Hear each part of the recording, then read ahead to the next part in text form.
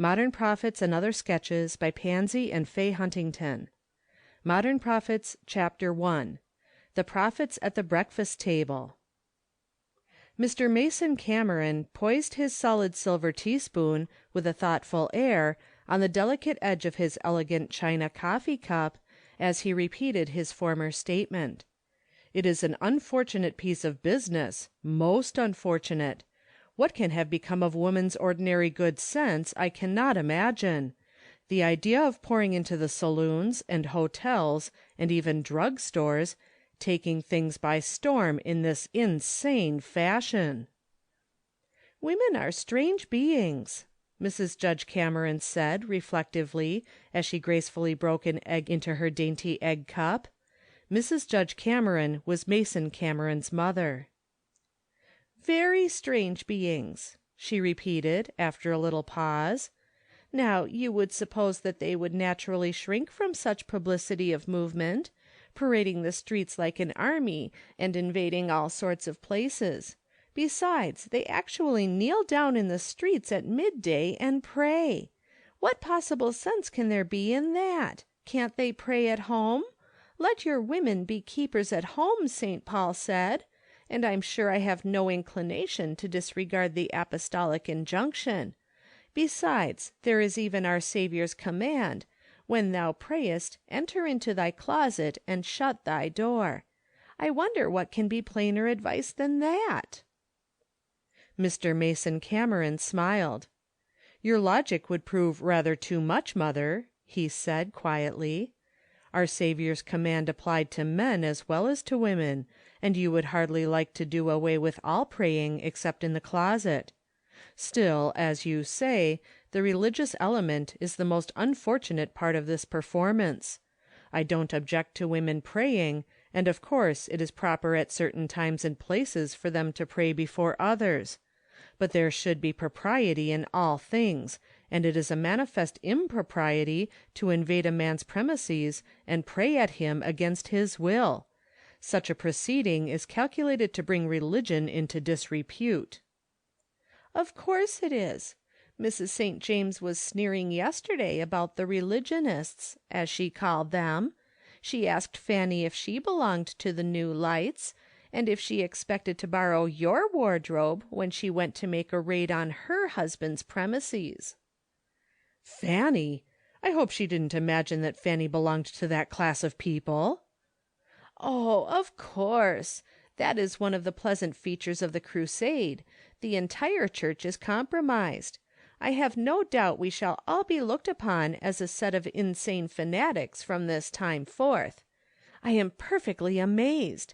I did suppose that this place, represented as it is by some of the oldest families in the state, and largely comprised of people of culture and position, would be the very last to yield to the infatuation of the times. What do you suppose is the matter with all the people, Mason?" "Weariness," the said Mason responded in an oracular tone, as he passed his cup for coffee. "A desire for something new under the sun, and because certain would-be reformers have started a wild scheme under the guise of religion, it is taken up by a class of people with more energy than brains, and pushed through under the name of a religious movement. I am disappointed in this place myself. That is, I shall be, if the matter develops into anything but talk. I still hope that it will prove a decided failure. If I had been Dr. Cresswell, I wouldn't have given out any notice of that kind. I prophesy that the whole matter will work great mischief in the church. And as for doing any good to the cause of temperance, that is nonsense. None but the lower classes will have anything to do with the movement anyway." Miss Fanny Cameron had, during this last sentence, settled herself and her white tucked skirt and her cashmere wrapper into the seat at her brother's right, and was ready to join in the conversation. "It would be well to make that remark to Eva before many days," she said, a touch of sarcasm in her tone, "because she happens to be one of the prominent movers in this affair." "Eva!" It would be impossible to give you a clear idea of the unbounded astonishment concentrated in Mr. Cameron's voice. "Who has been telling you such nonsense?" "Miss Eva Lawrence was my informant. Will you give her the credit of being cognizant of her own movements?" "Hardly, if her heart has led her judgment in such a strange road as this. Did she tell you she meant to accompany the women on their uninvited mission?" "Well, not in so many words, but several ladies called and discussed the question while I was with her yesterday, and she seemed entirely in sympathy with them, and discussed plans very freely, and I think she means to accompany the Crusaders." "I do not." Mr. Cameron's tone was an emphatic one. His sister laughed. "I wouldn't presume too much on my authority if I were you, Mason. Eva is not used to being controlled, and is not given to changing her plans to suit anybody's notions." "What an alarming creature you would represent her to be!" Mason said lightly. "I am the last person to desire a blind changing of one's plans. But if Eva has been enticed into this thing, it is from a misunderstanding of its bearings. I have no anxiety about her." "I wouldn't have. She is entirely capable of taking care of herself, and might do worse things, in my opinion, than to join the Woman Crusade." Mrs. Cameron here took up the conversation. "One might almost imagine that you intended to join their ranks yourself, Fanny. You are so earnest in their defense." "That's exactly what I would do, if I were eligible to office. Isn't that the word, Mason? It is a praying crusade, you know, mother, and as I don't pray for myself, I am not supposed to be able to do so for rumsellers. I might help swell the ranks, and I would do it if I were not afraid it would be sailing under false colors." Mrs. Cameron smiled with a superior air and spoke composedly. "How fortunate it is that you seldom mean more than 2/3 of what you say, Fanny. You might frighten one who did not know you very well." "But I mean more than 9/10 of this, mother. I half wish I knew how to pray myself. If I did, I should certainly exercise my privilege on this occasion. If there is anything on earth that needs praying at, it is rumselling. If I pretended to do any work of that sort, I should consider this a legitimate opportunity." "Pray at rumsellers as much as you choose, Fanny, but I am glad that there is no probability of your doing it in the streets to be seen of men." This from Mason in haughty tones. "As far as that is concerned, I think I would rather be seen of men while engaged in praying than in many of the other occupations in which ladies indulge. And I feel constrained to repeat my caution concerning Eva, for these are arguments which will have little weight with her." "I will take care of Eva," Mr. Cameron said in annoyed tone of voice, and immediately left the table. The St. James household were also at breakfast. The household consisted of Mr. and Mrs. St. James. The appointments of the table were elegant in the extreme, and coffee and toast were faultless. Yet there was an ominous frown covering the gentleman's face, and he rattled his teaspoon fiercely as if it were an enemy. His wife's first attempt at conversation was apparently unfortunate. "Do you expect a call this afternoon from the ladies?" she asked, in her most placid tones, as she buttered a piece of toast. "Confound the ladies!" her husband answered in visible disgust. "They are always doing some miserable slippery thing. If it was a set of men coming to insult us, we could kick out the ringleaders and bolt the doors. But a lot of women a fellow don't know what to do with. It's a mean dodge. I'm amazed at Dr. Cresswell for countenancing such a thing. If he remembered on which side his bread was buttered, he wouldn't do it. I pay the largest pew rent of any man in the church." "Why, the poor man only gave out a notice of a prayer meeting. He couldn't avoid doing as much as that, I suppose." "He could avoid a good many things if he chose. Great good their praying will do, anyway. They'll find that they can't pray me into doing what I don't choose to do." "They will be sure to call on you among the first. That is part of their policy, to go to the finest establishments in town. If I were you, I wouldn't go to the saloon this afternoon at all. Just give your instructions to the clerks, and they can manage this whole matter better than you can."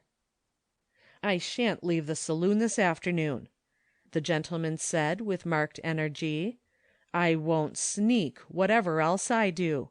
I'm in the liquor business, and I'm not afraid to own it. The establishment is mine by right of lease, and the laws of the state authorize my business. And if the women think that they can pray and sing it out of my hands, they are mistaken in the person. I can stand that performance as long as they can. I shall face the music, but for all that I consider it contemptible impudence." "I don't see why you care. So long as you know your business to be a proper one, and have your conscience clear in regard to it, you can afford to laugh at the fanaticism and—" Her husband interrupted her. "I don't pretend any such thing, and never did. It takes some of your church members to do that. I think it's a miserable business. If there were no drunkards, the world would be better off. And if there were no liquor sold, there would be no drunkards. Every dunce knows that. All I claim is, that so long as rum is sold, all the world over, I have as good a right to sell it as any one, and a company of silly women are not going to frighten me out of it." Mrs. St. James elevated her eyebrows considerably. "I'm sure I didn't think those were your sentiments," she said coldly. "If you have so poor an opinion of your occupation, I should think you would change it." "Should you? Let me tell you that several other things would have to be changed in that case. Velvet cloaks and silk dresses and real lace would be scarcer than they are now. The long and short of it is that selling rum pays. Before I began to sell it, I couldn't support myself. Now I support an expensive family. And, as I said before, so long as rum will be sold, I may as well have my share of the profits, and I mean to, in spite of psalms and prayers. But I think so meanly of it, for all that, that if the creation would agree to drink no more liquor, I would agree to starve. Rum selling isn't an agreeable business, and a man is an idiot or a hypocrite who says it is." Mrs. St. James laughed. "Upon my word," she said, with a sarcastic curl to every syllable, "I haven't heard such a tirade against intemperance in a long time. I think you ought to go to the prayer meeting this afternoon." Mr. St. James sneered. "The prayer meeting! I have no fears from that source.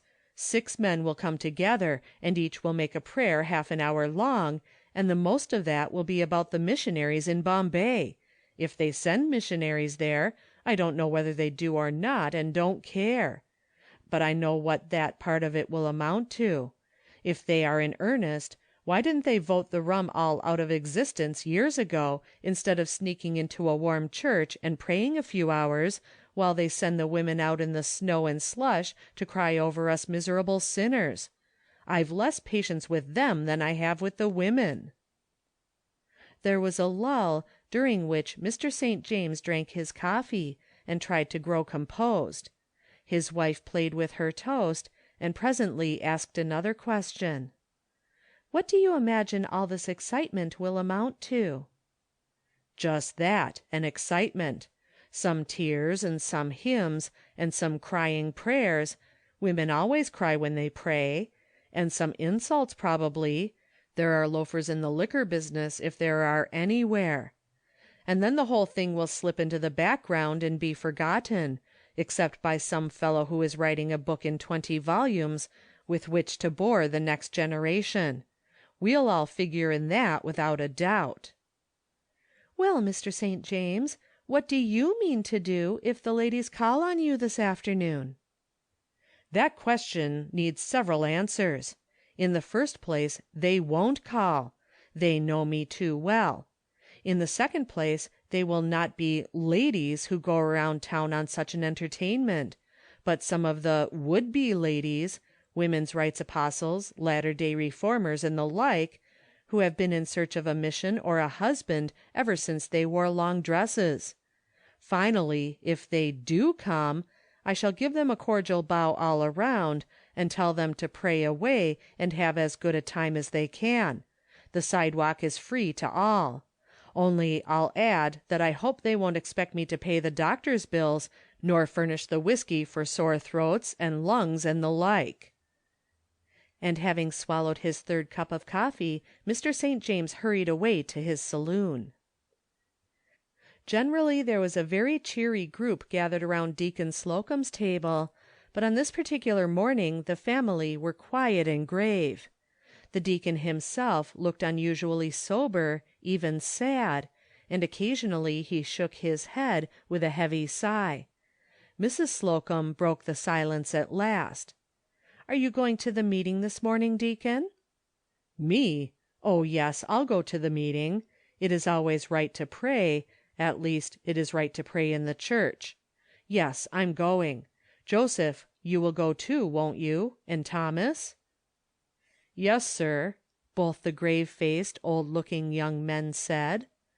They meant to go in a little while. Oh, yes, the prayer meeting was right, of course. There was a brisk-looking, earnest-faced young lady sitting opposite the deacon. She spoke to him now, and her voice sounded like a breeze from the ocean, breaking in on a dull day. "Father, I can't see anything wrong about the other part of it." Deacon Slocum shook his head. "I hope there isn't, child. I hope there isn't. If my heart is in anything, it is in the cause of temperance. I long and pray for its welfare. But this movement looks like a wild thing to me. Your mother never heard of such goings-on in her young days, nor your grandmother, and they were brought up to be temperance women." "But, father, they never heard of a sewing machine either. Grandma thinks to this day that it is a wicked invention. But I should dreadfully hate to poke all day after a seam that I could do in 15 minutes on my machine." Deacon Slocum looked graver. "That is an invention of man's, Sarah. There is no comparison between it and the present temperance movement." Pert Miss Sarah shook her head. "Now, father, I cannot follow your logic. You think this temperance movement is an invention of man's too, don't you, and must therefore come to naught? Why may not it be good for something as well as the sewing machine? I don't believe, myself, that man has either of them entirely in his hands. I think God furnished the brains for getting up the machines and the temperance crusade." A more puzzled face than Deacon Slocum's it would have been hard to find. Mrs. Slocum came to the rescue. "Your father means that there is no connection between sewing machines and women going out to pray on the street corners. What are you driving at, child?" "Logic, my dear mother. I'm bewildered with my own ideas." "I don't wonder," Mrs. Slocum said good-humoredly. "I'm sure they bewilder me."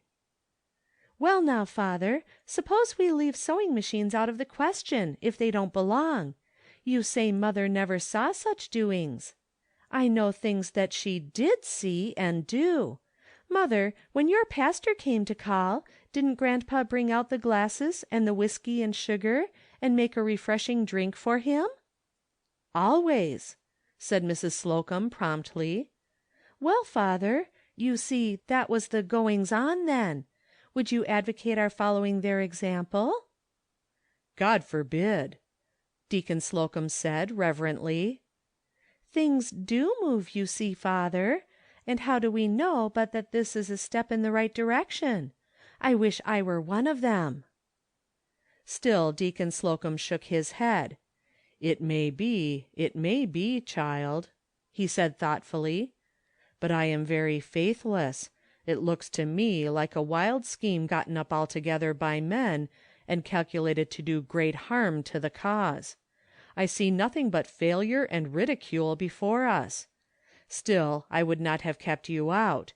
I suppose you were not called on because I felt it my duty to speak my views, but that wasn't right. Everyone must work by his own conscience, and not another man's. I wouldn't have kept you. But, daughter, you can pray for it in your closet. He heareth in secret, you know. We will all pray, and if it be that our judgment is wrong, and God honors this seemingly unwise movement, why, no one will rejoice more than I, but I don't see it now." "Father," said Sarah, with a tender reverence in her voice, "if all men were like you, the women would have no occasion to pray in other places than their closets." End of section 1.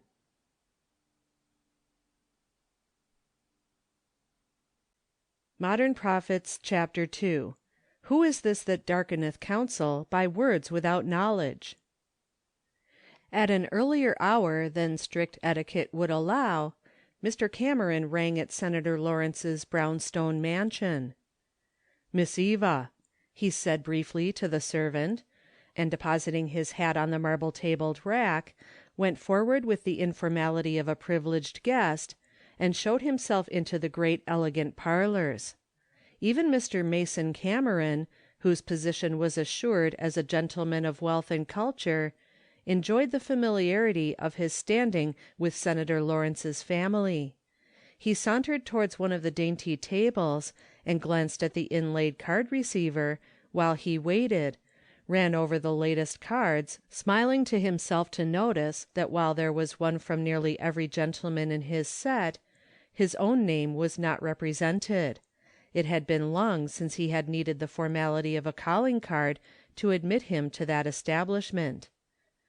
The door opened presently, and Miss Eva entered, a tall, pale girl, with great earnest eyes that did more than look at one, rather they seemed to look quite through you. Mr. Cameron turned to greet her familiarly.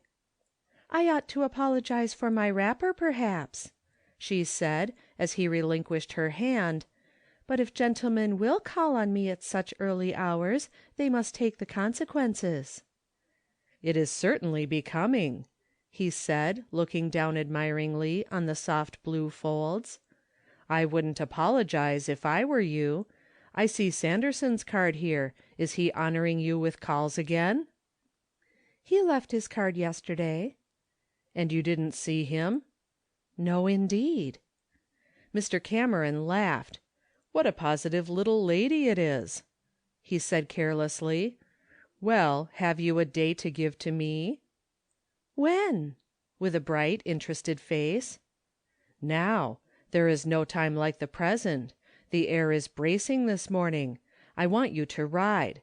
And I had thought that this afternoon would be as good an opportunity as any to fulfill that long-promised engagement with Mr. and Mrs. Gardner." Miss Lawrence's brow clouded. "You have chosen an unfortunate day in which to perform both of those delightful deeds," she said quickly. "I have engagements all day. Won't to-morrow do?" "Unfortunately, I have engagements to-morrow. I rarely have a day of absolute leisure, you know. I had planned to spend this with you. Cannot your other engagements be waived?" "They are of such a nature that postponement is impossible. Mason, have you forgotten the prayer meeting this morning?" "Almost I had," he said, smiling, "until it was recalled to mind by a ridiculous report to which I gave no credence. You do not propose to attend it?" "I do, certainly. I supposed that all our people would do so. The request was made by our pastor." "But our pastor is not the Pope, my dear Eva, and we are not Roman Catholics. I heard this morning that you were concerned in this new departure. I suppose there is no truth in the rumor?" "I am deeply concerned in it, Mason. I thought every Christian was, and I supposed you knew my heart was entirely in sympathy with the temperance cause." "That, of course. I can sympathize with you there. But I consider the temperance cause and woman's rights very far removed. I thought you boasted that you had rights enough." A little spot of red glowed on Miss Lawrence's cheeks, and she spoke with increasing earnestness. "How little you know of us, and how wrongly you judge our motives. if you suppose that woman's rights, so called, has anything to do with the step upon which we have decided." Mr. Cameron moved restlessly in his chair, and at this point interrupted the eager speaker. "Pardon the interruption, Eva, but let me beg of you not to say we. You certainly are not identified with this movement." "I am, Mason. I have entered into it with all my heart. I thought you knew I would." "You misunderstand me, Eva. Of course your heart is in it. That is, you hope it may not do harm. So do we all, while we feel that we are hoping against hope. But I heard this morning that you were actually going to parade the streets with those ridiculous, or rather, insane women, and force insults upon yourself. I denied the report indignantly. It disgusted me to hear your name mentioned in company with theirs." "Do you know who composed the they of whom you speak thus slightingly?" "Neither know nor care. It is enough for me that the position that they have chosen to force themselves into proves conclusively that they and you have nothing in common." The crimson in Miss Lawrence's face spread and deepened, but she spoke quietly. "I am sorry you negatived that rumor, Mason, because it is entirely true. I am to accompany the ladies on their mission this afternoon." "It can't be possible," Mr. Cameron said, with increasing excitement. "My dear Eva, what can have become of your usual discernment? Don't you see what folly it is? How can you thus compromise yourself? Don't you know that only the very commonest of coarse and vulgar women will consent to step out of their sphere in this manner?" There was the slightest perceptible glance of Miss Lawrence's eyes down the length of the parlors, furnished with the very refinement of elegance, which might have been to indicate that her surroundings were neither common nor vulgar. Then she said, with a marked emphasis on the first word, "I am going with these women, Mason." With a violent effort, Mr. Cameron quieted his excitement and spoke in his usual tone of voice. "I trust not, Eva. The thing has certainly been misrepresented to you. I hope to set it before you in its true light, as a most out of place and utterly unfortunate proceeding, calculated to do great injury." "Why is it?" The words were quietly uttered, and the lady's earnest eyes were levelled full on her guest's face. There was something either in the question or the eyes that embarrassed him. "Why, because—" he said, and then stopped. "My dear Eva, did you ever hear of such a proceeding before?" "I do not know that I ever did, just the same proceeding. Does that make it utterly out of place and unfortunate?" "Well, of course not, necessarily, but— Eva, do you like to force yourself into drinking saloons, low, vile places where you never dreamed of being, and subject yourself to jeers and insults?" "No, I do not like it at all. Does that prove conclusively that it is a wrong thing to do?" "It is often a pretty safe guide.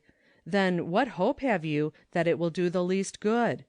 Do you suppose the class of men who get their living by selling rum are going to be influenced by the persuasions or prayers of a few women to give it up?" "We do not know. After we have earnestly tried, we shall be better able to answer that question." Her calmness seemed to irritate him. "It is utter nonsense," he said sharply, "and I confess I am disappointed in you for not seeing it at once. You will not only do injury to the cause of temperance, but you will bring disgrace upon the church." "In what way?" Why is it that simple, straightforward questions are sometimes so hard to answer? Mr. Cameron was confused. Miss Eva asked a few more questions. "Is it wrong for women to speak to rum sellers?"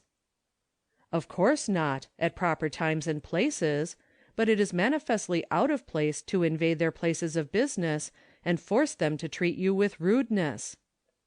"You are taking for granted a thing that may not occur. We may be treated courteously by every one. If we are not, it will not be because of any discourtesy on our part we give occasion for rudeness." "Eva, it actually exasperates me to hear you using that wretched 'we' as if you were hopelessly mixed up in this thing, that I forget what I want to say to you." "I am sorry, Mason, but, as I told you, I am identified with it, and can hardly avoid saying 'we.' Let me give you my position in a few words, if I can. You will remember that I did not originate the plan of operation." "I should hope not," muttered Mr. Cameron. "I certainly did not. It has been tried, as you know, in other places. At first I was startled. Indeed, I was shocked. I thought it was unfortunate, ill-advised, injurious to the cause.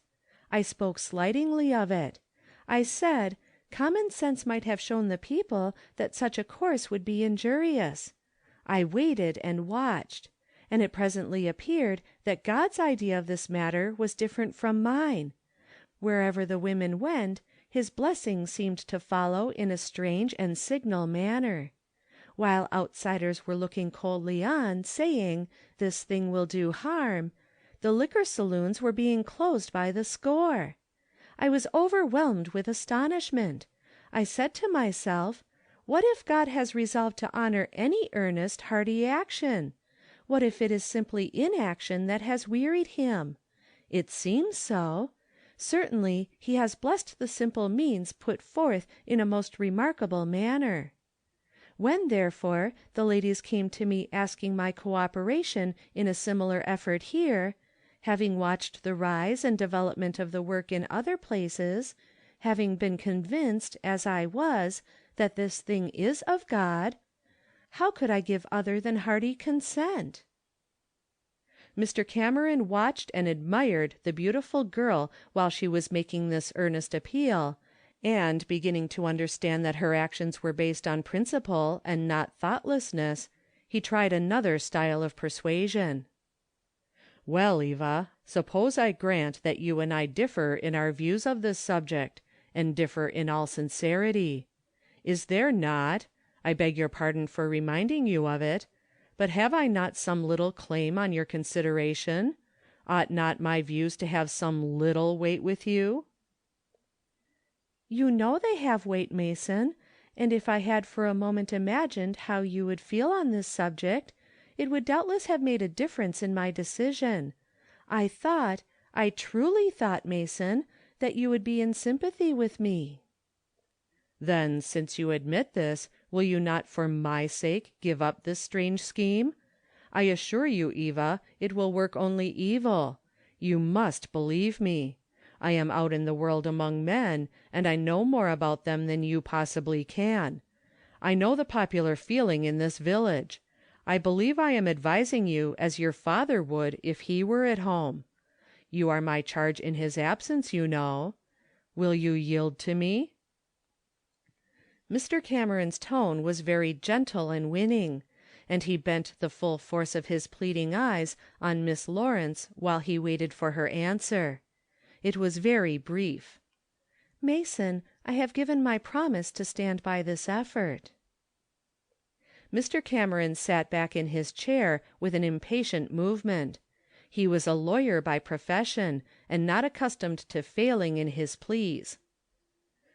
"Then give a counter-promise to me," he said, almost sharply. "I'm sure it is my right to demand it." "After all, Mason, what do you fear?" she said, trying to speak cheerfully.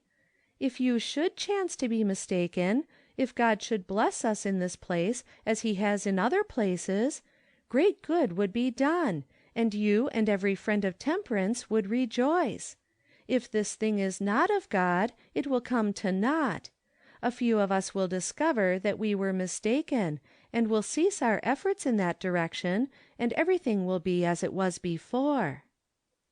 "Not by any means. It were false kindness to allow you to think so. You will have lost the respect of the people of position in this community. Your name will be bandied coarsely from vile mouths that have heretofore not dared to speak it, and it will take you years to regain the position which you will have lost." Had Mr. Cameron been watching his listener's face while he made this speech, it is very probable that he would not have finished it. Miss Lawrence rose from her seat as he ceased speaking, her face very pale, her voice calm and cold. "Mr. Cameron, these are strange sentences. I have been listening attentively. As I shall lose the respect of people of position in this community, I shall, of course, lose yours. Though you must allow me to remind you that my father is a person of some position, and I shall be certain not to lose his. As to my name being bandied by vile mouths, they cannot hurt my name, if I take care not to hurt it myself, and I shall make no attempt to regain any position. I am responsible to God, not man." It was clear to Mr. Cameron's brain that the lady had a very good memory, and a clear, logical mind. He sprang up hastily, and spoke eagerly. She was very dear to him, and she was Senator Lawrence's daughter. "My dear Eva, I beg your pardon. You mistake some of my meaning. If you persist in this thing, as I believe you will not, I shall be bitterly disappointed, but I shall still believe that you acted from the highest motives. Now you will hear plain words from me, I am sure. Let me beg you, simply for my sake, to reconsider your promise. Tell the people that you have changed in your ideas of certain things. Ask them to excuse you. I beg this of you, Eva, as a favor." "Mr. Cameron, shall I tell the people that I am engaged to be married to you, and that you object to my taking any stand on this question?" "Eva, my dear, you are surely jesting now. That would be a very strange and unnecessary proceeding. I do not assume any authority over you. I only petition. I cannot endure to have you with this company. But I plead with you. I do not for an instant attempt to command." He was surely a fine lawyer. To have commanded would have closed the debate at once, but to plead was assailing her at a tender point. She stood still, regarding him thoughtfully. Presently she spoke in a very gentle tone. "Mason, I did not mean to hurt you so. I cannot understand your feeling, but I will do this. Between now and the hour for joining the ladies this afternoon, I will make it a matter of earnest, heart-searching prayer. If I find one shadow of doubt lurking in my mind as to my duty in the thing, I will give you the benefit of it, and withdraw from my position. I will try to be very candid, very unprejudiced.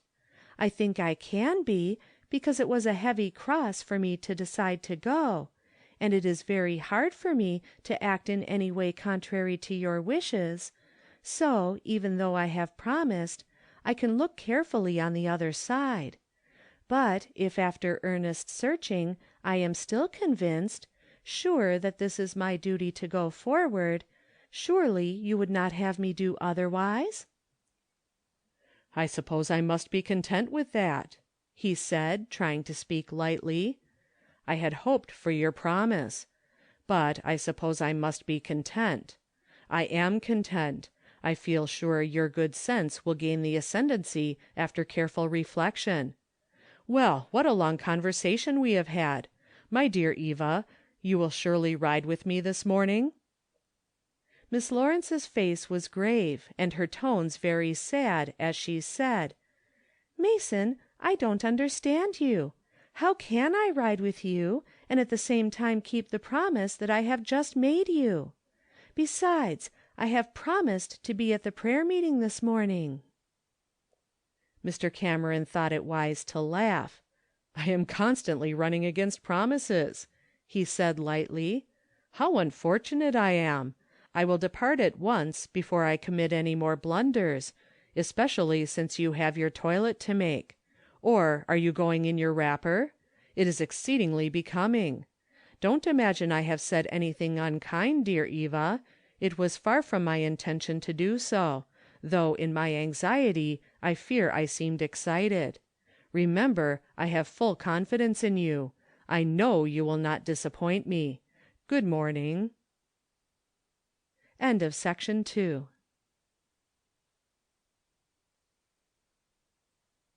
Modern Prophets, Chapter 3. Lo, I am with you. From all of the foregoing, you have doubtless discovered that the aristocratic town of Belleville, wherein resided Mr. Cameron, Senator Lawrence, and several other people, had determined on a crusade against liquor selling, similar in kind to that which has been carried out with so good effect in many places during the last few months. In accordance with this intention, very earnest prayer meetings had been held during the previous 2 weeks, of which the unsympathetic portion of the community had taken little notice, until Dr. Croswell had on the Sabbath announced from the pulpit the intention of the ladies to move in force, and had appointed a general prayer meeting at the church on the morning of Tuesday, the appointed day, while in the afternoon the gentlemen were to continue in prayer during the time that the ladies were out on their mission. 15 minutes after the morning prayer meeting had been opened, Miss Lawrence, her wrapper exchanged for a street suit of rich, heavy black, came into the church, and paused astonished over the rows and rows of well-filled seats. This certainly looked as though very few of the church members were taking rides this morning. Perhaps Mr. Cameron was mistaken. Possibly the church was more in sympathy with this movement than he supposed. And yet, thought Miss Lawrence, with a sinking heart, people who do not approve of the ladies' effort this afternoon cannot surely disapprove of the prayer meeting. It did not occur to her troubled heart to wonder why Mr. Mason Cameron did not approve of the prayer meeting. She went forward to her accustomed seat and bowed her head, and those who noticed her at all noticed that the few times that her head was raised during that solemn meeting, her cheeks were wet and her eyes were heavy with tears. Notwithstanding his courteous good morning, Mr. Cameron left the lady of his choice in no very amiable mood. He was surprised and disappointed at the result of his call. Miss Eva had shown a tendency to have a mind of her own that was new and bewildering to him. Mr. Cameron had held very few conversations on this new phase of the temperance question. As is natural with men of his stamp, he inclined to the belief that his own strong views on the subject were the same as those adopted by sensible people generally, and the few with whom he had conversed happening to be of like opinion, strengthened his belief in himself. He had made no inquiries as to what class of people were interested in the temperance movement, but putting his ideas and those of a few others together, had jumped at conclusions. Following his ordinary custom, he straightway set to work to argue things right between Miss Lawrence and himself. It was very natural, he said, that she should have mistaken views. Her father was absent from home, and she had no one to consult with. He had done wrong in not having had this plain talk with her before she committed herself. It would have been pleasanter to have declined than to have withdrawn, after a promise had been given. However, it was not too late. She would think this thing all over quietly, as she had promised him, and he was not in the least afraid of her going contrary to his expressed wishes. She had admitted that his claim to consideration ought not to be overlooked. He had no fears for her. By dinner time he had convinced himself so entirely that he was once more quite at his ease. "Where is Fanny?" he asked, suddenly arousing to the fact that she was not in her accustomed seat at the table. Mrs. Cameron smiled. "Fanny has gone to the prayer meeting. She said she wanted to see how people prayed when they were really in earnest and had something to pray about. There is no accounting for her movements." Mr. Cameron returned his mother's smile. On the whole, he was very glad that Fanny was at prayer meeting, for he had no desire to be questioned as to the nature of his interview with Miss Lawrence. On his way downtown, he passed Mr. St. James's elegant saloon. That is hardly proper either. Mr. St. James was a gentleman of comparative leisure. He had married into one of the first families. He ranked among those who belonged to the best society. The gold-lettered sign over the saloon doors bore the quiet name, Seward Parlors, and Mr. Seward conducted and controlled the business side to a large extent. Mr. St. James rarely spent an hour a day in the establishment, and it had not suited his taste to blazon his own aristocratic name on the sign, yet every one knew that Mr. St. James was the sole owner and controller of Seward Parlors, was, in fact, the proprietor of Mr. Seward himself. Contrary to people's expectation, on this particular afternoon Mr. St. James stood in the door of the saloon. "How are you?" he said to Mr. Cameron. He was even on familiar speaking terms with that gentleman. "What are you doing on the street? You ought to be at the church praying for me." "I am glad you feel the need of prayers," Mr. Cameron said, speaking lightly. "It is a very proper thing to feel, but, St. James, I hope you don't identify Packard Place Church with the woman's rights uprising that I hear of." "I'm sure I did. Isn't that the church? The prayer meeting is there." "Oh, of course no church can object to a prayer meeting. We have had many meetings there, to pray for the cause of temperance, too. I think it a more fitting place to hold such a meeting than your parlors are, for instance. And I assure you the people who are the standard supporters of Packard Place Church are decidedly of that opinion." "I am really glad to hear that the people of our church have not turned idiots or lunatics. It certainly looked very much like that." Mr. Cameron smiled. "I do not wonder that you thought so," he said, cordially. "Of course you know that I do not agree with you on the temperance question, but there is reason in all things, or should be. I am on my way to call on Mr. Goldwin. Will you go down?" "I don't know," Mr. St. James said, hesitatingly.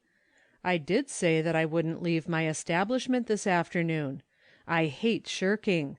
Mr. Seward is not responsible for these rooms, and I don't want to pretend that he is, so if the ladies call on me, I want to give them a personal reception." Mr. Cameron smiled a superior smile. "They will hardly honor you, I fancy," he said in a tone of quiet assurance. "The fact is, the whole matter will be quietly dropped, I think. I have been studying the matter somewhat, and I feel quite certain that Dr. Crosswell announced the general prayer meeting for the purpose of suppressing improper demonstrations. If I had thought of that in time, I should have attended. I think you may safely leave your premises." Very soon thereafter the two sauntered up town in the direction of Mr. Goldwin's hotel. About the same time, many wondering people heard the solemn toll of the Packard Place bell. Those who were sufficiently interested to be in the church knew that it was the signal for the procession to move, which immediately it did, walking quietly down Chestnut Street 2 by 2. "I'm going to count them," Mrs. St. James said to her friend, Mrs. Brewer, behind the latter's window blind. 2, 4, 6, 8, 10, 12. I didn't think they would get so many. 14, 16, 18, 20. Did you ever see the like? 22, 4, 6, 8, 30. They are turning up Beckman Street. 32, 4, 6, 8, 40. For pity's sake, how many are there?" "I hope your husband is in his rooms, if they have any notion of going there." This Mrs. Brewer said as the counting went on. "I hope so too. 60, 62, 4, 6, 8, 70.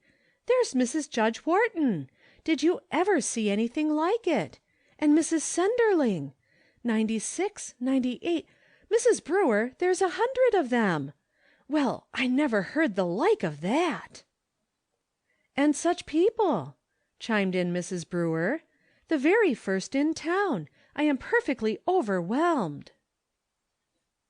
Sauntering leisurely up the street, arm in arm, came Mr. Cameron and Mr. St. James, returning from their call. Mr. Goldwin proved to be absent. "He was at the Packard Place prayer meeting," the waiter told them.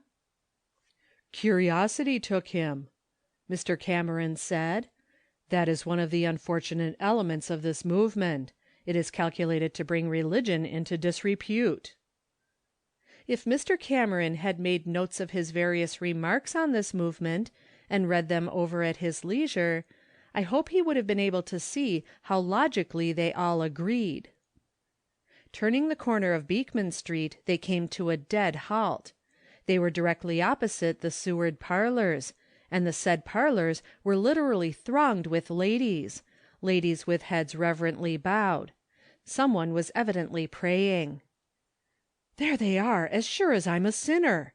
exclaimed Mr. St. James excitedly. "Cameron, come across and see the fun." An overwhelming desire to see who those ladies were impelled Mr. Cameron to follow his friend's headlong dash across the street into the saloon. On the doorstep he paused, riveted to the spot. There was a clear, round voice offering prayer, and that voice was the sweetest one to him that this world possessed. Miss Eva Lawrence, daughter of Senator Roscoe Lawrence, granddaughter of old General Warren Lawrence, whose name was honored by a nation, actually kneeling on the marble floor of a liquor saloon and praying! But what a simple, earnest, tender prayer it was! Low-voiced, with a pleading note in the earnest words, with such a sense about it of the shutting out of mortal sights and sounds, and of holding real living, intimate communion with Christ himself, that none who listened could doubt his very presence in their midst. Instinctively Mr. St. James lifted his hat and inclined his head. He was a respecter of the religion of Jesus Christ, and he felt that this was a vital exhibition of it. As for Mr. Cameron's feelings, who shall define them? At the very threshold of Miss Lawrence's low-breathed "Amen," Mrs. Judge Wharton took up the petition. How strange was the scene, how utterly solemn! The clerks stood around with entirely grave faces. Bland, smooth-spoken Mr. Seward retired into the doorway of the inner parlor and shaded his face with his hand. And still Mr. Cameron stood riveted to the spot. He felt as if he would have given thousands to have been away, and yet as if thousands of dollars would not have been an inducement for him to move. Mr. St. James had elbowed his way into the room, and stood courteously awaiting the end. As Mrs. Wharton closed her brief, earnest prayer, that voice of marvelous sweetness began to sing a tender, pleading hymn, not addressed to Mr. St. James, or to any man, a simple, solemn prayer to God for his presence and his blessing. The strain was taken up by at least 50 voices, and it was as if another prayer had been offered by 50 voices at once, in unity of spirit not only, but of words. Then the voice of prayer was heard again. At its close, Miss Lawrence came forward with quiet grace and held out her hand to the owner of the parlors. "Mr. St. James, you were not in when we made our request to Mr. Stewart. We thank you for giving us a patient hearing. May I further ask you to give us your name to this paper?" Mr. St. James reached out his hand mechanically. "What is the paper?" "It is a pledge against the selling or being responsible for the sale of intoxicating liquor in any form. We presented it to Mr. Seward, but he told us the proprietor was absent." The faces of the clerks were wreathed in smiles. Mr. Seward came out from his retirement to enjoy the proceeding. The idea of presenting Mr. St. James with a total abstinence pledge, hoping to secure his signature, seemed too good a joke to be true. Mr. Cameron, meanwhile, was out of his sphere. He was neither a clerk, nor a proprietor, nor a lady. Still he lingered. To leave Miss Lawrence there, among those clerks and those women, was utterly intolerable to him. He felt almost equally exasperated with her and with St. James. Yet he felt if the latter should address a sentence to her that had the semblance of ridicule about it, he would unhesitatingly knock him down. And Mr. St. James stood studying that paper, while the profoundest silence reigned in the room. Just in what spirit he would present his refusal it was impossible to determine; for while he was generally very courteous to the ladies, he was also a very passionate man, and there was certainly no smile on his face. Presently he turned, and without speaking a word went to his desk at the end of the room, where were writing materials scattered profusely, and those nearest him saw him take his heavy gold pen and write with firm, dashing hand on the line designated for the signer's name, Henry V. St. James. Then immediately handing the paper to Miss Lawrence, he said quietly, "There is my signature. I think that was what you wanted. Now, in what other way can I best serve you?" "Oh, thank you, thank you," Miss Lawrence said with radiant face, while Mr. Seward, looking utterly puzzled, pressed his way to Mr. St. James's side. "Are you sure you know what you are about?" he asked, with the familiarity of one accustomed to being consulted. His answer was prompt and decisive. "Very sure. I am not given to acting in the dark. I have just signed a pledge never to sell another drop of intoxicating liquor, and I mean to keep it. Mr. Seward, I have thought of a way in which we can further serve this cause. Miss Lawrence, would you and your party enjoy seeing my liquor casks emptied into the gutter?" Would they not? There were many and eager answers. "Then I can gratify you very promptly. John, Charles, Alfred, you may set to work and roll them out. The ladies will gladly make room for the evil spirit to pass out. Mr. Seward, you and I will lend a helping hand, if you please." Very promptly the astonished young men took hold of the work. They were accustomed to obeying orders. In less than 20 minutes from the time that the order was given, Mr. St. James announced, triumphantly, that the last drop of rum that should ever go out of that store while he owned it, was about to be consigned to the gutter. "Thank God!" said Mrs. Dr. Wheeler, with trembling lips. Dr. Wheeler rarely drank brandy, but when he did, he bought it at the Seward parlors. There was a triumphal procession that marched away from those parlors. What a document to carry with them to the smaller, less pretentious Arbor Saloon around the corner! That beautiful paper, with its very fine handwriting, Henry V. St. James.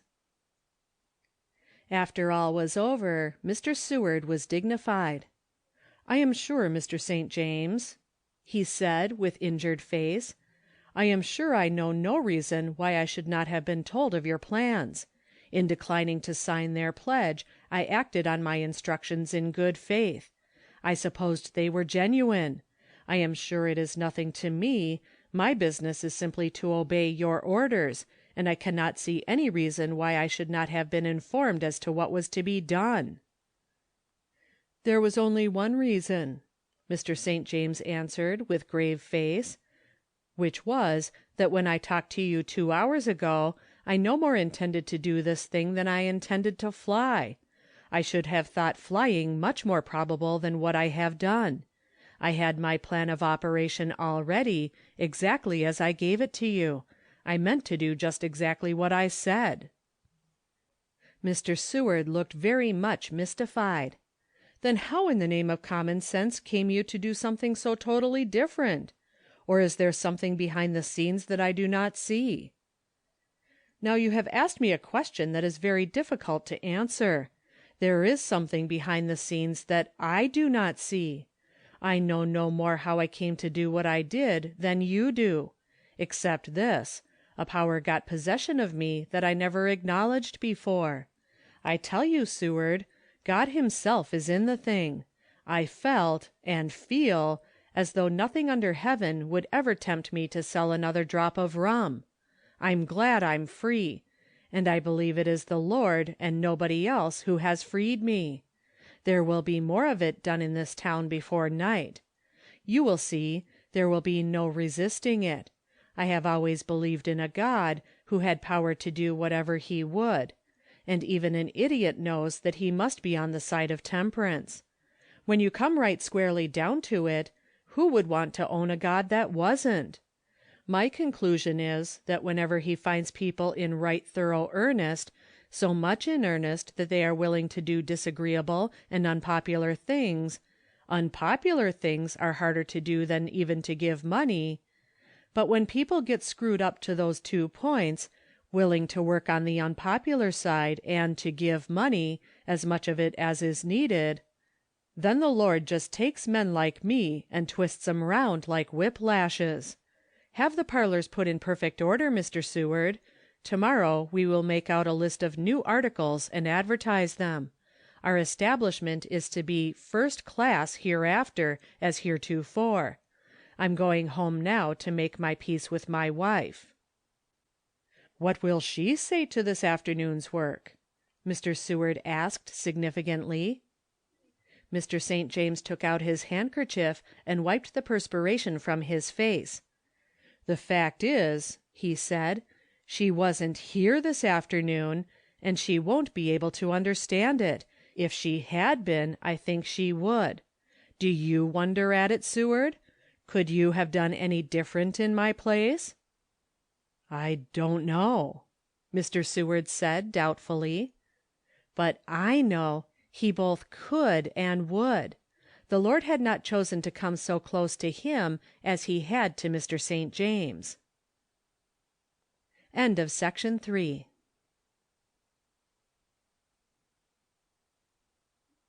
Modern Prophets, Chapter 4.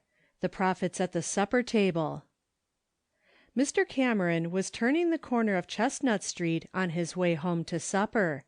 At the foot of Chestnut Street was the Spring Street Depot. The 5 o'clock express was puffing and snorting. It had just arrived. It brought with it an important personage. Mr. Cameron came face to face with Senator Lawrence. A powerfully built, massive-looking man was Senator Lawrence, massive in frame and in brain. His iron-gray hair was brushed back from a full, wide forehead, and his deep-set, keen gray eyes seemed to pierce through to the center of things without waste of time. "Aha!" he said, giving Mason's hand a hearty grasp. "You're the very person. Turn around and walk home with me, can't you? I want further information. We have fallen upon strange times, I hear." "Very strange," Mr. Cameron said with energy. "I wish you had arrived earlier, sir." "I wish I had, most heartily. I got away as soon as possible after receiving Eva's letter, but it seems I am behind time. I felt that she needed my presence. Well, tell me all about it. It must have been an overwhelming sight. I hear that my daughter led the procession. That is something to be proud of. I am glad you were here to counsel with and sustain her." Poor Mr. Cameron! The world was surely growing daft, as the Scotchmen say. "The fact is," he began, coughing, and clearing his throat, "the truth is, I was a little doubtful as to the result of the movement." "Were you? You needn't have been. When the Lord supplies the requisite amount of courage and self-abnegation, in women of my daughter Eva's stamp, to undertake such a work as this, it is pretty clear what he means to do with it. Still, I don't wonder you were anxious. I was myself. I spent half the night on my knees. I thought of you and Eva, and wondered if you were praying together over this very thing." "Business called me out of town yesterday," returned Mr. Cameron. "I hadn't an idea until this morning that Eva was engaged in this matter, and I discouraged her from accompanying the ladies." "Did you indeed? On what grounds?" "Well, on several grounds. In the first place, it wasn't particularly pleasant to think of her visiting saloons and groceries and rum holes generally. How could I tell what sort of reception might be given them?" "He shall give his angels charge over them," quoted Senator Lawrence. "Still, I don't deny that I should have been 5 minutes ahead of the procession at every stopping place." Then there was another point to be considered. It seemed to me that the cause of religion might be injured unintentionally, made a subject of ridicule, you know. The keen, gray eyes shot a lightning glance at Mr. Cameron. Then the senator said, in his driest tones, "I met a German freethinker, an infidel, and a Mormonite rumseller on the cars today, and they every one expressed that same idea. Well, I'm doubly sorry that I wasn't at home, if such was your state of mind, but Eva did well without either of us, it seems. You are not going up to the house, I conclude? Good evening, then." Mr. Cameron turned and retraced his steps. That was certainly a very cool way of dismissing him. How had Senator Lawrence discovered that he was not going up to the house? Mrs. St. James was already seated at the supper table when her husband entered. "How late you are!" she said eagerly. "Did they come near you, Henry? I was in Mrs. Brewer's, and I saw them go by 100 strong. I counted them. And Eva Lawrence at their head. I wonder what Mason Cameron thinks of that." "He thinks he is a ninny, I hope.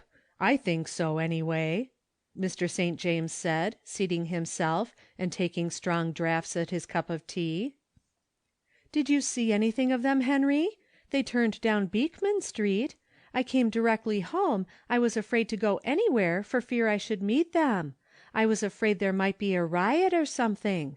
Where did they go, and what has been done? I haven't heard a word. There hasn't been a soul in, and I have felt as if I should fly away." "They came to our place the very first," her husband said, speaking rapidly, "and as a result every drop of liquor we had was poured into the gutter in less than half an hour after their arrival." "Mr. St. James!" "Fact, Cornelia, put there by my express orders. And I signed a pledge never to sell another drop of rum, and I mean to stick to it through thick and thin." Evidently Mr. St. James expected some of the thick of it at once. He had on a very composed, very determined face. His wife set down her cup and looked full into his steady, brown eyes, and this was what she said. "Henry, I'm glad of it. I am, as sure as the world. I would rather not have so much money and be more respectable. Liquor selling isn't respectable business. I've been thinking so a good while, but it made me provoked to hear any one else say so, because you were engaged in it, and I thought you would never give it up. How in the world came you to do it? And there's our little Harry. I never meant he should step his foot inside of that saloon if I could help it, and I didn't see how to help it either. And now I needn't bother about that any more." If Mr. St. James had been a Christian man, he would have said, "Thank God for this surprise." As it was, he whistled. But in his heart he said, "Just as surely as there is a God, and I always knew there was, more fool I for acting as if there wasn't. He is at the bottom of this whole matter, and he manages it up here at home as well as down in the saloon."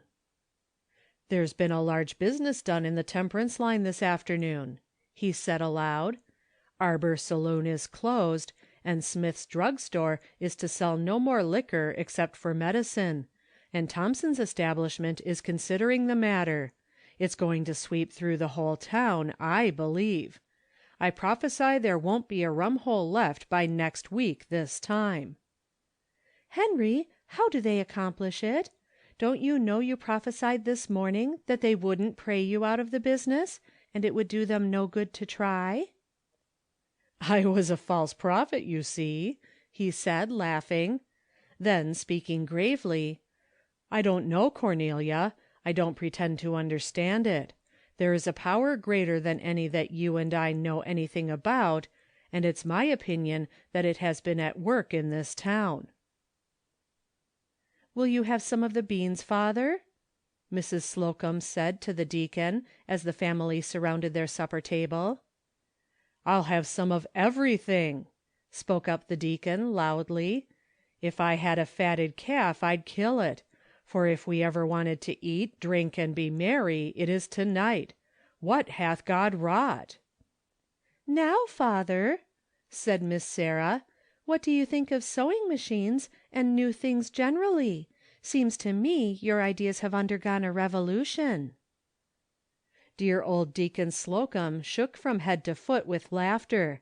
"They have so," he said heartily. "I'm ready to take back everything I said.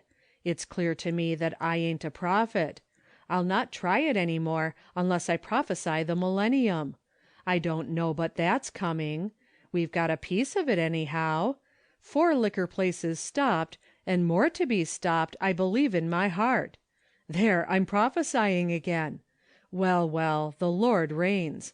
Nobody could have looked on and not believed it." "I wish I had been in it," the daughter said, energetically. "I feel like a shirk. I might have gone and offered myself to join them. I guess they would have been very willing to have had my company. The truth is, father, I had such confidence in your ability as a prophet that I sort of shrank from getting on the disgraced side. It's good enough for me. If I had had moral courage enough to endure failure, I would have been among them." "If you had had faith enough to expect success, I guess you mean," her brother Joseph said. "I think our mistake lay in supposing that God wouldn't take notice of anything that didn't meet with our approval." "'Them that honor me, I will honor,'" quoted Deacon Slocum reverently. "That is it, children. That is the secret, I verily believe. They trusted him, and he honored their trust."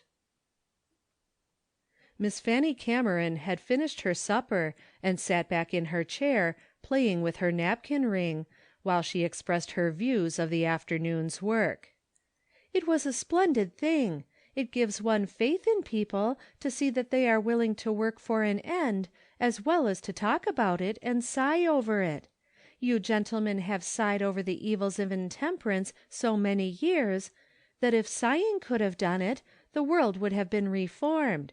I'm glad some people have sprung up who are willing to do as well as to wish.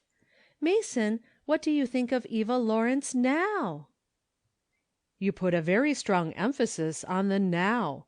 I know no reason why I should have very materially changed my opinion of her recently." This Mr. Cameron said with what composure he could assume for the occasion. "Don't you?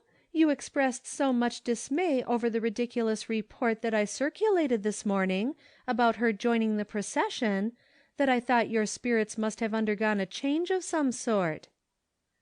"People have a right to change their minds. Have they not, Fanny? I did not know so much about this matter in the morning as I do now." Miss Fanny laughed. "I don't doubt that in the least," she said. "I'm inclined to think that nobody else did. I know several people besides yourself who have been astonished."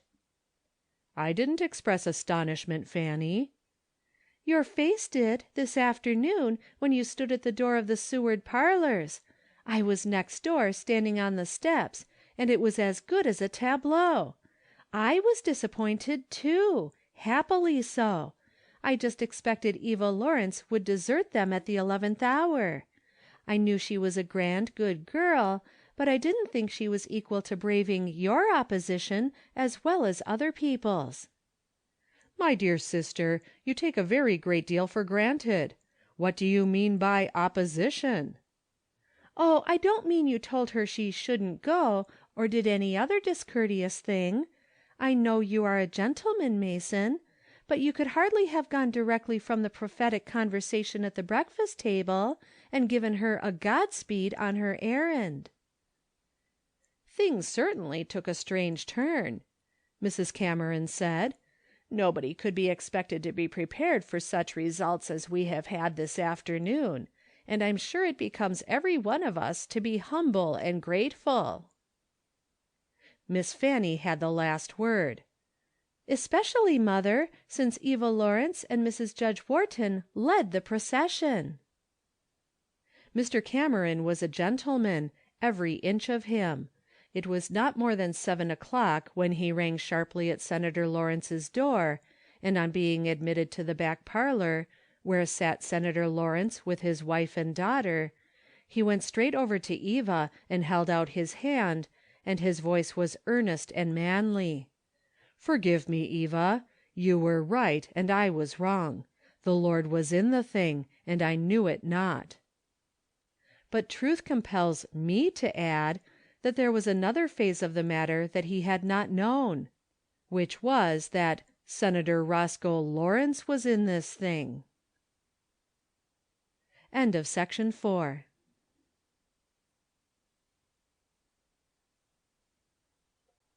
Section 5 of Modern Prophets and Other Sketches by Pansy and Fay Huntington. Woman's Influence. How not to do it is often a quicker method of arriving at a truth than to discuss a question affirmatively.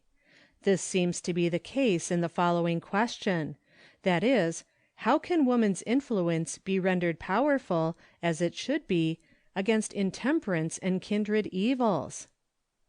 The question takes for granted the fact that woman's influence is not powerful in these directions at the present day. Over this thought I halted in some dismay.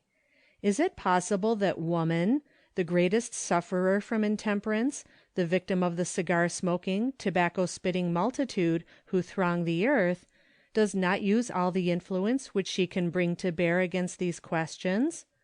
I thought of the matter for days. I watched the women of my acquaintance, the women with whom I came in contact. I went back over my past. I asked questions concerning the past of my friends. I listened and read and wrote about it. I came slowly and mournfully to the conclusion that woman, in the abstract, uses her powerful influence, not for, but against temperance, not directly and squarely, but in that more subtle, more unnoticed, oftentimes more dangerous way. How? Why, during the holidays not long past, there has been a great army of mince pies eaten by the fathers and husbands, sons and brothers of our land, manufactured by the wives and mothers and sisters. Now I shudder to think of the brandy that these husbands and fathers have been consuming, fed by the hands of women. "I consider that much ado about nothing," Mrs. John Smith says to me when I expostulate with her on the subject. "Now I am a temperance woman as much as anybody is. I don't drink liquor. I never have it in my house, except for medicine and such things. But mince pies are not fit to eat without brandy in them." "But, Mrs. Smith," I say in kindness and earnestness, "even if that is your solemn conclusion, are mince pies among the necessaries of life, especially if they cultivate a dangerous appetite?" But Mrs. John Smith has her favorite national and, in a sense, unanswerable argument, that is, fiddlesticks. Is it fiddlesticks, dear American women? Is there such a thing as a trifle in connection with this awful giant stalking through our country? Can we talk and pray entire abstinence, avoiding, turning from, passing by, looking not upon, and yet pour our complacent spoonfuls into our mincemeat? Will the husband, struggling to break away from the fiend who has his chains about him, be helped by getting a whiff of his fiery breath, even in the delightful piece of pie on his plate? Will the father, who is meeting temptation on every side, bar-rooms, restaurants, groceries, and many unfortunate dangerous friends, who has as yet struggled bravely against the tide, be helped in the battle by the subtle taste of what is by nature delicious to him, coming to meet him in the neat and innocent-looking dishes prepared at home? Will the manly little son, who watches his mother's movements with about the same faith that he would accord to an angel, be able to understand your teaching about touching not, tasting not, handling not, when he watches you seasoning the pie and flavoring the sauce with that which people should not touch? Isn't he sharp enough even now to be puzzled over the difference between theory and practice? There is a great company of dishes that may be classed in the same rank with brandy mince pies. One who has never penetrated into the mysteries of the culinary department would be astonished at their number. wine sauces for every imaginable kind of pudding, wine custards, brandied peaches, wine jellies, to say nothing of that long list of more outspoken mischiefs under the general name of homemade wines. The more I think of this subject, the more sure I am that one emphatic answer to the important question asked at the commencement of this paper should be, let them frown upon the wily serpent's entrance into their kitchen or pantry, in every or any of the witching, enticing forms which he knows so well how to assume. This, in the face of the fact which I frankly admit, that wine sauces and wine jellies and wine custards are absolutely delightful. What of that? In the name of common humanity, let us take this thought into consideration. Are stomachs to be considered first and souls next? For that class of people who are so ignorant or so indifferent as to insist that the use of liquor in cookery does not foster appetites already awakened, nor educate appetites not yet roused, it does not seem to me that argument is worth while. There is a temperance meeting held weekly in a town I know of, and that meeting it is not the fashion to attend.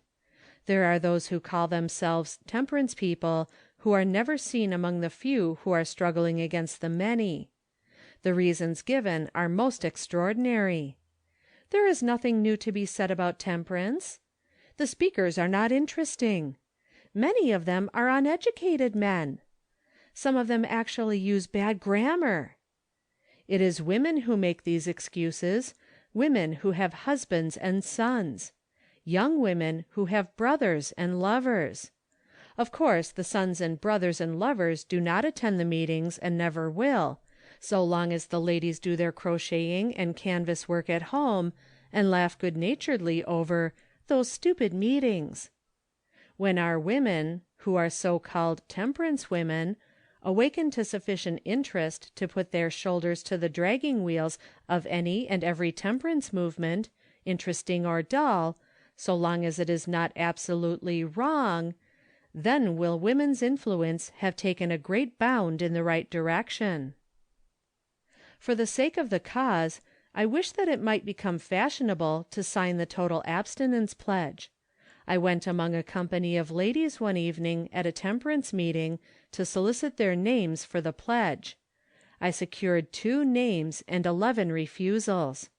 The reasons for the latter were astounding.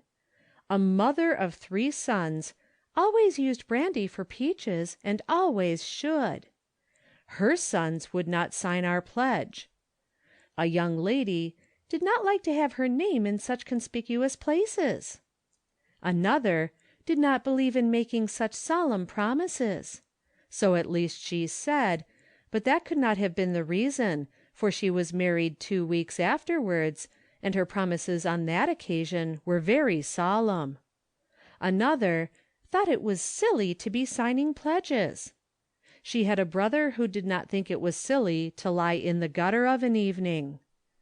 After that evening's experience, and indeed many similar experiences, I want to answer the query as regards woman's influence in this matter with more earnestness, such an earnestness as shall lead them to be instant in season and out of season, as shall make them willing to be conspicuous or self-denying or silly, anything so that they may by all means save some. New Year's Day for 1874 will have passed before this paper meets the eye of any reader. I would it were not so. I would I might be able to lift up my voice before that time warningly, beseechingly. Surely in this all womankind can see how their influence can be rendered powerful. Dear young ladies of America, make it impossible for any young gentleman who comes to wish you Happy New Year to receive a sting from your hand in the shape of a wine-glass. At the last it stingeth like an adder. Do not cover its fangs with velvet and hide them with sparkling eyes and more sparkling speech. Rise up in your strength, young ladies of our free country, and break the chain of fashion that has held you in bondage to this cruel custom. God only knows the evils that have been wrought by it. God only knows how many drunkards' graves have been filled by those who began their career on New Year's Day. Woman's influence! I wonder if there is another thing on earth in which Satan has succeeded in so bewildering the brains of woman and turning her influence into a wrong channel? I've been shopping during the last few weeks, Christmas hunting, dodging into stores and shops and warehouses. I have met nearly everybody intent on similar errands. Among others are young ladies, fair, beautiful, cultured girls, professors of religion. In one store was my friend Mary, selecting a cigar case for her brother Fred. "Do you like to have Fred smoke?" I ventured. Mary laughed. "Why, I don't know that I care particularly.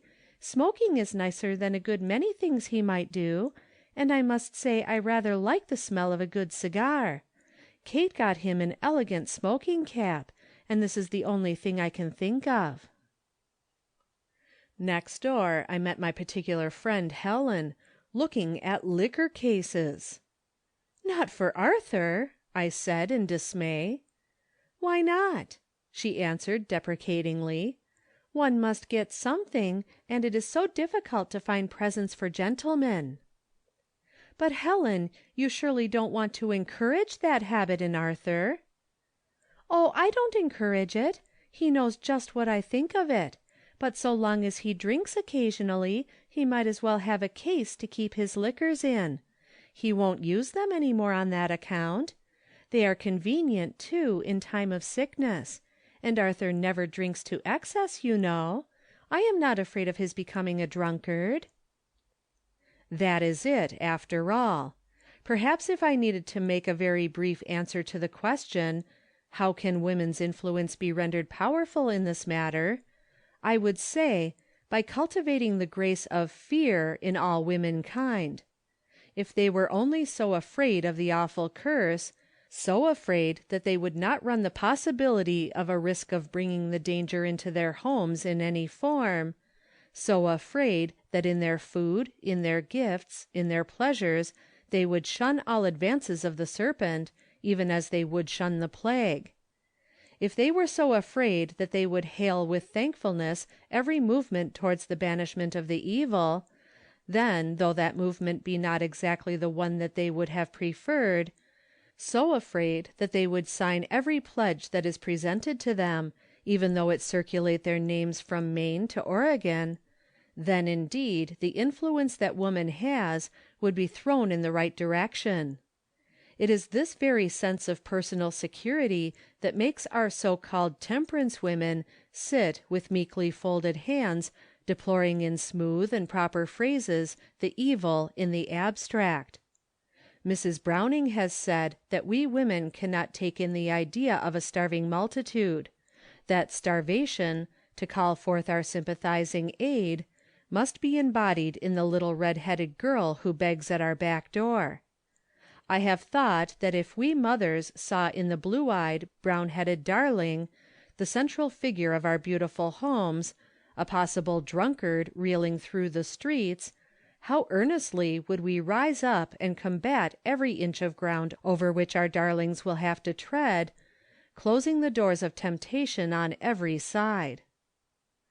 In the millennium our young ladies will have learned to decline the attention of young gentlemen who poison their brains and pollute their breaths with liquor in any form.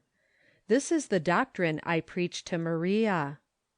"Why," she says, catching her breath, "what a ridiculous idea! How would I look saying to Harry, 'Unless you give up your glass of wine every day after dinner, I will have nothing to do with you'?" Then I, "My dear Maria, do you ever feel the necessity of saying to Harry, 'Unless you refrain from taking what does not belong to you, I will have nothing to do with you'? Yet, if Harry were an acknowledged thief, do you believe you would count him among your familiar friends? I was speaking of educating public opinion up to the right point. Now, my Jenny will never believe it right to take for her friend a boy who begins to drink. It is the wretched little beginnings that you young ladies might control if you only started right. Intemperance and kindred evils, the question reads. But the kindred evils seem to me so closely linked to the great central evil, that when our influence is what it should be in that direction, it will naturally be strong in all the other channels. There is much to be said on the tobacco question, enough to fill one entire paper, but I am already transcending my limits, and I cannot look on the cigar-smoking, tobacco-chewing public without feeling that they are nurturing the unnatural appetites that send them or their offspring reeling from bar-rooms. In this view of the case, nothing is said of that class of people who escape personal or family harm or disgrace, but who, by their example, lead more susceptible brains astray, and it seems to me that every influence that can be brought to bear on the liquor question can come with equal earnestness against the national curse, that is, tobacco. There is one form in which the serpent appears to us that is so like an angel of light that I long to put out some of its false shining. I mean the awful medicine chest that finds its way into so many households. How amazed have I been to see little boys in Christian families fed with half a spoonful of gin with hot water and sugar, for a real or fancied stomach ache, or a few drops of brandy on sugar to quiet a cough, or a little wine in the glass of milk to strengthen a weak stomach. Oh, mothers, mothers! Surely this is a place where your influence will come with power. None like yours while the sons are little boys at home. Don't be beguiled by any long-exploded notions of the remedial qualities of alcohol to feed your children on that which is so likely to prove their ruin. I believe that many and many a drunkard's grave is filled by those who nibbled their first taste of poison from a bit of sugar prepared by a mother's hands. Passing over the long and honored list of names that might be produced to prove the folly of using liquor for medicine, in 99 cases out of 100 I cite but one, Dr. Willard Parker. I once waited in the reception room of Dr. Parker's office from 9 o'clock a.m. until 2 o'clock p.m., waiting for my turn to consult the honored physician, and Dr. Parker has given his testimony with no uncertain voice on the same subject. Trifles are these points which I have cited, so at least we call them. What is a drop or two of brandy in an article of food? What is a sip of wine on New Year's Day? Ah, don't you know it was the little foxes that spoiled the vines? If the women of our country, the mothers and wives in their quiet homes, the young ladies in their outside friendship, would set firm and steady face against the kid-gloved fingers of the wily foe, the ungloved brazen hand stretched out from bar-rooms and saloons to snatch after victims, would be shorn of half its strength. What not to say is the trying question when one is limited as to space. There are so many, many thoughtlessnesses upon which one wants to touch. I have a friend, a fair, pure girl, with sweet, bright face, a favorite among her acquaintances.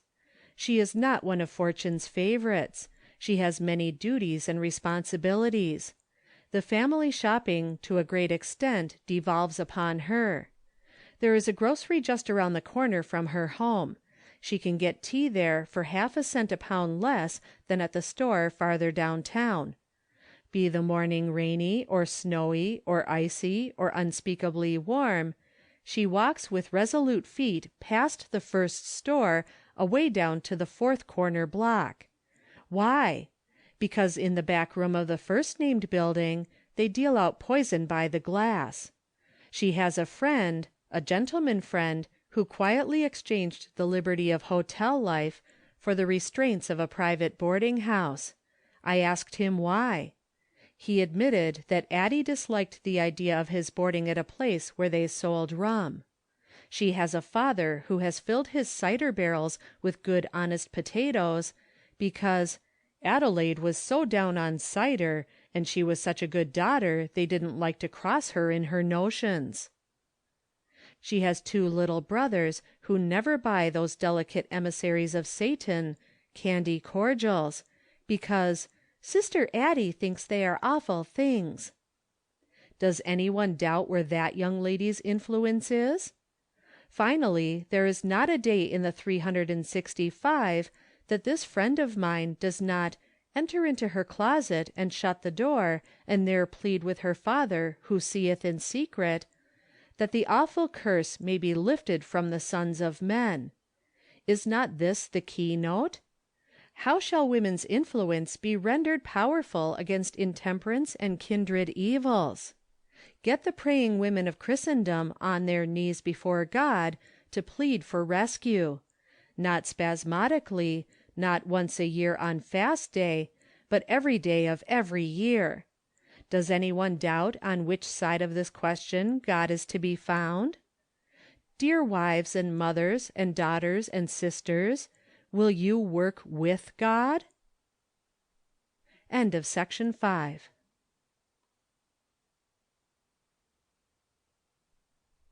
Section 6 of Modern Prophets and Other Sketches by Pansy and Fay Huntington.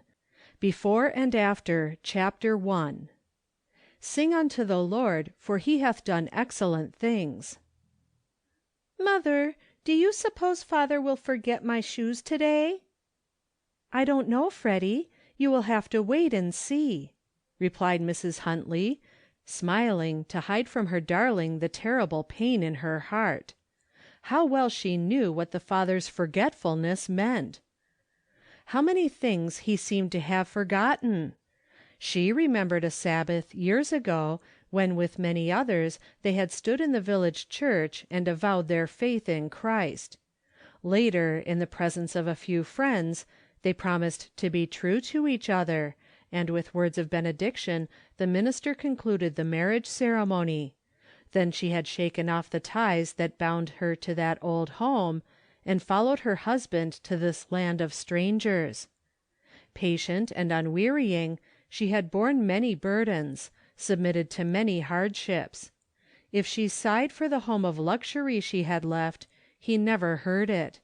If she was lonely and desolate, he never knew it. But those vows, both the covenant and the marriage, he seemed to have forgotten. The Bible, the family altar, the blessing at mealtime, the church and the Sabbath were all forgotten. At least, so it appeared. What had come in to drive out the memory of these solemn and sacred scenes? What was dragging Chester Huntley down to the very depths of degradation? What shadow rested so heavily on that home, so dense and far-reaching that vain were the mother's attempts to lead the little feet in sunny paths? What demon was it that so far had gained an easy victory? How little need to write the answer, and how one shrinks from the accursed word! What but rum would make a man forget everything sweet and precious and sacred? This home of the Huntleys was 5 miles from Waring. There are thousands of just such homes in this land. A long, low, frame house, a rose-bush under the parlor window, the slip brought from the old home, a syringa close by the doorstep, a wild cherry tree in the yard, a neglected garden and tumble-down fences, an orchard, mossy and untrimmed, fields wherein are half-gathered crops of last year, a plow standing in the furrow, and in the yard huddled a group of lank and forlorn-looking cattle. Can you see the place? It may be your next neighbor's. It cannot be far off. You and I know it well, for a drunkard's home. Indoors, the green wood in the cracked stove hisses and sizzles, smokes and sputters by turns. Freddie, grown restless and weary of confinement, looks longingly out of the window. Strange how many things he could find to do out there, while there is not a single bit of pleasant occupation to be found in the house. Why, he could ride downhill upon his rude sled, build a snowman, throw snowballs at a mark, track out a map over in the meadow, or go to the neighbor's to borrow a book or paper. These are a few of the things that Freddy wanted to do, but could not, for the lack of shoes, the shoes which his father was always forgetting. Poor Freddy! His mother had earned the money to pay for them by sewing for a neighbor, and one morning in early winter she said, "Chester, I would like to go to town with you to-day." "What do you want to go for?" was the ungracious response. "Freddy needs a pair of shoes, and I thought as you were going, I had better take the opportunity to go and get them." "Humph! I haven't any money to buy shoes with to-day, I can tell you. Taxes will have to be paid soon, and that will take all I can rake and scrape." "But I have the money for the shoes," she replied, unwisely. "Oh, you have? Well, you might as well let me have it. I can get shoes, I reckon." Mrs. Huntley hesitated. Noticing it, her husband broke out fiercely. "Afraid to trust your husband, eh? Pity you hadn't thought of that 10 years ago." "No, Chester, I am not afraid to trust my husband, but I am afraid to trust that fiend which sometimes takes possession of him." Mrs. Huntley was a brave little woman, else she had never been able to go through with all that fell to her lot. She never contradicted or rebuked her husband when he was not perfectly sober, but when he was himself, she did not gloss over the fault, but let him understand perfectly how she hated the sin. At her plain intimation he laughed awkwardly and said, "Well, I promise you not to take a drop too much to-day, so let me have the money." "If you would only promise not to take a single drop." "Oh, that is asking too much this cold day. Don't be too strict. Come, give me the money. I must be off." With many misgivings, Mrs. Huntley yielded the point and handed out the treasure. All day 6-year-old Freddy talked about his shoes, wondering if they would have silver tips, or if they would lace up snug to keep the snow out.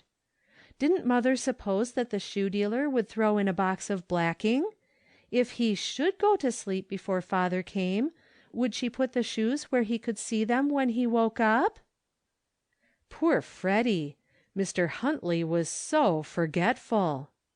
His conscience did reproach him somewhat as he witnessed Freddy's grief the next morning, for as usual when he went to town he was late in returning, but weeks had gone by and still the shoes were not bought.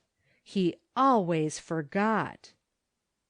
Mrs. Huntley knew very well that there was now no money to buy them with, but she could not summon courage to tell Freddy the truth.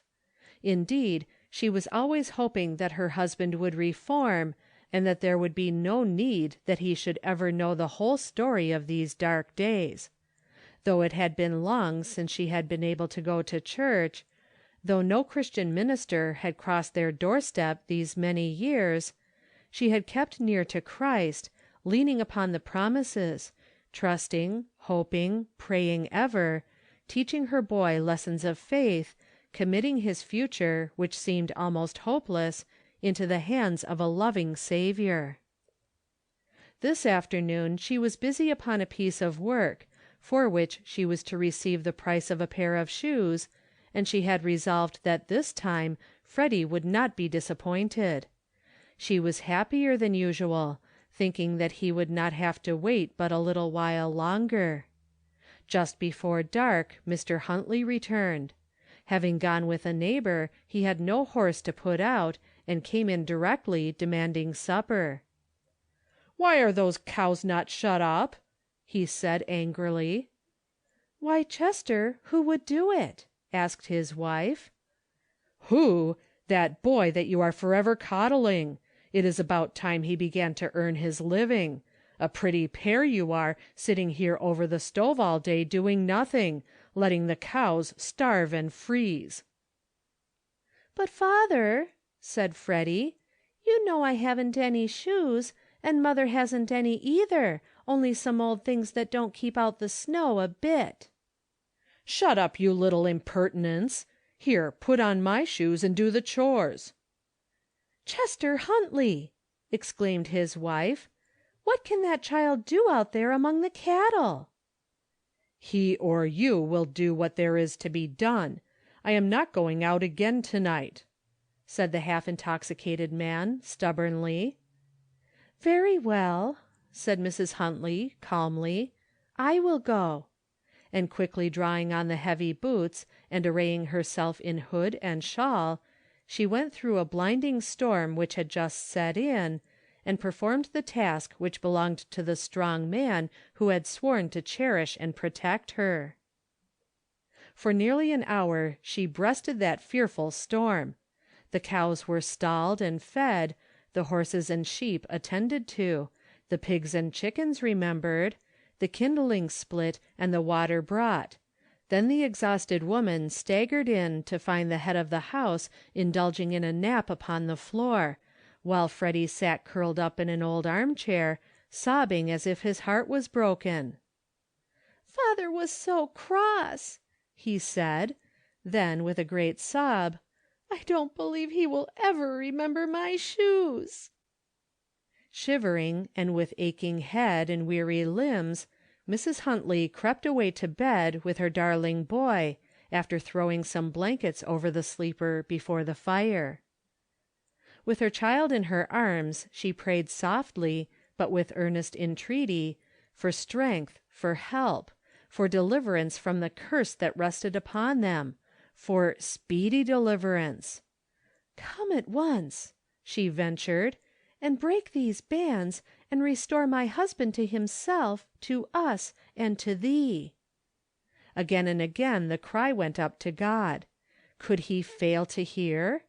During the days that immediately followed, it seemed to Mrs. Huntley that God had indeed turned away from her prayer. Never had her life been so darkened, never her burden so heavy. The next morning she was scarcely able to leave her bed. Painfully she performed the necessary tasks, while her husband, having slept off his stupor, harnessed his horse and drove away in the direction of Waring.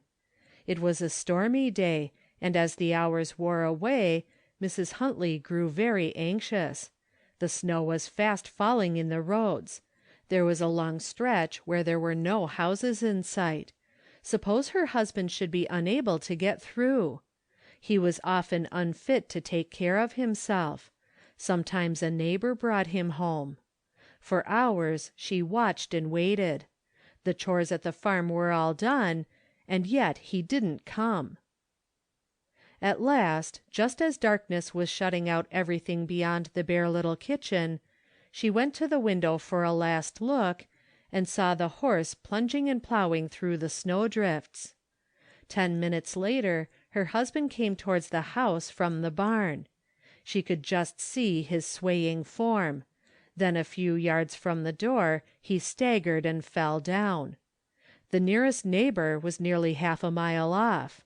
He would perish before she could get help, and that delicate woman, with a strength that must have been given her for the occasion, dragged the heavy, helpless mass of humanity into the house, bathed the frosted hands and feet, and unable to lift him into bed, made a bed upon the floor, and succeeded in getting him on it. Then she braved the storm once more to see that all was right at the barn. This was only the beginning. For 48 hours she battled with snow and wind, with work outdoors and in the house, and with the fierce disease that had seized upon her husband. At length the storm abated, and Mr. Gibson from the next farm broke through the drifts. Finding out the state of affairs, he returned home for his wife and went for a physician. Mr. Huntley's attack, though severe, soon yielded to Dr. Morris's skill. Mending rapidly, at the end of 3 weeks he was out again. He made light of his illness, saying, "It was the cold, the fiercest storm I ever faced." "But, Chester," said his wife, If you had not been overcome by something more than the storm, that could hardly have overpowered you." "Couldn't, eh? Do you know anything about that storm?" "I should think likely. I spent about 2 hours doing the chores, besides—" She stopped. The memory of that evening's work was too painful. But he took up the unfinished sentence with a heartless laugh. "Besides rolling me into the house. I wonder you didn't leave me out there, since I am such a good-for-nothing scamp." "Oh, Chester!" "You say 'Oh, Chester,' with a very pretty air, but your next breath you'll try to prove that I was drunk. So your prettiness is wasted." Mrs. Huntley looked straight at the man, who just then seemed to her to have lost every trace of real true manhood, and said firmly: "Chester Huntley, you know you were drunk. There is no use in denying it. If you were ashamed of it, if you would even own it, I should have some hope of you. I tell you now that while I could give my life for you, I hate this sin of yours. I have kept it hidden from Freddy and from the people at home. I have tried to hide it from the neighbors, but you and I know it." "Well, Lucia, have it so if you will, but don't be angry. It isn't the worst thing in the world. I have plenty of good company in it. I met Joel Fairchild at Bentley's, and he invited me to a little supper there, with a lot of others, but I thought you'd be anxious if I stayed." "I suppose he wants your vote sometime," replied Mrs. Huntley, grown calmer. "You are very suspicious," said her husband. "I wish, Lucia, that you would take things that come without so much fuss. Maybe I did take a glass too much, but I'll take care in future." As yet no token of answered prayer. But Mrs. Huntley did not know how God was working.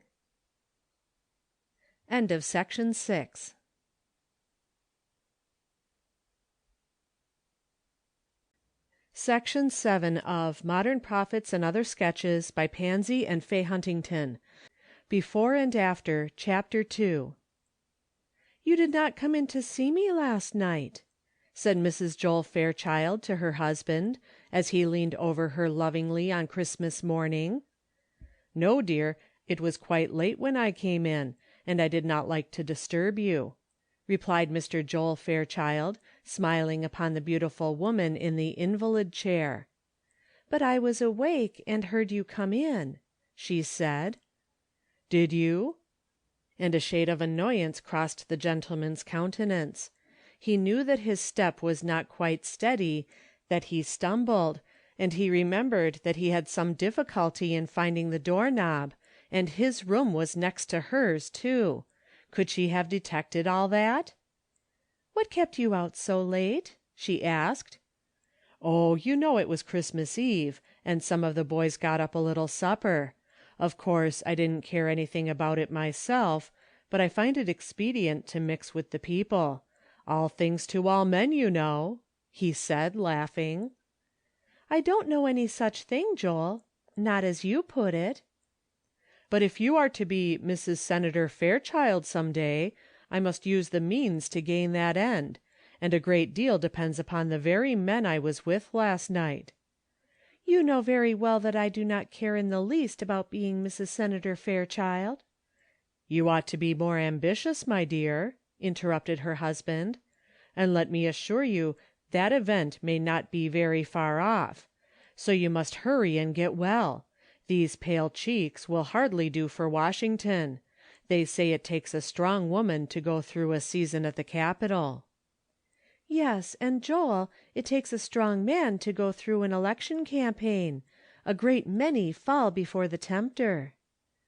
"Oh, well, don't worry, Helen. I may think better of it before the time comes to try my strength. There'll be no chance yet awhile.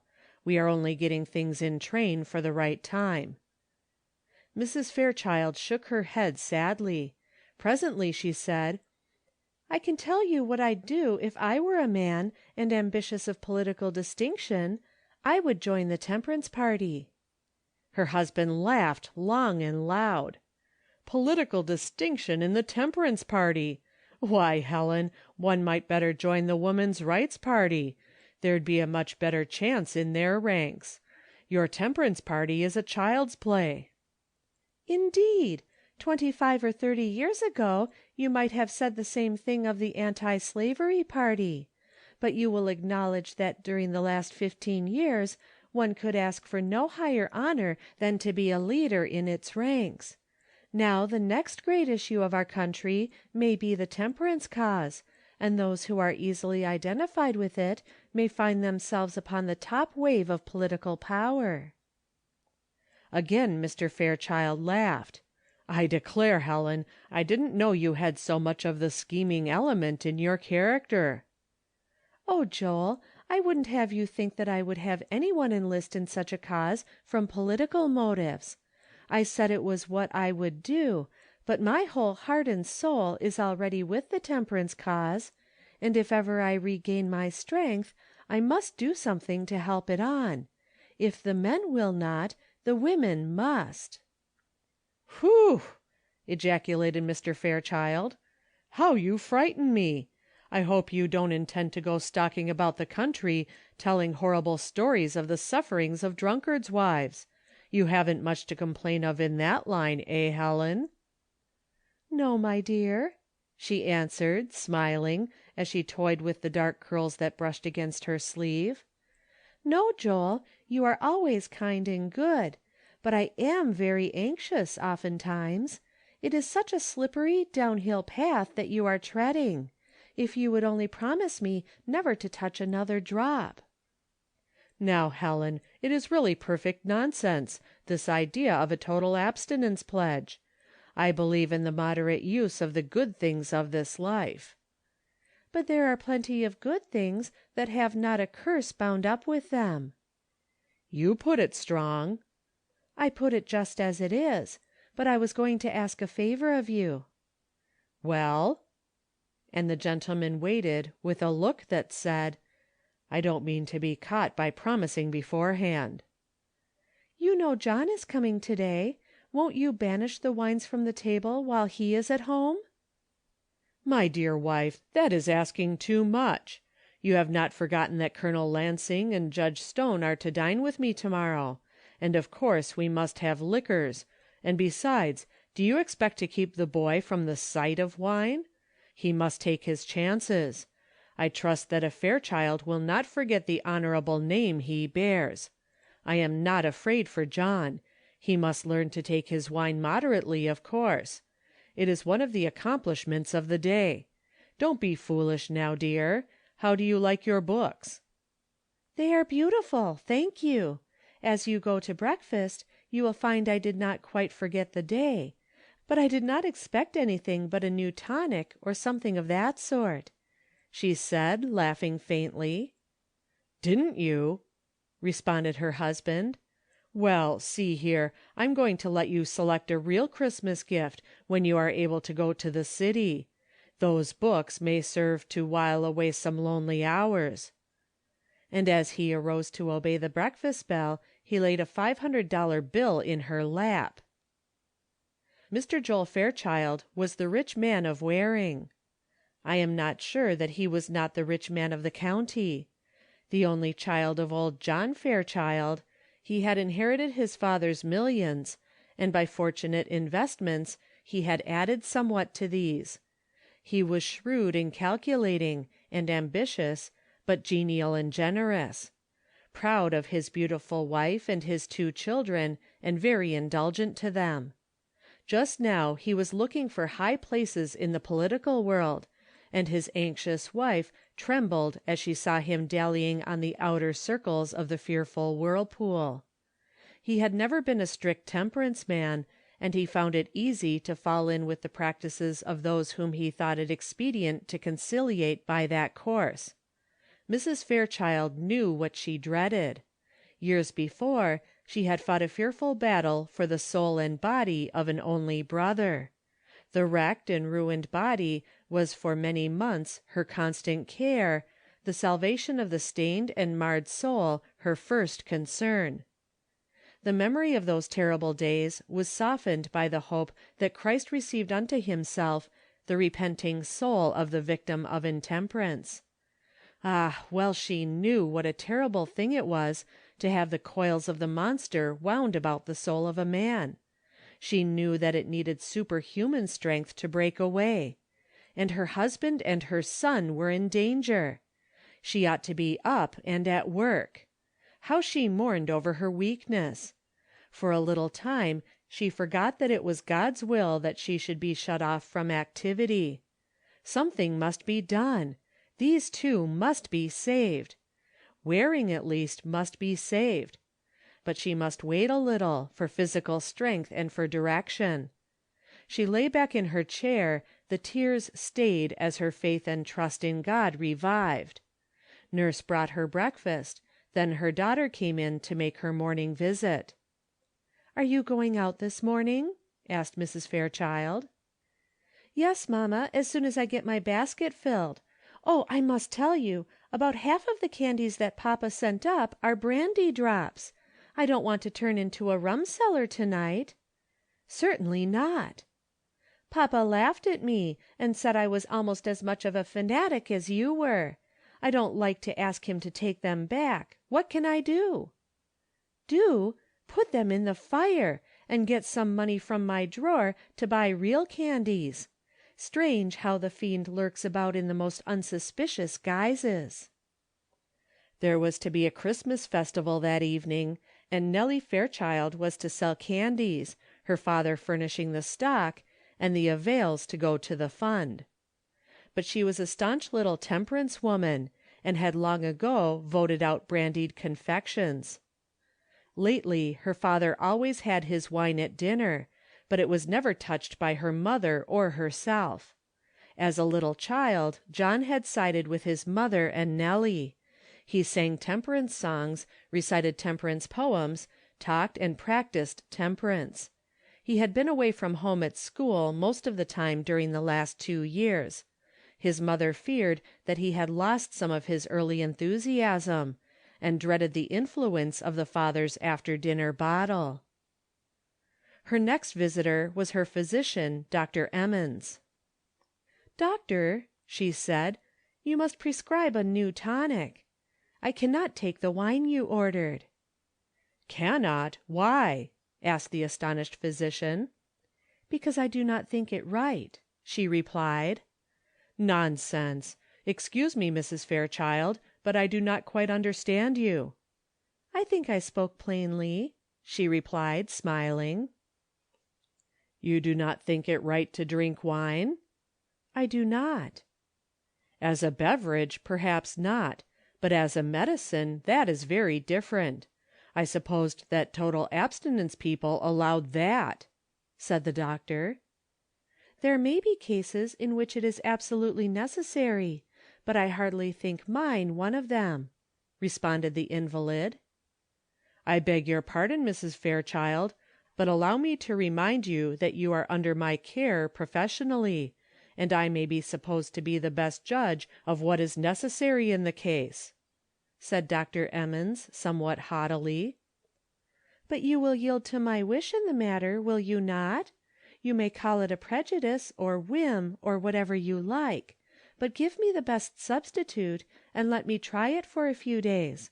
It will only be a question of time, and anxious as I am to get strong as soon as possible, I cannot take the wine."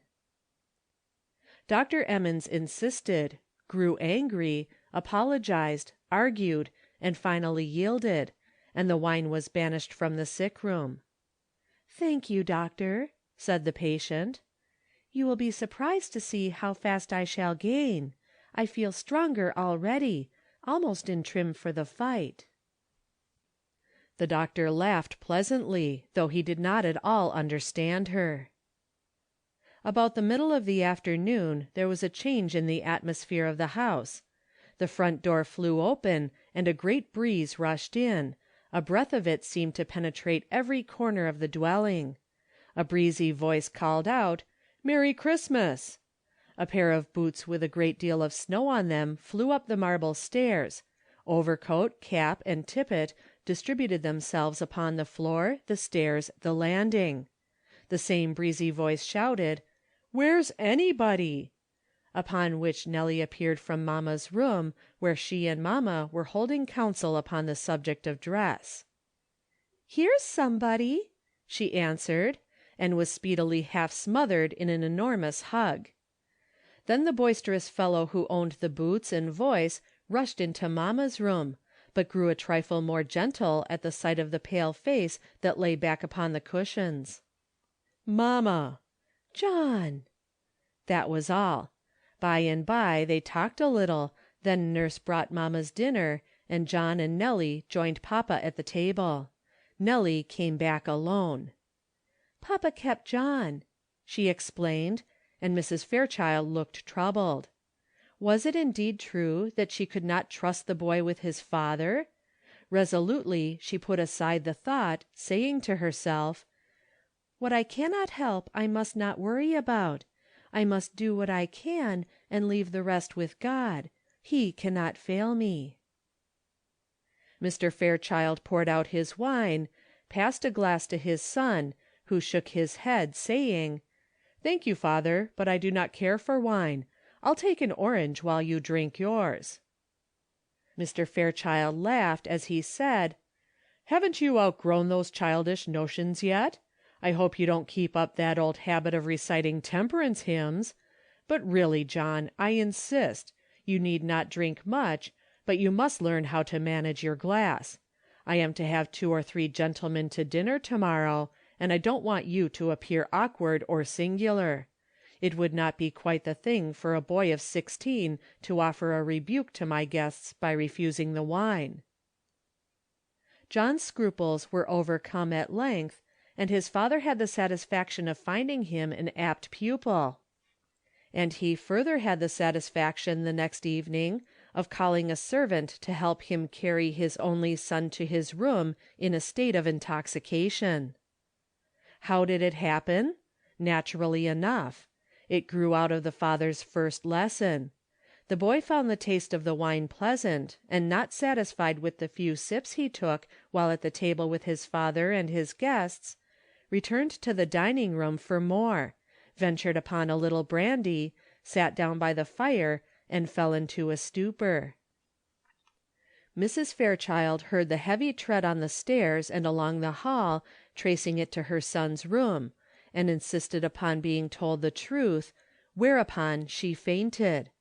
When partially restored, Mr. Fairchild brought her a glass of wine. With sudden energy she seized it and hurled it into the grate, then looking full in the face of her husband, she exclaimed, "Joel Fairchild, my child shall be saved from a drunkard's fate. If I could keep you from it, I would; but if you are stronger than I am, and will insist upon going down to the bottom, you shall go alone. You shall not have our boy." "Helen, dear wife, don't reproach me. I cannot bear it." She had exhausted her strength for the time. When she spoke again, she said, "I did not mean to be harsh, but I cannot have my precious boy a drunkard." "But, my dear—" The nurse now interposed. "This will not do," she said. "Wait until you are rested before you try to talk." "I'll rest now, but by and by I'll fight," she whispered. The next day was one of terrible suffering to John Fairchild. Headache, thirst, fever, shame, and grief all united to make him the most wretched of mortals. Towards night the family grew alarmed and sent for Dr. Emmons, who administered an opiate and prescribed perfect quiet, saying that unless the boy's excitement could be calmed, he feared serious consequences. His mother sent loving messages. His father said cheerily, "Never mind, John, you'll be all right yet." Mr. Fairchild was somewhat mortified by the occurrence, but not seriously troubled. "It was nothing," he said. "The boy will know better next time. The experience won't hurt him. He needed it to teach him caution." Do you think it strange that the father should be so insensible to the son's danger? Why, he didn't even see his own peril. When John was able to go to his mother's room, the two had a long, sorrowful talk. Sorrowful at first, but glad afterwards. "I thought I was safe. I never dreamed that I could be overcome," he said, "and I do not think I could have been in any other way. Father made it appear a duty towards him." "I'll tell you, mamma," he said towards the end of the interview. "Suppose you write a pledge in your little Bible, and let me sign it, on the fly-leaf, you know. I think I should keep that." Soon after, John went back to school. For reasons which he did not divulge, Mr. Fairchild discontinued the use of wine at dinner during the remainder of John's visit. End of Section 7.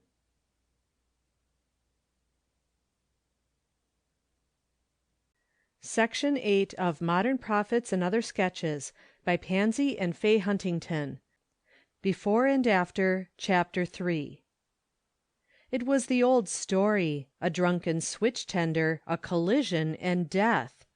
Men and women in the midst of talk, merry or maybe earnest, with a half-read book or paper in hand, or with busy brains plotting and planning, suddenly brought face to face with the messenger of whom we only know that he will come some time.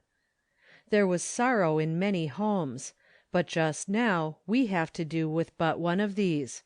Joel Fairchild's beautiful house was a house of mourning. 2 days before, Nellie had turned back for another kiss, and said, "Now, old papa, take good care of mamma until I come back," and then sped away for a brief visit. Now she had come home, but so still and quiet, and the whole house was quiet. John came home again, but the doors did not bang, and there was no merry song floating through the house. The "accident" had occurred a few miles from Waring, and Nellie's parents reached their child in time to hear her cry, "Good-bye. I am sorry to leave you, but I shall be so glad to get there. Tell John to stick to his pledge and trust in Jesus Christ." Among the friends that gathered about them in this time of sorrow was Dr. Emmons.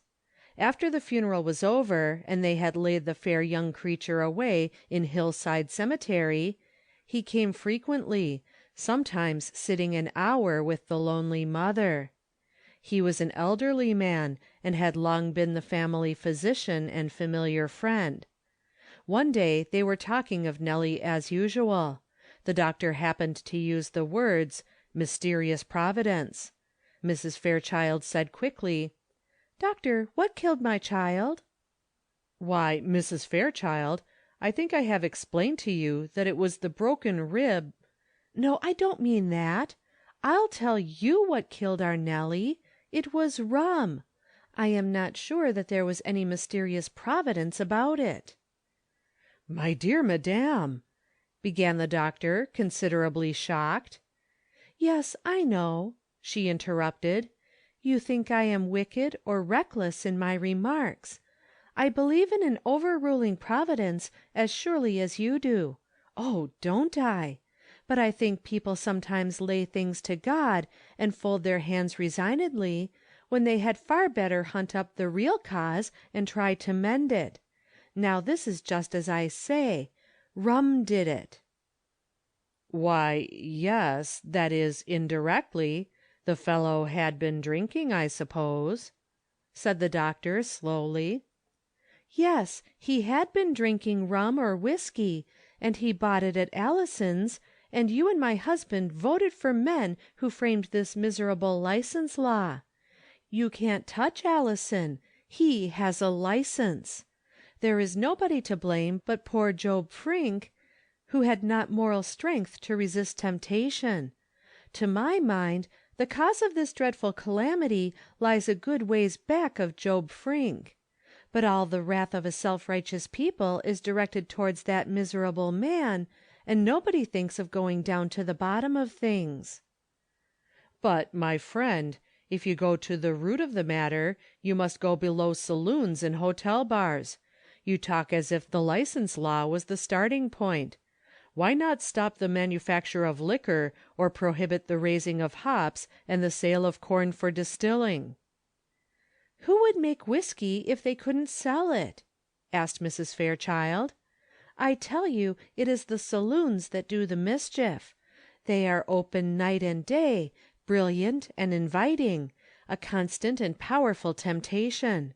Just think of it, 10 or 12 such places here in our little village. No wonder that mothers are afraid to trust their sons, or that wives from the country dread the going to the village. Dr. Emmons, why don't the Christian men of this place do something?" "What can they do? Will you suggest?"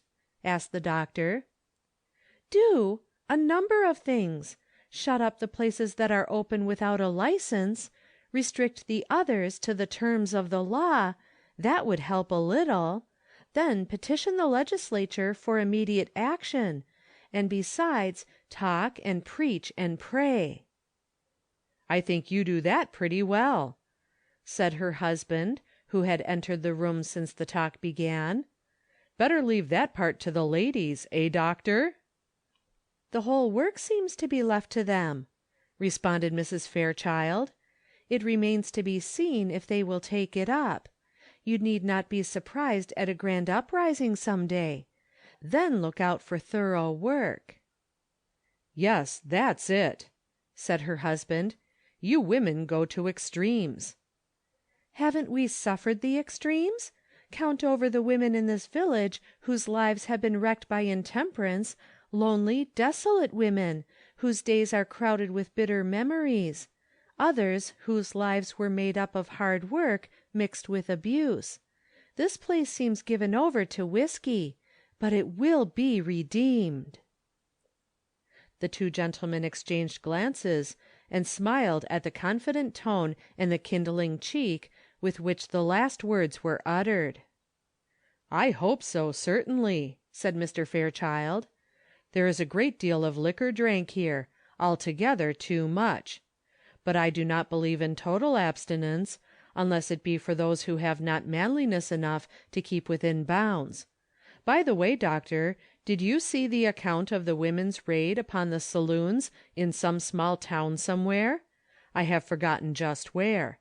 They fairly frightened the poor scamps into giving up the business, and signing the pledge into the bargain." "Yes, I saw it last night. A rather singular freak, I should say. I wonder what Bentley would say at such a visit." "I reckon he'd do some tall swearing," returned the host. "It seems D.O. Lewis was at the bottom of that movement," said the doctor. "I always knew him for an eccentric sort of a fellow." "What is it? I haven't heard anything of it. Do tell me all about it. What is it, Joel?" Mr. Fairchild laughed. "Perhaps I'd better not. You may seize upon the idea, and I shouldn't care to see you mixed up with such goings on." "But tell me," insisted the lady. "Of course I can read for myself, but if you and the doctor are going to discuss the question, I should like to know what you are talking about." "Well, I've told all about there is to tell. They had a temperance meeting, then a lot of women sallied out and pushed into the saloons, and sang and prayed until the proprietors gave in." "Ah! Bring me the paper when you come up to dinner." "Better look out, Fairchild," laughed the doctor. "I see the leaven working, but I must be off. Good morning." "I'll walk down with you," said Mr. Fairchild. "Joel, please tell Johnson to bring the horse round at 12. It is a nice day. I think I'll drive out." "Yes, do," said Dr. Emmons, turning back. "It will do you good. You ought to drive out every day." "That wife of yours is a thorough temperance woman," he said, as they walked down the street. "I wonder she don't convert you." I suppose Dr. Emmons called himself a temperance man, but to him temperance meant moderation. He never visited saloons. Oh, no! But when he dined with Joel Fairchild, he never refused the glass of rare old wine which his host offered. "Oh," said his companion. "That isn't so easily done. She is terribly in earnest, though, always was, but since our Nellie's death, her interest in the subject has become almost a mania, and all her indignation is directed towards the man who sells. For my part, I should work against the man who drinks to excess. If that miserable drunkard Frink had not killed himself, I should feel like calling curses down upon him. Poor little Nellie! She was too pure and lovely to stay here." The man's voice trembled, and tears filled his eyes, yet he went straight to Bentley's saloon and called for his favorite champagne. Then he went on to the store. "Where's Hurlbert?" "I left him in bed," replied the clerk addressed. "Why, what's the matter?" "Nothing much, sir, only there was a little gathering across the way last night, and Hurlbert came home a little worse for the entertainment. He will be around by noon." "It won't do," said Mr. Fairchild, as he went on to his private office. "Why can't the fellow let the stuff alone? This thing occurs quite too often." Consistent man was Mr. Joel Fairchild. It was at a little supper which he gave his clerks that young Hurlbert first tasted the stuff. Meanwhile, Mrs. Fairchild's thoughts ran upon the singular method of working against intemperance which her husband had described. "I must find out all about that," she said to herself. "There's evidently more to it than Joel pretended. Strange how I am haunted with the idea that there is going to be work done here. Only to know where and how to begin, I'm ready." End of Section 8.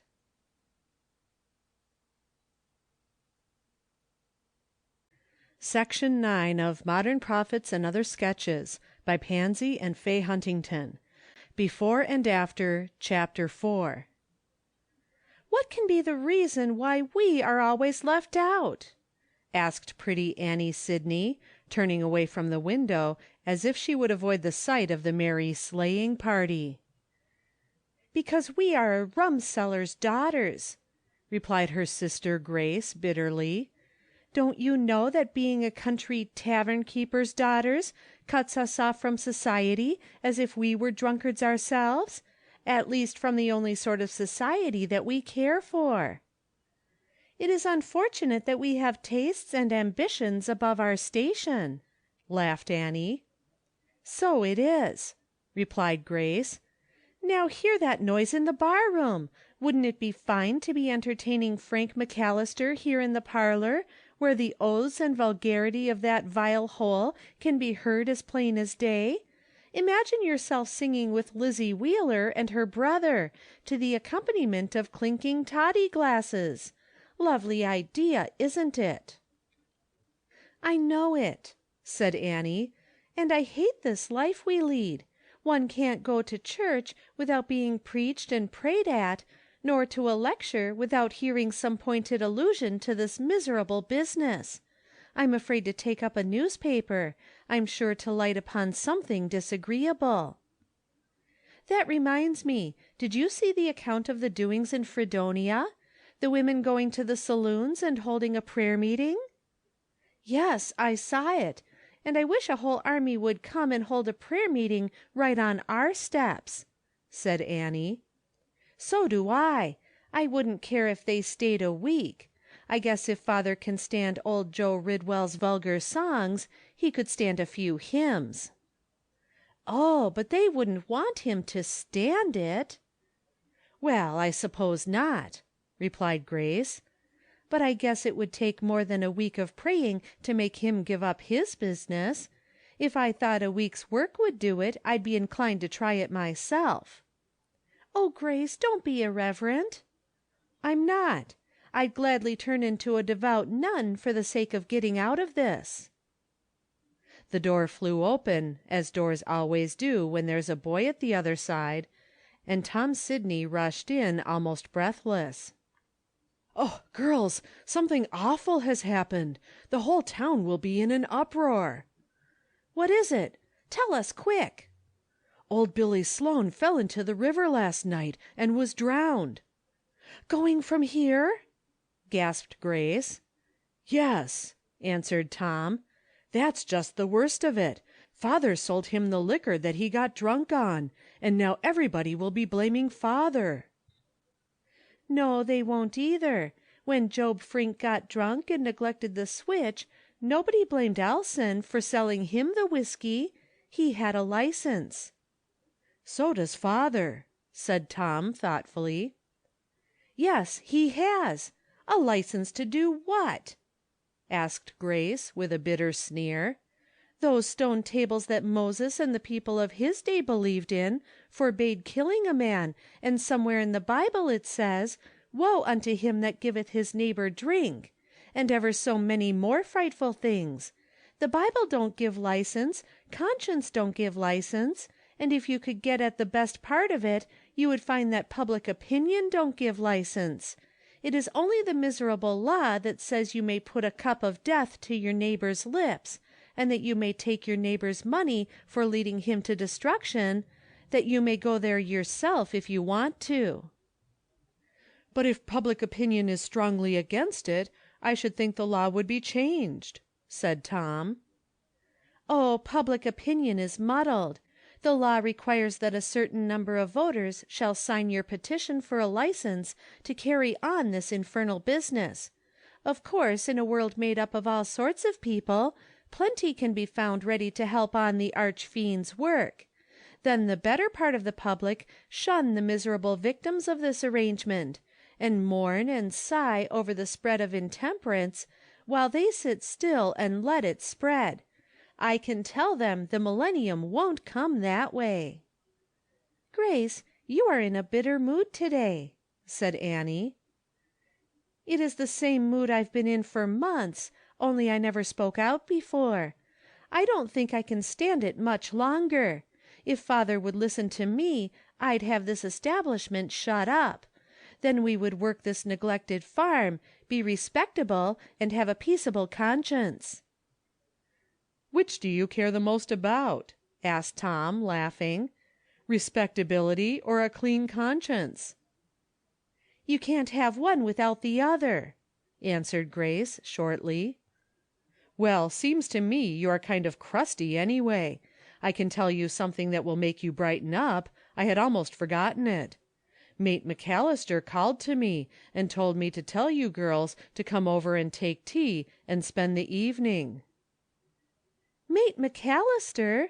Didn't she go with the sleighing party?" "It appears not." "That is queer. I wonder why." It was Grace who wondered. "I think I can guess," said Annie. "Well, what is it you guess?" Tom had taken himself away after he had delivered his almost forgotten message, and the sisters were now alone. "Well, you know she likes Charlie Hurlbert, and always goes with him, and I heard the other day that he was getting very unsteady, drinking a great deal, and I know that Mate would not go with anybody who was intemperate if she knew it." "I can't believe that Charlie Hurlbut drinks. Oh dear, I say, Annie, some day I'll knock in the head of every whiskey barrel in the storeroom. Shall we go?" "Why, yes. Bessie can get supper. Everything is ready. I'll go and tell father." Mr. Sidney's family consisted of himself and the 3 children whose acquaintance we have made, besides Bessie, a younger sister. He had kept a hotel for many years, and seemed perfectly satisfied with his business. Not so his daughters. They hated the liquor business. How they had come by this hatred, they could hardly have told. It may be, as far as Grace was concerned, her admiration of Frank McAllister had something to do with it. "I am so glad you came," exclaimed their friend Mate, meeting them at the door. "I'm so restless and lonely today, I suspect that I wanted to go with the rest to ride," she said, laughing. "Why didn't you go then?" asked Grace. "Well, I'll tell you one reason, though there's another. You see, they have gone out to Arnold's to a supper, and they will be sure to have plenty of liquor. Frank told them, when they were getting up the ride, that he would not go unless they would agree to have only coffee and lemonade. They wouldn't agree to that, so he did not join them, and of course I couldn't either. Then Frank suggested that we have you over here for a nice little sociable time." So it was Frank after all, thought Grace, with a soft light in her eyes. Everything was delightful. Colonel and Mrs. McAllister were cordial, the tea-table was faultless, the parlors bright and pleasant, Mate lovely, and Frank interesting. Someway, in the course of the evening, the temperance question came up. Mate said afterwards, "I entirely forgot that Mr. Sidney was their father." And Frank said, "I did not forget, but I knew that Grace's sympathies were with the cause." I ought to have mentioned that these people lived at East Waring Street, a thickly settled street 3 miles east of the village of Waring. "Have you heard," said Mate, "of the work the ladies have undertaken at Waring?" "No, what is it?" "They have held meetings and formed an organization to work in the temperance cause. They are going to try to suppress the sale of liquor in the village." "That's splendid!" exclaimed Grace. "I'd like to be there." "Would you really like to go over?" asked Frank. "There is to be a meeting in the church to-morrow afternoon. If you like, I will take you all over." "Thank you," replied Grace. "I should like it. Wouldn't you, Annie?" "Yes, but perhaps father wouldn't like to have us go." "Maybe he wouldn't. I think we had better ask him before we make an engagement." "Very well. I'll call over in the morning and see." The next morning at breakfast, Mr. Sidney remarked in a troubled tone, "I'd like to know what the women are making out over at the village. Did you hear anything about it over to the Colonel's last night?" "Yes, sir," replied Grace. "I believe they are holding meetings every day, and are going around among the saloons to try to have the proprietors give up." "Humph! I am half a mind to go over to-day and see what's going on." "Frank and Mate are going, and they invited us to go with them, but we thought perhaps you would not like it. We would like to go if you are willing." "I wish you would. I want to know. Maybe you can find out if they are coming here. I want to be ready." "What would you do to get ready?" asked Annie, alarmed. "Oh, nothing. Only get my courage screwed up," replied Mr. Sidney. And then, a few minutes later, he continued, "I wouldn't allow you to go if I were not so anxious to hear what's going on from somebody that has been there. I don't like to have you get mixed up with those McAllisters." "Why, father? What is the matter with the McAllisters?" "Oh, they are well enough in their way, which isn't my way. I let them alone, and they ought to let me alone." "I didn't know," said Grace, her cheeks flushing, "that they had troubled you in any way. What have they done?" "Nothing directly. The temperance folks never do. They work against us underhanded, circulating their pledges among our customers and that sort of thing. And Grace, I can tell you one thing. Colonel McAllister will never permit his son to marry into a tavern keeper's family." Grace laughed, though she could have cried easier, as she said, "Your warning is unnecessary. I fully understand our position in society." "But, father," put in Tom, while he flooded his cakes with syrup, "couldn't you give up tavern keeping for the sake of having Frank McAllister for a son-in-law?" "Altogether too uncertain a prospect," replied Mr. Sidney, good-humoredly, rising from the table and going into the bar-room to wait on a customer. Neither Grace nor Annie had yet learned to call God their Father. They had not learned the sweet lesson of trust in the dear Saviour. They had no stronghold to flee to in times of trouble. The nearest church was at Waring, 3 miles away. There was a mission service at East Waring Street every Sabbath, They sometimes attended the preaching service. The Sabbath school interfered with dinner, and Mr. Sidney would not have a change. But Bessie went regularly, and had learned to pray. When, an hour after, she found Grace crying, she said, "Grace, if you feel so bad about father and the liquor, why don't you ask Jesus to make him stop? He can do it." "What do you know about it?" asked Grace, almost sharply. "I know that Jesus promised," said the child.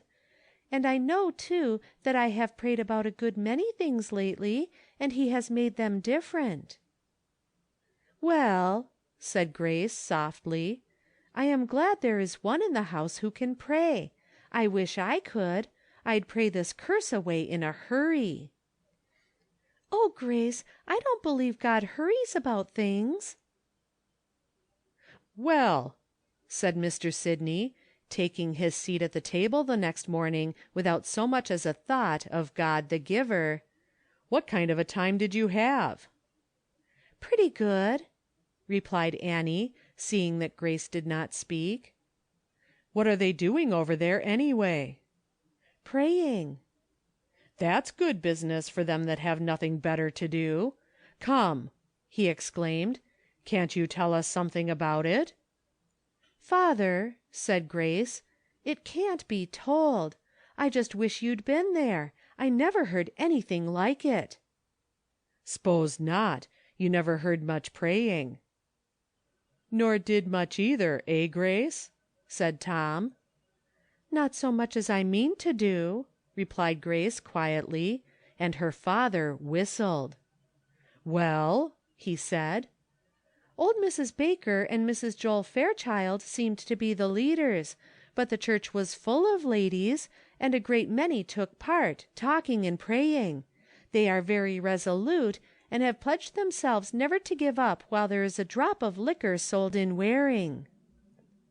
As Grace and her sister proceeded to give some particulars concerning the meeting, telling who spoke and what they said, Mr. Sidney grew excited, and finally began, "Curse—" "Father," said Grace quickly, "you remember you wanted us to go, and you wanted to hear. If you are going to be angry, I shan't tell any more." "I'd better have kept you at home," he growled. "Bessie," said Grace, when the two were alone, "I'm hoping to begin to pray about father. I don't suppose I have any right to pray, but don't it say somewhere in the Bible, 'Whosoever'?" "Yes," returned Bessie. "There are a great many 'whosoevers,' but I think I know the one you mean. It is, 'Whosoever will, let him come.' I'm glad you're going to do it. You can't think how nice it is to know that there's somebody that can help, and that he will." They were only two, but was there now any need of the army for which Grace had wished 2 days before? End of Section 9.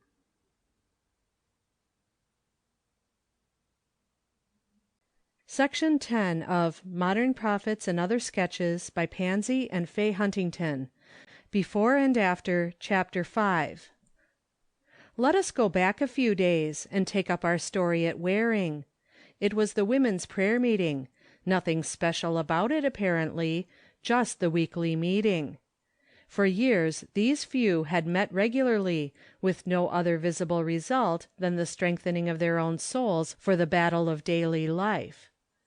For a long time the church at Waring had languished. Only at rare intervals one came from the world to join God's people, and the hearts of his children were either cold or faint. There was no lack of worldly prosperity. The church building corresponded with the modest pretensions of the place. A few wealthy members kept the financial matters all straight. The pastor never complained of a want of promptness in the payment of his salary. Picnics, festivals, Christmas trees, and sociables were properly managed. Nothing was lacking but spiritual life, or perhaps I ought to say spiritual activity. A few faithful women met week after week to pray, and pledged themselves to pray in their closets for the outpouring of God's Spirit. During the week of prayer, these had been moved to greater earnestness, and had pledged themselves anew to a united effort. A few more had joined them, and weeks had gone by, their own souls growing stronger, their faith clearer, their hearts warming with Christ's love, while the burden of souls rested heavily upon them. It was a gray-haired woman who led the meeting. Her voice was choked with feeling as she began. "Dear sisters, I want to propose a special subject for our prayers and consideration. It is the temperance cause. We have all read of the work that has been done in 2 or 3 places by the women. Shall we not try to do something for Waring? At least, shall we not ask the Lord what is His will in the matter? May it not be that He calls upon us to go forth armed with prayer and engage in the war against grog shops? It seems as though a great wave of temperance revival was about to sweep over the land, and though it comes too late to save my dear ones, I thank God that others may be rescued." She spoke with difficulty, and all present were deeply affected, for her story was well known. 3 sons had died a drunkard's death, and a grandchild, crippled by his father's hand, was now her care. She continued, "Shall we take it up this evening and ask, what wilt thou have us to do?" The lady who responded was a young woman, with fair, fresh face, upon which there was not a line of care, and no token of sorrow, yet it was an earnest face, though you could read in it no deep experience. She said, "Having pledged ourselves to plead with God for the conversion of souls, ought we to turn aside for anything? My heart is with the temperance cause, but if we can gain the ear of our Heavenly Father, and prevail upon Him to visit us in mercy, turning the hearts of sinners to Himself, will not the temperance cause gain more in that way than if we turn away from our main object to pray for that especially?" 1 or 2 others seemed to take a similar view of the matter, and one said, "It seems like enlisting in a hopeless cause. What can a few women do? I know the prayer of faith is a power, and we can pray, but after all, must not the real work be left to the men?" "Dear Sister Dayton, how many years has it been left to them? And what have they done to turn back the fearful tide of intemperance? Has it not swept on until destruction threatens?" The speaker was Mrs. Fairchild, who had gained a good degree of physical strength. She continued, "Wives have pleaded with their husbands, mothers with their sons, sisters with their brothers, entreating them to stay their downward course and save their own souls. Have their pleadings availed? Indifference, and too often abuse, has been the only response.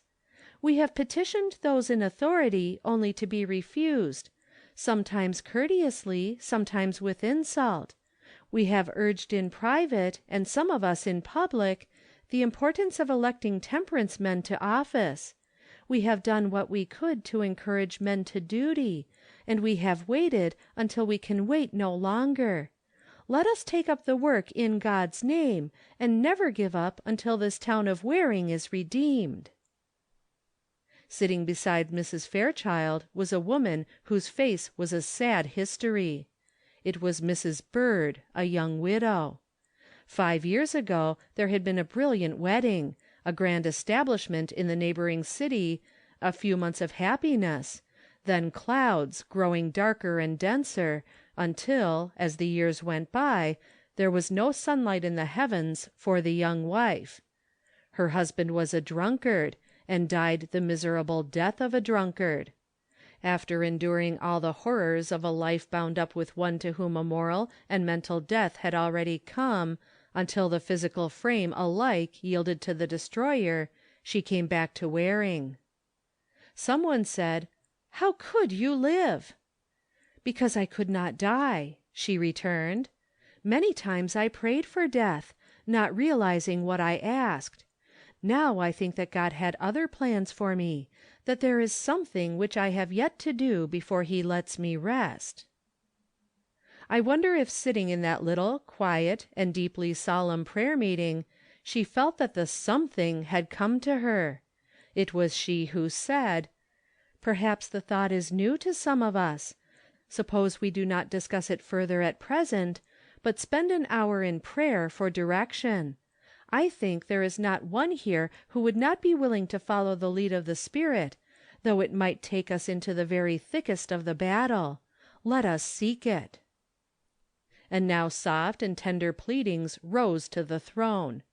It was a prayer not only of petition, but of complete consecration to whatever work should be laid at their feet. In behalf of her sisters, she pledged that in oneness of heart and mind they would labor as directed, pleading for hearts from which self should be excluded, for a readiness to put away cherished schemes and to work according to God's plan. There was no further discussion. It was emphatically a prayer meeting. At its close the leader said simply, "We will all carry this matter away with us. We will take it to our closets, seeking earnestly for light. We will do nothing rashly, but go forward as the way seems clear. We will come together tomorrow afternoon, at least so many of us as shall be led hither." And so the weekly meeting grew to be a daily meeting, growing in numbers and interest. The men, the temperance men, began to wonder at the earnestness of the women. The whiskey dealers began to dread what might be coming, and the whiskey drinkers began to take in the fact that possibly their supplies might be cut off. As is well known, there were plenty to oppose, some with ridicule, some with earnest expostulation. Some questioned the legal rights of the proposed measures, some the moral right, some thought it highly improper, and others feared an injury to the cause. A few noble Christian men approved and rejoiced, ranging themselves with money and influence upon the side of these brave workers. The father-in-law of Mrs. Bird, with whom she lived, taking a daughter's place in the house, bowed down with sorrow and shame at the fate of his only son, exclaimed, "God bless the noble women! God bless them! And see here, Marian, you will need money. Just hand me my spectacles and bring writing materials. I'll fill out a check now. Don't give in without making thorough work." Meeting Mr. Joel Fairchild, Dr. Emmons said, "I told you so that morning. You would have done well to have taken your wife to Florida last fall, as I recommended. I was in earnest about it, for I had no idea that she would step out of doors this winter if she stayed here, but she has gained wonderfully. I wonder if she saw this thing coming." "I'm sure I don't know," returned Mr. Fairchild, "and I don't know whether to laugh or to frown upon this silly piece of business. If it were not for my political prospects, I would just as soon see the fun go on. It won't affect my bill of fare. I get my wines directly from the importers. I only patronize the saloons now and then by way of policy, but if this thing goes on, it will ruin our party, and I don't know but it will ruin the country. The thing is spreading like wildfire, and it must affect trade." "Yes, very seriously, and cut off a great source of revenue. I think these ladies hardly consider the consequences. They don't look below the surface. They see that a great deal of sorrow is brought about by means of liquor, and straightway jump at the conclusion that it is an unmitigated evil, and must be done away with entirely. Instead of correcting the abuses, they would forbid the use even moderately. But it is really astonishing how the insane excitement spreads. Why, it is not more than a month or two since the very first starting, and now it has swept over a great territory. However, I presume that like other excitements it will run its course and die out." "I suppose so," returned Mr. Fairchild, a little doubtfully. He knew how terribly in earnest they were. He knew that his wife had strong hopes of bringing about a great and permanent reform, and, as he had said, he feared the result as regarded his political prospects. He was vexed with his wife that she would consent to ruin his plans for what he considered a bit of fanaticism. He had tried expostulation without effect. "But, Helen, if this thing goes on it will ruin the country." "Which thing?" "Why, this women's movement, or crusade, or whatever you call it," replied Mr. Fairchild. "Oh," said the wife, "I didn't know but you were coming around to my views. I think that the liquor traffic is what is going to ruin the country. I don't see how success in our efforts can bring such a disaster." "To be sure, Waring is a small place, but it helps to swell the aggregate—" "Yes, thank God!" interrupting. "And if the thing spreads as it has so far, it will soon sweep the state, if not the nation—" "Thank God again!" said Mrs. Fairchild. Her husband looked vexed. It seemed as though he should never be able to say what he started out with. He continued, "Helen, there is just this about it. The liquor trade is a much more extensive business than you have any idea of." Mrs. Fairchild smiled as she remarked, "I believe I have mastered the statistics for this state." The gentleman proceeded without noticing the interruption. "If the traffic is suddenly cut off, there must be great financial distress, and perhaps utter ruin." "Very well. Better that than a ruin which is hopeless." "But, my dear, this movement is meeting with strong opposition, and just so sure as it reaches the large cities there will be riots, and very likely bloodshed." "That is not a new thought to me, Joel." "And yet you would have it go on." "I would have it go on." "Why, Helen, I thought that you were a Christian woman. I cannot understand how you can think it right to be one of the instigators of a movement that may result in bloodshed." "See here, Joel, was the anti-slavery cause a good cause?"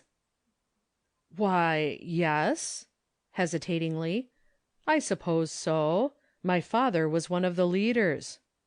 "And did it meet with no opposition? Were there no martyrs? Did no one predict the ruin of the whole nation?" "But, my dear wife, the cases are not at all parallel." "Perhaps not. That was slavery, mental and moral as well as physical. So is this. That degraded its victims. So does this. But the unhappy slave might hope for rest beyond this life, while the drunkard has no such prospect. You can judge for yourself which is the worst." "Well, I wouldn't care so much if you women would only leave it to us." "And you would go on putting the wine glass to the lips of our young men. Look at young Hurlbert. How was he urged into taking the first glass? Do you remember? And where is he now?" At other times Mrs. Fairchild pleaded most tenderly and earnestly with her husband, seeking to gain his cooperation. One morning, about 2 weeks after the daily prayer meetings had commenced, and before any outside work had been done, she said, "Joel, I cannot tell you how I long for your sympathy and your help in this work. I'm going to start out this morning with the pledge. Let me have your name to head it, will you?" When I tell you that Mrs. Fairchild did not make that request upon the impulse of the moment, but that she had prefaced it with many prayers, it will not appear so strange that he should have answered very quietly, "Yes, I will head it. Let me take it." When he handed it back, she glanced at the plainly written name. Then her eye met his as she said simply, "Thank you, Joel," and immediately went on her mission. "Well," he said to himself, "I have sent one woman on her way rejoicing. I wonder how my dinner will relish." I do not propose to write out the story of the work which was in this way begun in Waring.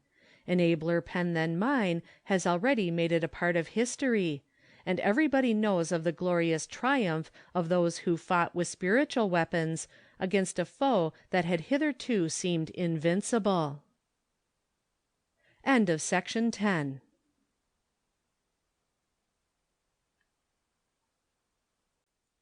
Section 11 of Modern Prophets and Other Sketches by Pansy and Fay Huntington.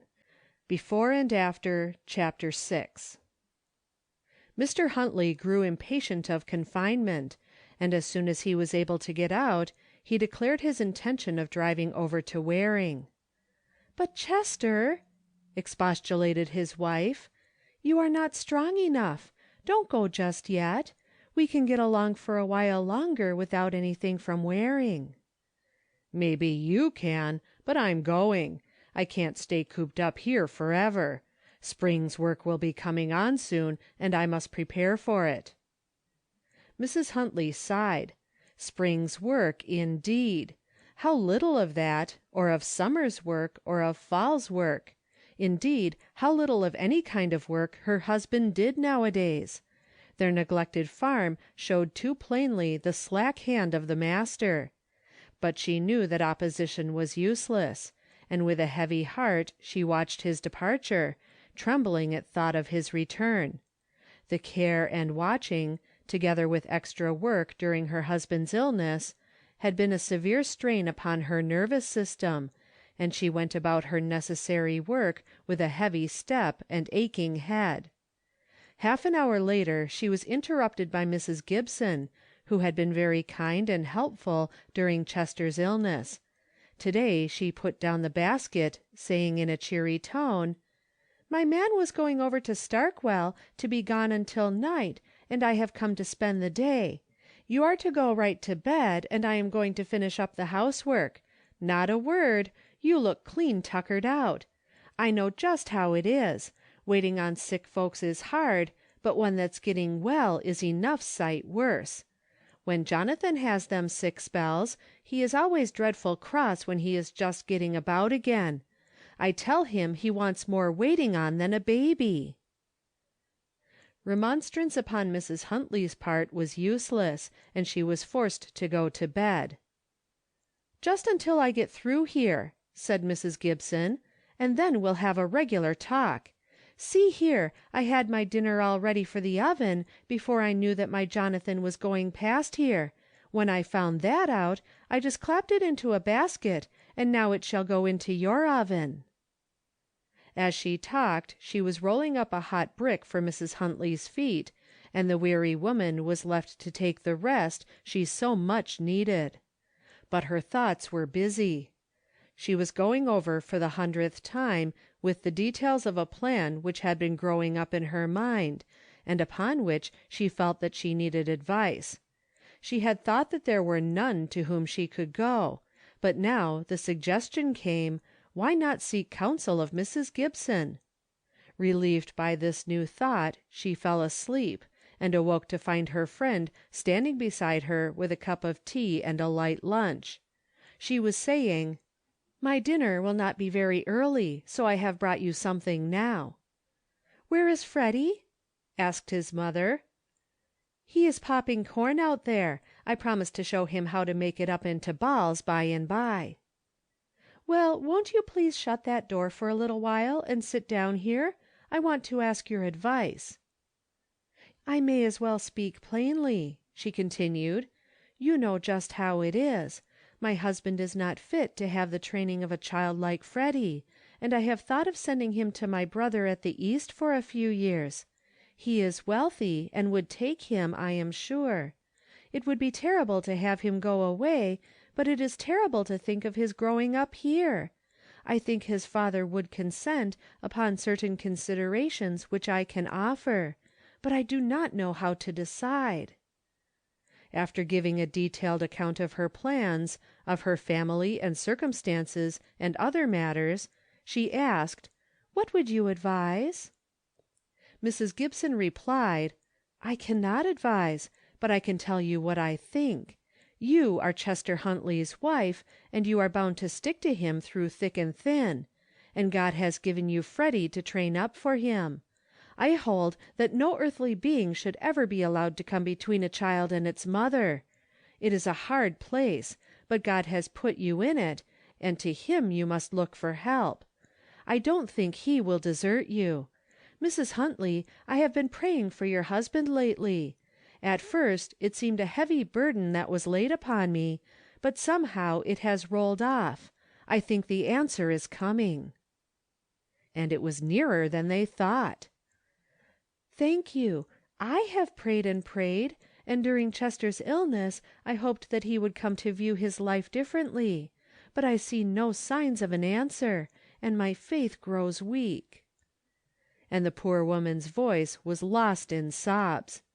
After a little she continued, "It is a dreadful strait that brings a mother to the point where she is willing to part with her child. I am glad I spoke to you. I see it somewhat differently already." It was nearly 3:00. Mrs. Huntley sat in the old armchair by the stove, while Mrs. Gibson was busy with the dinner, the getting of which she had taken upon herself, when the door opened, and Mr. Chester Huntley walked in. Both ladies looked their surprise, and Mrs. Huntley exclaimed, "Why, Chester, you are home early. Did you overrate your strength? Here, take this chair." "Thank you. Sit still. No, I feel stronger than I have in a great while." And he looked down upon his wife with a queer smile, but the poor woman's heart sank as she thought, "It's the brandy. I'd rather he feel as weak as a kitten."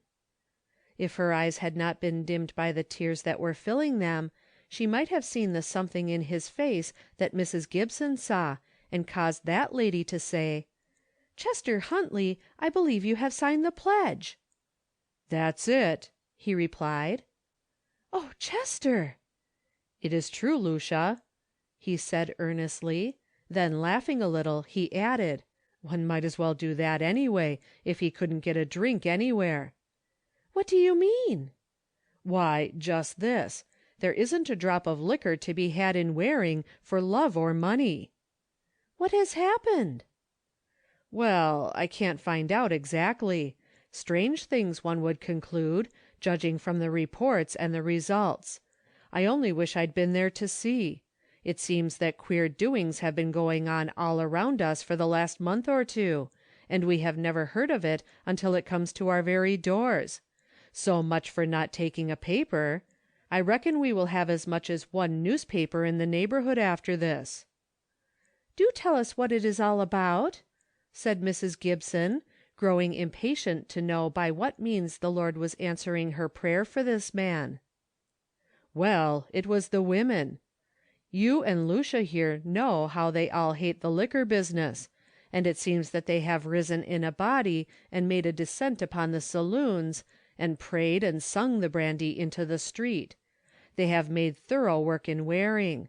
At Bentley's you can get tea and coffee, but not a drop of anything stronger. And, Lucia, I remembered what good coffee you used to make, and thought I'd rather have some of yours than Bentley's, so I brought home some." "Coffee! Chester!" "Yes, and here are Fred's shoes. I got my pay from Burgess, and concluded that I might as well get the shoes." "I'm getting dinner," said Mrs. Gibson, "but I shall have nothing to do with the coffee. You must attend to that, though I didn't mean that you should lift a finger to-day." But if Mr. Huntley felt stronger, so did his wife, and the coffee making was a delightful task. While the work went on, Mr. Huntley recounted what he had heard in regard to the wonderful change that had been going on in Waring and at other places. When they were seated at the table, there was a slight pause. Then Mrs. Gibson, who was an impulsive little woman, broke out abruptly, looking straight at Mr. Huntley, "Now we are all thanking God in our hearts for what he hath wrought, why don't we speak it out?" Thus appealed to, the gentleman hesitated a moment, and then summoning his resolution, from his lips came the first prayer he had uttered for years. "We thank thee, O Lord, that we have been permitted to see this day. It is of thy mercy. Wilt thou help us to keep our new resolves, and bless us each as we have need." It was a happy little dinner party. Mrs. Gibson was not at all in the way. She had been such a friend lately, they were glad that she could share their joy. She only wished that Jonathan would come; and after dinner was over, he did come, and had to wait for a cup of Mrs. Huntley's coffee, which was pronounced delicious, though, as she said, she hadn't tried her skill for years. "They have meetings over there every evening," said Mr. Huntley. "Suppose we all go over to-morrow evening?" The proposition meeting with favor, the arrangement was made that Freddy should be left with Mrs. Gibson's sister, with whom he was a favorite, and that they should go together.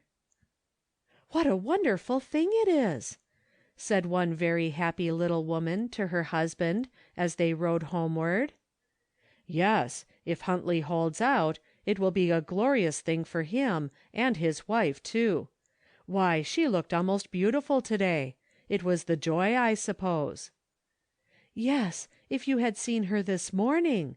I never pitied any one as I did her. But, Jonathan, you ought not to put that if in there. You must have more faith." "Well, but you know that Huntley hasn't shown himself a man to put faith in," returned the husband. "But you can have faith in God. That's what I mean." Meantime, while her husband was busy out of doors, feeling like a new man, that other happy woman was upon her knees, thanking God for what he had brought to pass. That evening, as they sat together talking quietly, the redeemed man said, "Lucia, it will be a long, hard pull uphill, but that is better than staying at the bottom, isn't it?" "Yes, indeed. We shall not mind that. I cannot realize that we are really starting out upon a new life, and that the old dark days are really done with." "Yes, done with, only their shadows reach forward a great ways." "But sunlight dispels shadows," returned the wife, with sunshine in her face. End of section 11.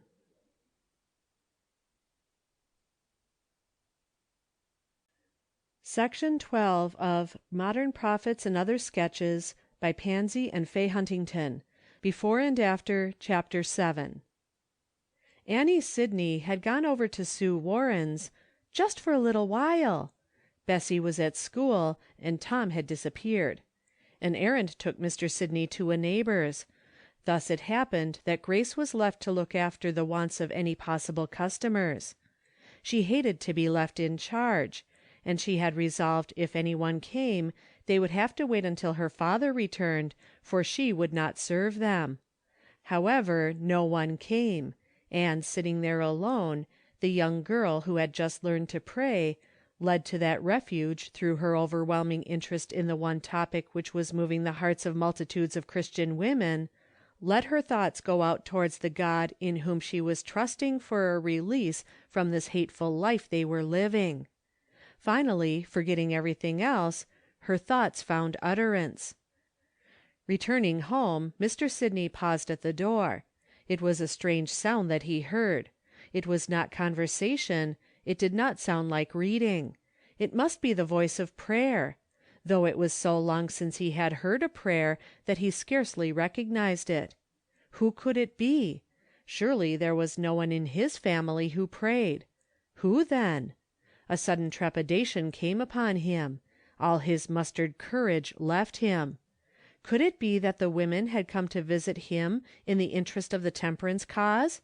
What should he say to them? On the whole, he would go away and stay until they left. But he would just peep through that broken shutter and see how many there were. Great was his surprise and relief to see Grace sitting there alone, her elbows resting upon the table, her head leaning upon her hands. Grace praying! Where did she learn to pray? Her voice was so low that only now and then a word reached his ear, but he gathered that she was praying for him, and asking God to stop the liquor selling. He was very angry that his own daughter should turn against him. "It is all the McAllisters' doings," he said to himself. And then he laughed, a little sneering laugh. "I wonder if that girl really thinks that she can accomplish her purpose that way." Was it chance that bore the next sentence to his ear? "May all things be done according to thy purposes." Mr. Sidney went to the barn, and when he returned Grace was not visible. He made no reference to what he had seen and heard, but he watched Grace narrowly, and knew that she often went away to pray for the fulfilling of God's purposes. Now, Mr. Sidney was a peculiar sort of a man. He never went to church, never opened a Bible — I wonder if drunkard makers ever do — but he could talk very religiously, and was particularly submissive to the divine decrees, saying, "There's no use in fighting against what is appointed." And nowadays the idea had taken hold of him that his business was about to be broken up, and that he had great reason to think an attempt would be made to prevail upon him to close his house. Should he wait, or should he close of his own accord? It was no use resisting, if the Lord was going to let these people have their way. No, that was not the way to put it. According to thy purposes, that was what Grace had asked, and that was just what he believed in. And it seemed to be God's purpose to let this thing go on. If so, he might as well shut up first as last. As he was in this state of mind, Grace and Bessie appeared one morning with the rumseller's pledge. "Father," said Grace, "won't you sign this?" Taking the paper and looking at it, he asked, "Who sent this?" "Nobody sent it," replied Grace. "I asked for a copy. We children, I mean, want you to sign it. It will make us all a great deal happier, even if we do have to work harder." "Please do sign it," pleaded Bessie. "It will make ever so many other people happy. Mr. Bates buys his brandy here, and Fanny Bates has a dreadful hard time when her father gets drunk, and she don't have clothes fit to wear to school." At length Mr. Sidney yielded, and wrote down his name. Bessie jumped and clapped her hands. Tom hurrahed, and Annie laughed her joy, while Grace said, "Father, may I knock in the barrels? I've been aching to do it for ever so long." "I don't care," was the reply, as Mr. Sidney took his hat and walked out to meditate upon future ways and means. It was soon known that the Franklin House bar was closed. Mate McAllister came running over to congratulate. Mate was a happy girl nowadays. 3 months ago she had firmly put aside that which, but for one single flaw, would have seemed the best gift heaven could send. Very sadly she had acted according to her conscience and her reason, and declined the honor of becoming Mrs. Charles Hurlburt. Now he had taken the pledge, and was likely to regain his manhood. And he was only one of the young men of Waring. How vast the aggregate of good growing out of the efforts of a few Christian women! "Father," said Grace, a day or two later, "I wish we could attend some of the meetings over at the village. They are held every evening, preaching and prayer meetings. They say there is a great religious revival following the temperance movement. Will you go and take us?" Grace was a little surprised when her father consented to go. She had not dared to hope for that. The church was crowded and the interest intense. After the sermon came the prayer meeting, and the opportunity to express a love for Christ, a hatred of sin, or a desire to be delivered from it. Many had spoken when Mr. Joel Fairchild arose. His wife, sitting beside him, gave a little start of surprise, then her face resumed its calm look, but soon an expression of gladness rested upon her countenance. Said her husband, "I believe I was the first man in this place to sign the pledge in the late canvass, but I cannot claim the honor of being the first to take the stand for Christ in this revival. Many have been before me in declaring their purpose, but I trust that it is not too late. I have fought a fierce battle this afternoon, but I believe that in the name of Christ Jesus I have gained a victory, and now publicly I wish to declare myself a follower of the gentle Saviour.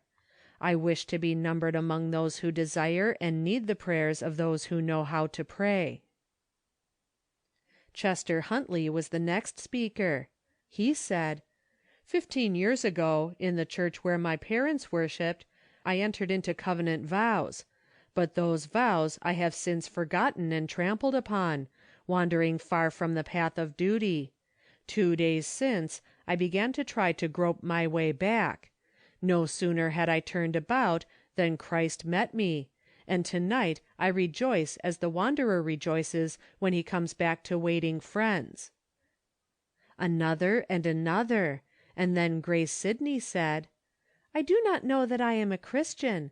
I began to pray several weeks ago. God heard my prayers in several instances, and I have kept on praying, and it has never occurred to me to ask if I were a Christian until tonight.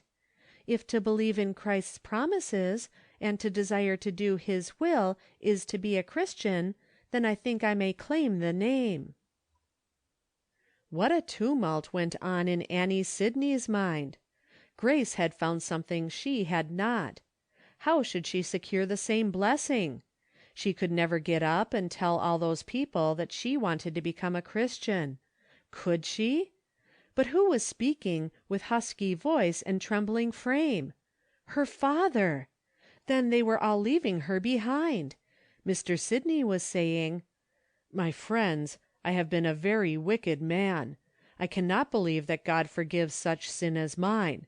I have been the instrument of great evil. Through me, many have gone the downward road. If God does receive such great sinners, I want to find my way to him. Will you pray for me?"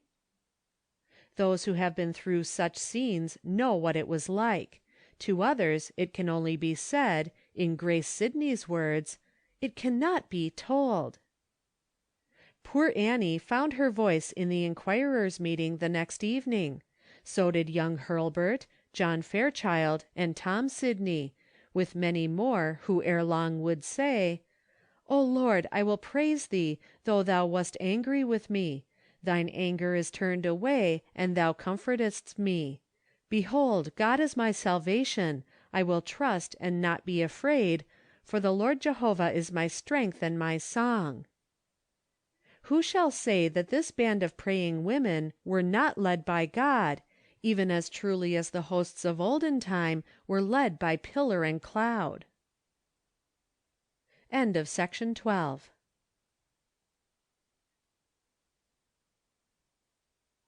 Section 13 of Modern Prophets and Other Sketches by Pansy and Fay Huntington. Grandma Porter. It was New Year's Eve, and I was sitting in the back parlor, in my grand chair, looking as nice as a new pin. Daughter Sarah and son-in-law Willard had gone to one of the partners' houses to dinner, but my granddaughter and I were at home together as chirk as you please. I was all fixed up in my new black silk and best white cap, for Helen says she, "Grandma, I want you to look real beautiful tonight, because it's New Year's Eve, you know." "Sure enough it is," says I, "and like enough you'll be having crowds of company. I shouldn't a bit wonder if I'd better go to bed." With that she colored up like a peony, and says she, "Do you suppose I want to associate with anybody who wouldn't like to see my grandmother?" I couldn't help smiling at her sweet face, so red and handsome, and I hurried to answer her. Says I, "La, no, child, I know all about that, just exactly what you think of grandmother. But then I do suppose there's times and occasions when a woman of 20 is company, and a woman of 70 and over ain't, and I shouldn't wonder if New Year's Eve was one of them, and I'd just as soon go to bed as not. It ain't over and above early now, you know." With that she came and cuddled down on my footstool and got hold of one of my old hands, and says she, "You ain't going to bed these 2 hours yet, at least. You needn't think I'm going to be cheated out of my evening with you. I don't expect much company tonight. They'll all wait till tomorrow, you know. But there's one person I do expect, and I want you to see him." I didn't know there was enough strength left in my heart after goin' day and night for more than 70 years to make it give such awful bumps as it did then. I felt queer all over, for something in her voice made me think of the time when I first told her great-grandmother something special about her grandfather. I'd just turned 19 then, and I remember I got down in a huddle in front of Mother, just as Helen was sitting now in front of me. It's one thing to be a-laughing at the young creatures about folks in general, not meaning anyone in particular, and knowing all the time that they think all the young men are like a row of pins, to be made useful here and there where they're needed, and to be stuck back in a row again when you don't want them. And it's another thing to have one of your grandchildren come and get down before you, and get hold of your hand, and look at you with great, big, sober eyes, and cheeks all rosy, while she talks with you with that queer sound in her voice, that makes you most sure that one of 'em has been picked out and laid by, and don't belong to the row any more. What with wondering all about him, and a-wishing with all your heart that there was just one man on this earth like her grandfather, and that she had picked him out, so that you might feel safe and certain about her, it's a pretty trying time for a woman over 70, I can tell you. By and by I got my heart to stop thumping so that I could speak, though my voice didn't sound quite right, and says I, "What's his name?" "His name is Everett Burleson," says she very softly. I didn't like the sound of the name, but that's neither here nor there. If his name had been Abraham, Isaac, or Jacob, and he'd been a-wanting my Helen to change hers for it, I do suppose I should have been that foolish that I shouldn't have liked the sound of it at first, so I went on questioning her. "I never heard of him before," says I. "Where has he kept himself all this while?" "He has kept himself here a good deal," says she with a little bit of a laugh. "But he's only been in the city 8 months, and you know you were away at Uncle Porter's almost 4 months, so you have not happened to hear of him." I waited a little, and when I asked the next question, my voice was all of a tremble. "Be you going to marry him, dearie?" says I. "Is that the reason why you want grandmother to know him?" She hid her face in my lap then, as quick as a flash, and says she, "Oh, grandmother, you do go fast, you almost take my breath away. There hasn't been anything really, really serious said, and I don't know as there ever will be, only I like him better than any of my other friends, and I think he likes me, and oh, there's nothing, grandma, nothing at all, only I want you to know him." Well, before we had a chance to say another word, the bell rang, and in came Mr. Everett Burleson. She brought him straight out to my corner, and introduced him to me with as pretty a blush as ever you saw on a girl's face. He was very civil and proper spoken to me. I thought he said almost too many nice things about being glad to make my acquaintance and all that. To be sure, I am used to nice-sounding words. In fact, I may say I ain't used to no other kind, but it kind of seems as if they generally meant more than his did. I thought it stood to reason that he shouldn't be so very glad to see a wrinkled-up old woman like me. While Helen was gone into the front parlor to meet him, I prayed a little prayer for her. Says I, "Now, Lord, if he ain't a true man, every inch of him, I do hope you'll make it plain to Helen this very night. I ain't afraid but what I'll see it very quick if he ain't, and I don't know but what I ought to pray for grace, not to see faults that he ain't got, but do, dear Lord, look after Helen. She's just a lamb, and how do I know but the wolf is prowling around after her this very minute?" Well, they talked about a sight of things, and he kept very nice to me. I didn't like him, but I couldn't rightly tell why. I saw plain enough that his heart was set on Helen, and that he wished with all his might that I would go off to bed and leave them alone. But that wasn't nothing more than natural, and I didn't blame him one mite for it, and as the Lord didn't seem to be a-showing me no way to help her, I was a-thinking about doing that very thing when she started me on a new track. Says she, "You are going to make New Year's calls tomorrow, I suppose?" That reminded me of something I wanted to know, and I spoke, and says I, "Be you a temperance man, Mr. Burleson?" He laughed good-naturedly, but he answered prompt enough, "I believe I am." "Well then," says I, "you can tell me what I've been anxious to know. Is there any plan to carry on things more decent than they've been doing for years back?" "I don't understand you," says he. "Why," says I mean about their wine. Are they going to give them coffee or water this year instead?"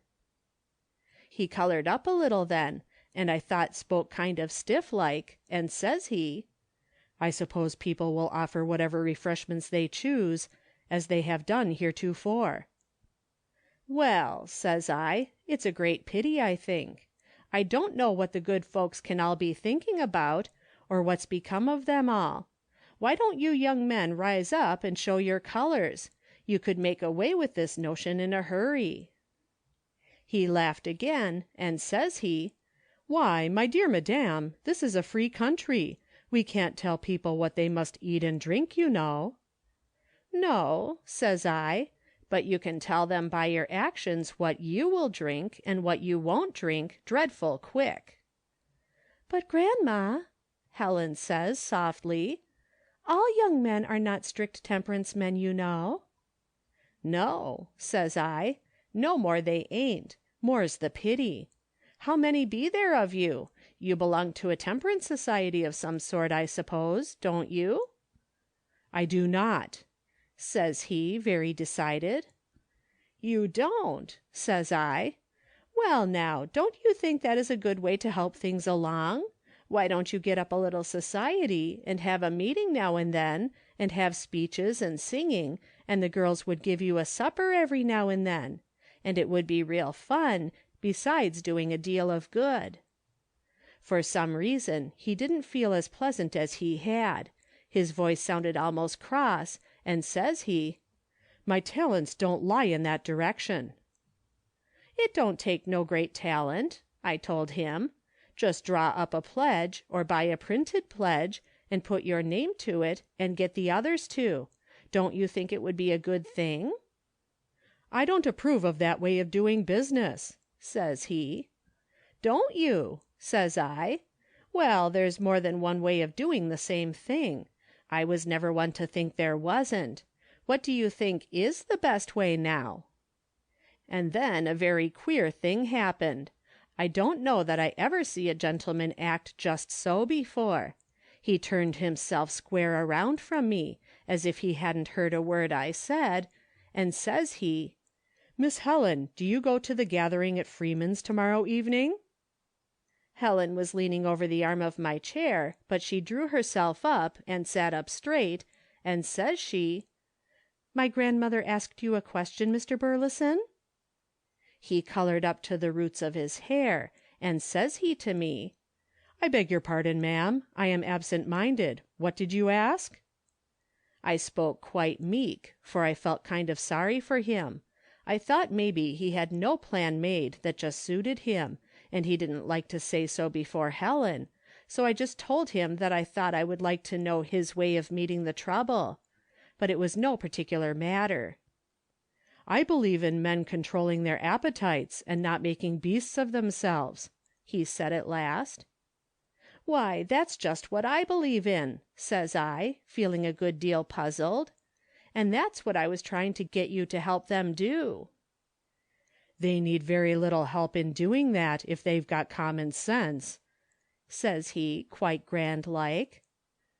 "Well then," says I, "there must be dreadful little common sense left in the world, according to the way a good many folks are going on."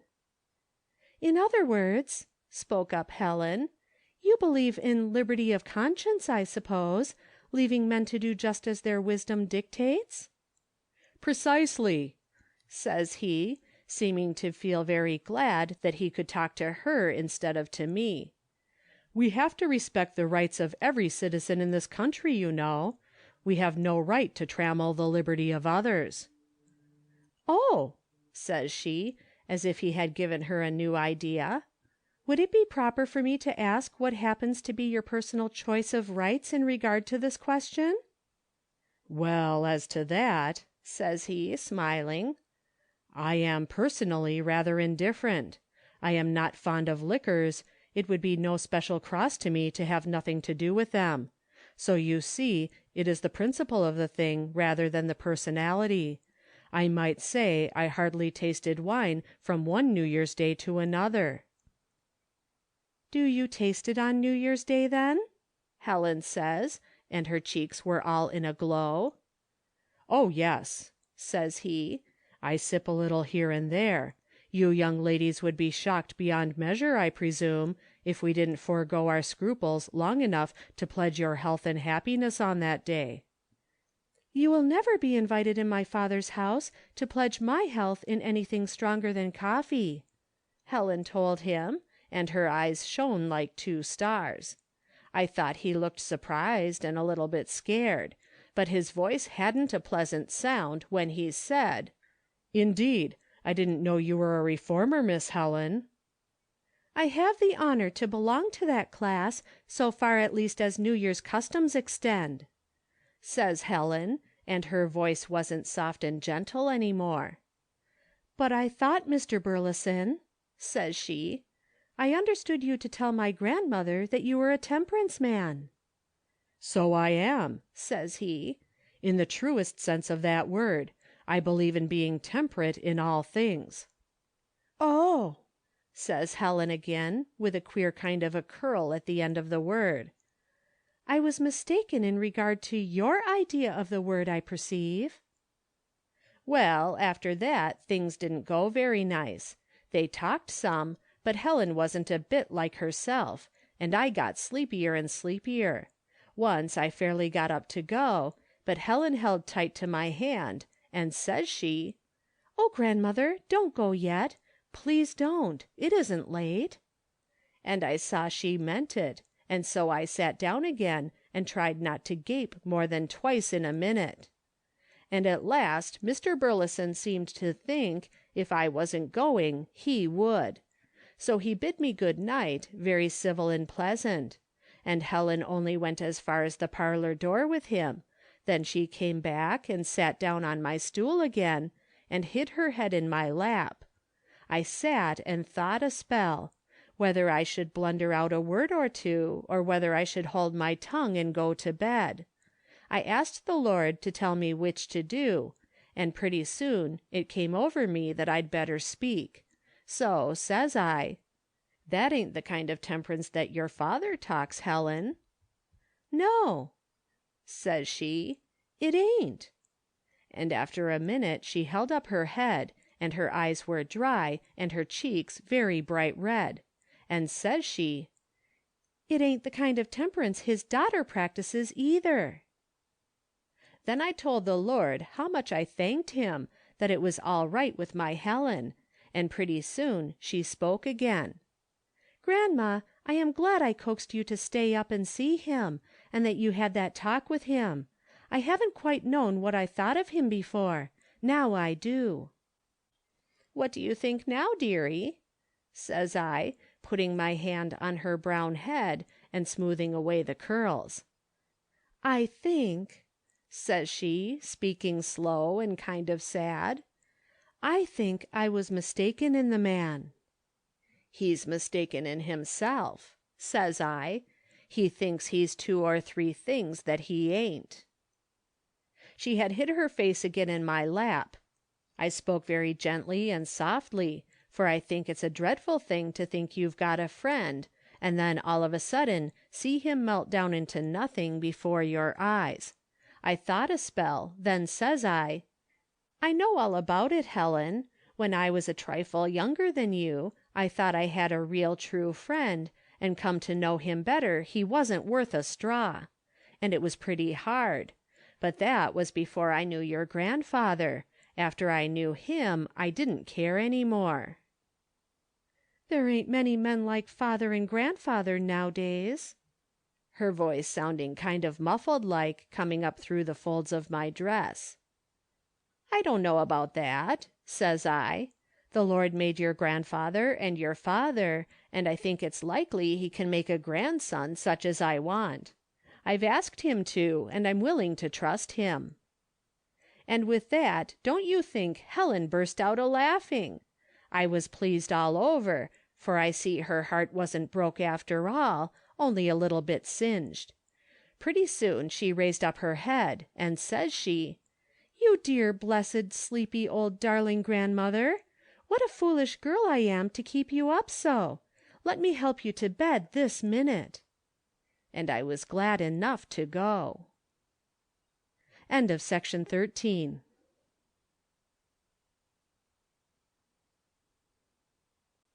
Section 14 of Modern Prophets and Other Sketches by Pansy and Fay Huntington. Mr. Carleton's Headaches. O wad some power the giftie gie us, to see ourselves as ithers see us. It wad frae mony a blunder free us, and foolish notion. Mr. Harvey Carleton walked complacently to and fro in the elegant parlors of his elegant home. A man of mark was Mr. Carleton. His name was very well known outside of the village where he dwelt. His name on a bit of paper was as good as a bank note itself, at least it answered the purpose of many bank notes, if Mr. Carleton so willed it. A good man he was, too, a benevolent man. Was a new enterprise afloat in the church, in the Young Men's Association, wherein money was needed, so that the object was a good one, the movers in it unhesitatingly said, "Let us get Mr. Carleton to head our list. He is sure to give us something handsome." And rarely, indeed, was their confidence in him disappointed. There was a gentleman sitting in his parlor now, wearing the unmistakable air that betokens a solicitor for something.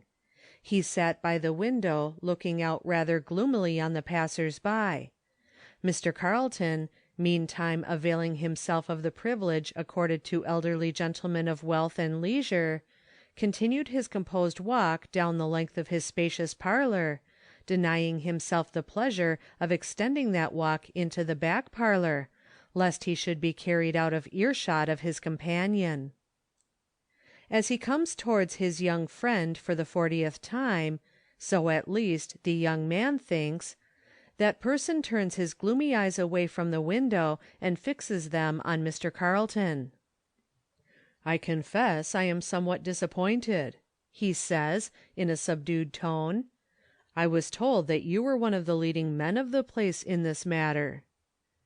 "And you are correctly informed. At least, that is the name my fellow citizens are pleased to bestow upon me. Perhaps I might almost say I have deserved it. Since I have been a lad of 16, I have been faithful and untiring in this work, and the Lord has given me the joy of seeing some of the fruits of my labor." "Yet you will not put your name to this pledge?" "No, my dear young friend, that I do not feel called upon to do.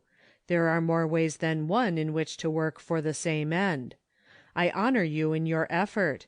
I trust you will be able to establish an excellent society here. I have no doubt you will, and if you need any pecuniary assistance, you may rely upon me. I shall be very glad indeed to assist you." "But, Mr. Carleton, since you are so entirely in sympathy with us, why not give us your name? You surely would not be more entirely pledged to the work than you are now."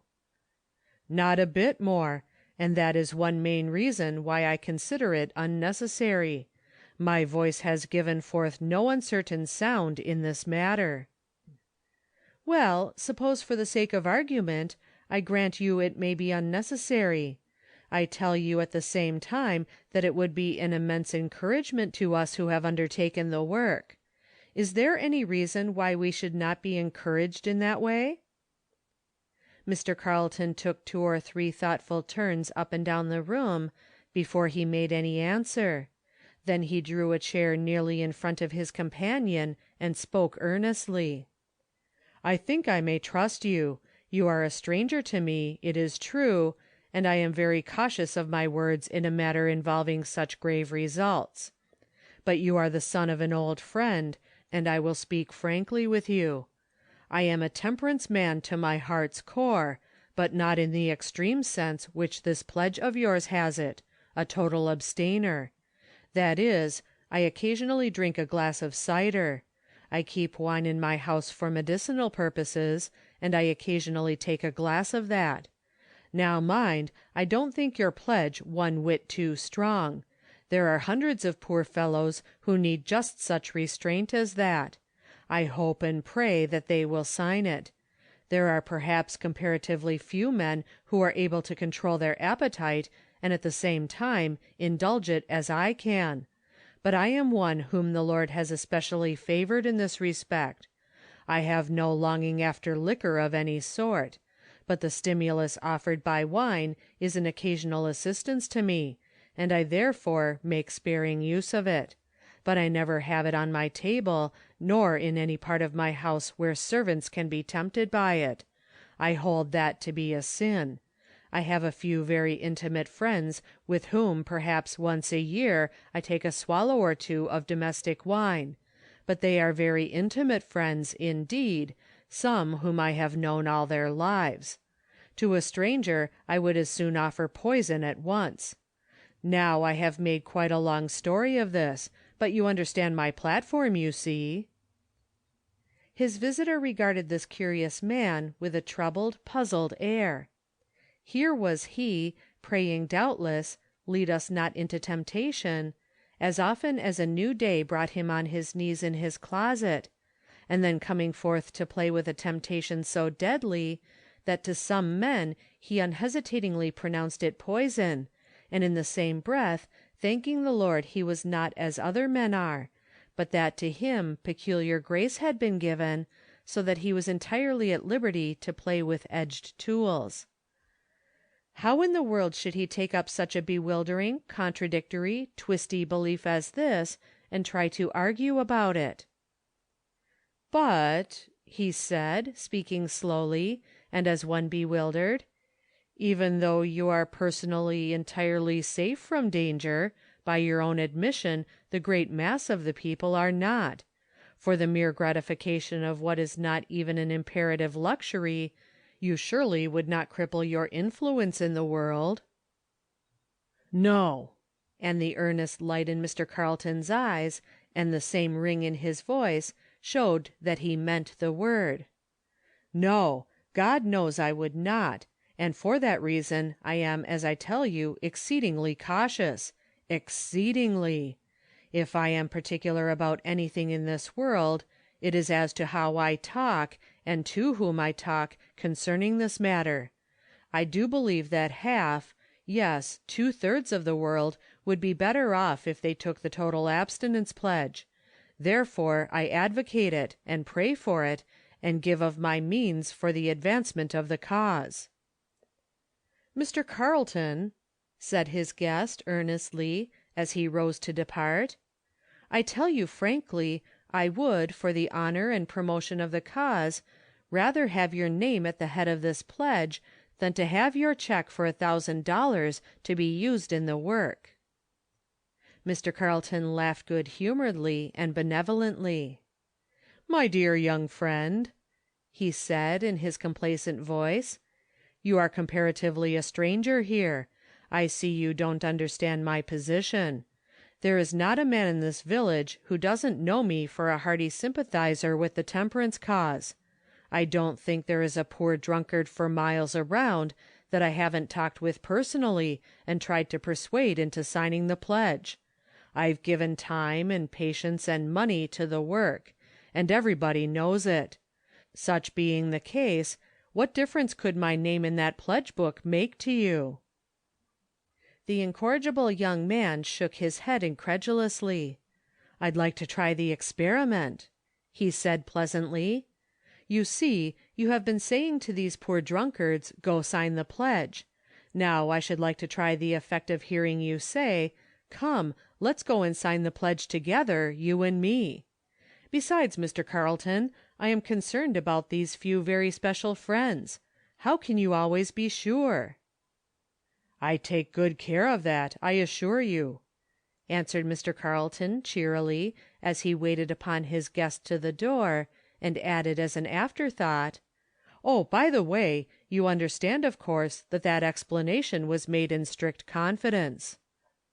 As he closed the door, he said, benevolently, "A good young man, but the least bit fanatical, perhaps. Well, well, I hope he will accomplish great good." There was a beautiful suite of rooms over the parlor, luxurious rooms, dainty in all their appointments, and in the largest of these rooms there stood just now two as miserable mortals as one often finds, surrounded by such elegances and tokens of refinement. A tall young man in dressing gown and slippers, standing squarely in front of the side window, his hair in disorder, his eyes heavy, his whole manner indicative of utter, abject, disgusted disappointment. The other occupant, a fair young woman, tastefully attired in a crimson morning wrapper, and with her hair, evidently once that day arranged in curls, now pushed back in masses of disorder from a white, miserable face, the lines about the mouth were drawn heavily, and her eyes were heavy with the weight of tears. Utter miserable silence filled the room. Either they had nothing to say, or else were in that dread state when each feared to speak lest they might say too much, or exactly the wrong thing. Yet they were not wont to be at a loss for words when they were alone together, nor afraid to speak them. Husband and wife they were, had been for a year, and were making their first visit together on Uncle Harvey Carleton, the old man downstairs. Mrs. Carleton presently broke the silence, feeling, perhaps, that any words were better than this black, still misery. "Frederick, how is all this to end?" "Goodness knows. I don't." The tone said much more than this. "I neither know nor care, and in perdition, perhaps, it's all the same to me." In fact, a whole volume of recklessness was shut up in the sound of that one brief sentence. A sigh so heavy and hopeless that it would have made your heart ache was the white-faced wife's only answer. You know nothing about her misery. God in his mercy grant that you never may. Are you a wife, young, loved, and loving? Cherished with such tenderness as you never dreamed of even in the dreamy days of your girlhood? Imagine yourself to have waited long and late one evening for the coming of your husband, and then, in wondering weariness over his non-appearance, to have fallen asleep in your chair, and awakened an hour later to find an idiotic, maundering drunkard bending over you, kissing you, choking you with his hot, brandy-polluted breath. You scream and struggle to free yourself. Hush, don't do that, you will alarm the house. And then this man, who has just sense enough left to tumble upstairs and reach the right room, will be disgraced. And he is your heart's innermost idol, your husband. Ah, now you know something of Mrs. Carleton's misery. Presently she breaks the silence again, with a no less dreary thought. "Frederick, what are we to say to your Uncle Harvey? He thinks you have a sick headache." "Let him think exactly what he likes. It's of no consequence to me. Think the truth, the sooner he knows it, the better for him, precious old hypocrite that he is." "Frederick!" "Yes, hypocrite, or anything else that you have a mind to call him. But for him I might never have tasted a drop of the cursed stuff that is driving me to ruin. Didn't he beguile me years ago with his palaver about not daring to offer a taste of it to most young men, but that I was like himself, a rare exception? I am like himself in being a rare fool. I was a fool to come here. I fought against this thing, Helen, fought it and conquered it, I thought, before I ever knew you. And last night, when he unlocked his bottle of very old wine, and offered me a tablespoonful to judge of its quality, I was fool enough to think that I could swallow it and not arouse the demon who almost conquered me 5 years ago. Say anything in the world that you have a mind to, Helen. There is nothing that I do not deserve. Only don't quote my Uncle Harvey to me, and don't imagine I care what he thinks. I tell you that he gave me the first drop of wine that ever I tasted." Here was a revelation. That pure-faced, gray-haired man that had seemed to Mrs. Carleton as a saint on earth. When she heard him pray, she had felt in her heart, "Almost thou persuadest me to be a Christian." They were not Christians, these two. They had no arm of strength to come to their rescue now. At least, they did not flee to it for refuge. Do you think that Mr. Carleton, the benevolent and warm-hearted old Christian below stairs, will be likely to lead either of these two to the shelter of the cross? When the young wife spoke again, it was in a changed and eager tone. She had in that interval of silence laid down that feeling of awful gloom that had been enshrouding her. She had recognized life as a warfare, had discovered that those upon whom she had been looking as their best friends were indeed their worst foes. "Then, Frederick, let us go from here this very day. I would not stay in temptation another hour. There is a train at 12 o'clock. I can be ready for it. There was a letter from mamma this morning. She is to start for the South 3 weeks earlier than was planned. That is an excuse enough for us. We can tell your uncle that we hasten our visit on that account, as indeed we really ought to do. If you will go, I will begin to pack at once. Come, Frederick, don't let us dally. If we have come among enemies instead of friends, let us get away from them as quick as possible." What would the loving old uncle below stairs have thought of words like these? He counted an enemy by his own dear boy, the darling of his heart, the very apple of his eye. For he loved this young man even as he would have loved a son. He stood at the depot 2 hours later, with a somewhat disconsolate face, waiting in company with his niece and nephew the coming of the New York train. "This is a heavy disappointment," he said. "I thought we were sure of you for 2 weeks more at least. Helen hasn't had time to decide whether she can like her old uncle or not." Yes, she had ample time, and in the fierceness of her heart, quivering as it was under the pain of this new discovery and new foreboding, she felt as if she almost hated this honored old Christian. Fortunately for her, he did not wait for any reply, but continued with anxious face, "I don't believe you are well enough to travel, Frederick. You are looking wretchedly pale. Are you subject to these severe attacks? Oh, by the way, I have in my pocket a small bottle of that wine I gave you a taste of last evening. I think if you take a spoonful when you feel these attacks coming on, you will derive benefit from it." "Let me take charge of it, Frederick," his wife said, eagerly. "You have so many things to carry." And then the train whistled. "She is a nice little woman," Mr. Carleton Sr. reflected, as he walked away from the depot. "Too much concerned about her husband to think about anything else this morning, and I don't wonder. How deathly pale Fred looked! I don't like these peculiar attacks. His father was subject to them. I never could make them out. Well, poor fellow, I hope that wine will do him good. It is a very rare quality.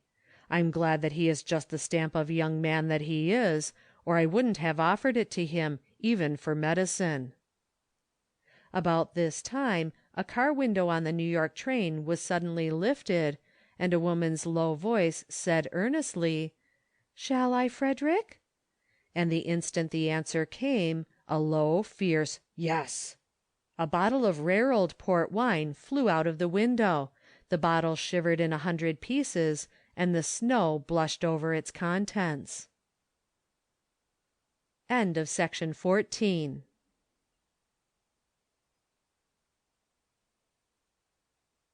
Section 15 of Modern Prophets and Other Sketches by Pansy and Fay Huntington. Muff and the Doctor.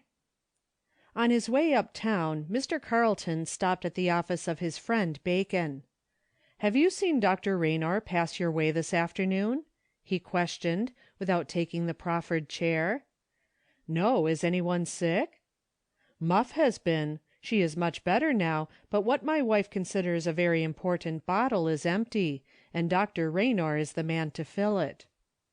I haven't seen him, but I've heard of him today, and if Muff were my baby, he would fill no bottle for her tonight." "Of course he wouldn't. You'd go to that old humbug fogey of a Dr. Jennings instead, the way you do persist in sticking to that old fellow when everybody knows that Dr. Raynor is the best physician in the city is surprising in a man of your sense." "He keeps a clear brain, and that is more than can be said of Dr. Raynor." "What an absurd idea! Of all the ridiculous things that envious rivals have said about him yet, that is rather a head. Who has been trying to make you believe such nonsense?" Mr. Bacon tied up the roll of papers he had been filing, locked his desk, and came over to his friend's side. "Take a seat, Carleton. You can see his carriage from the window when it passes. You have been to his house, I take it?" "Yes, and his blundering student don't know where he is. Who's been slandering him now, Bacon?" "Nobody. The man who gave me my information was boasting of him, and of his ability to drink a strong glass of brandy at a single draught, and keep a cool head and steady hand at the same time." Mr. Carleton's face clouded over a little, and he answered in a graver tone, "It is true, though. I am sorry he uses the stuff, a drop of it, but at the same time he is the last man whom I should consider in danger. He has wonderful control over his nerves and his will." "Never saw a moderate drinker who hadn't. Why, Carleton, you know as well as I do that men don't tumble into drunkenness after one glass. They walk into it in leisurely fashion, keeping wonderful control over their nerves for weeks or months, perhaps for years. However, it is not Dr. Raynor I am so anxious about. He may be one of the few who are going to escape drunkenness, for aught I know. It is his patients who trouble me." Whereupon Mr. Carleton laughed. "Muff, for instance," he said gaily. "Are you afraid that by some mysterious conjuration he will make a drunkard of her?" "Stranger and sadder things than that have happened. But I wasn't thinking of her just then. Rather of several young men whom I know, who are always taking tonics prescribed by Dr. Raynor." "Yes," Mr. Carleton said with a sigh. "He does use liquor considerably in his practice. If I had a boy I should be very careful, and I won't take his prescriptions of that nature myself. I couldn't, you know, and he knows it.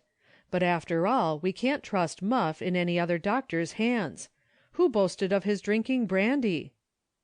"Old Judge Connor said he drank a glass in his presence this afternoon." "There he goes," said Mr. Carleton, buttoning his coat as the doctor's carriage passed the window and preparing to follow. "I guess I'll go around to the post first, now it's got so late, and give him a chance to get into his house." "Better get Dr. Jennings to fill your bottle," Mr. Bacon said, standing on the steps to see his friend off. "Not I. He'd fill it with ipecac and cod liver oil." Meantime evening had set in, one of those abominable evenings, rain and wind and sleet, damp, dark, dismal enough to give one subject to such attacks a genuine fit of the blues. Dr. Raynor felt the penetrating dampness in every nerve.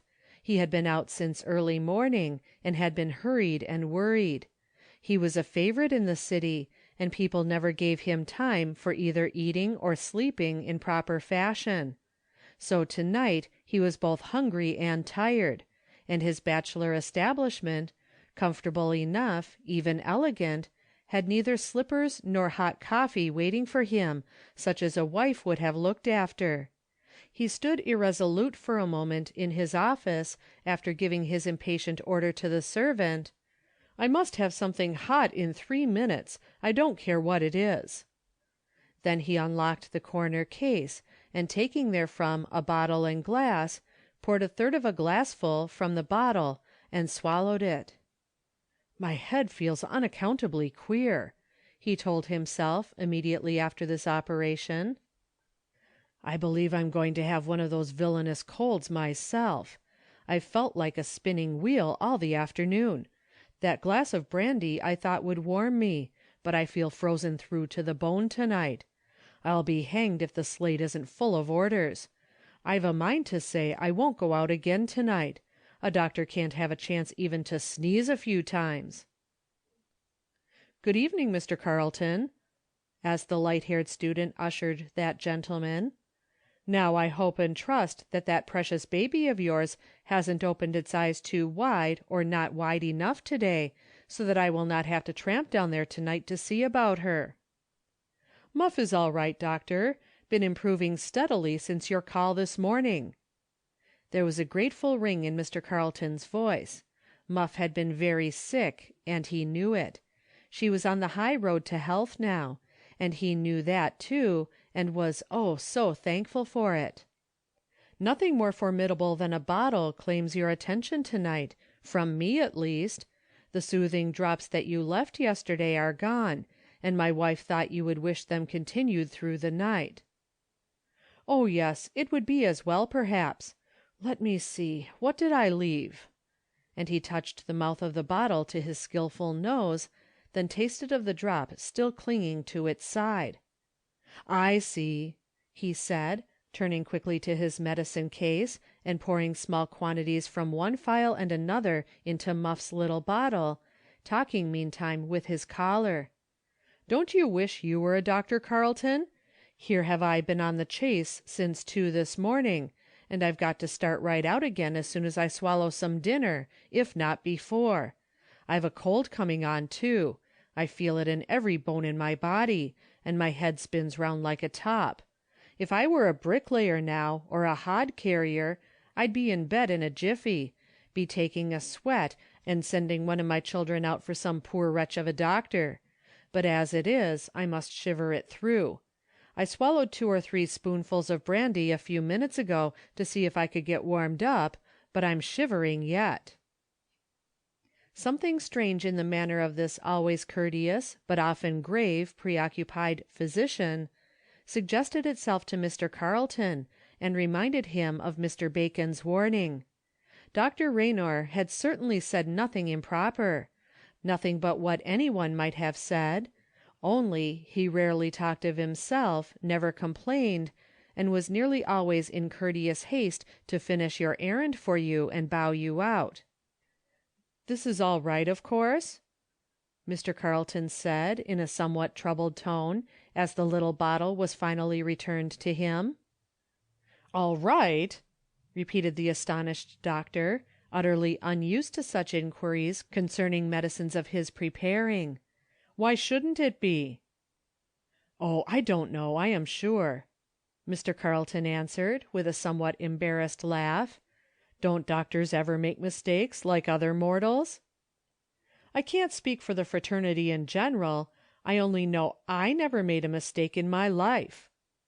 His voice was slightly harsh, as if he were irritated, and Mr. Carleton, sorry for his words, hastened to ask respectfully, "Any special orders with this doctor?"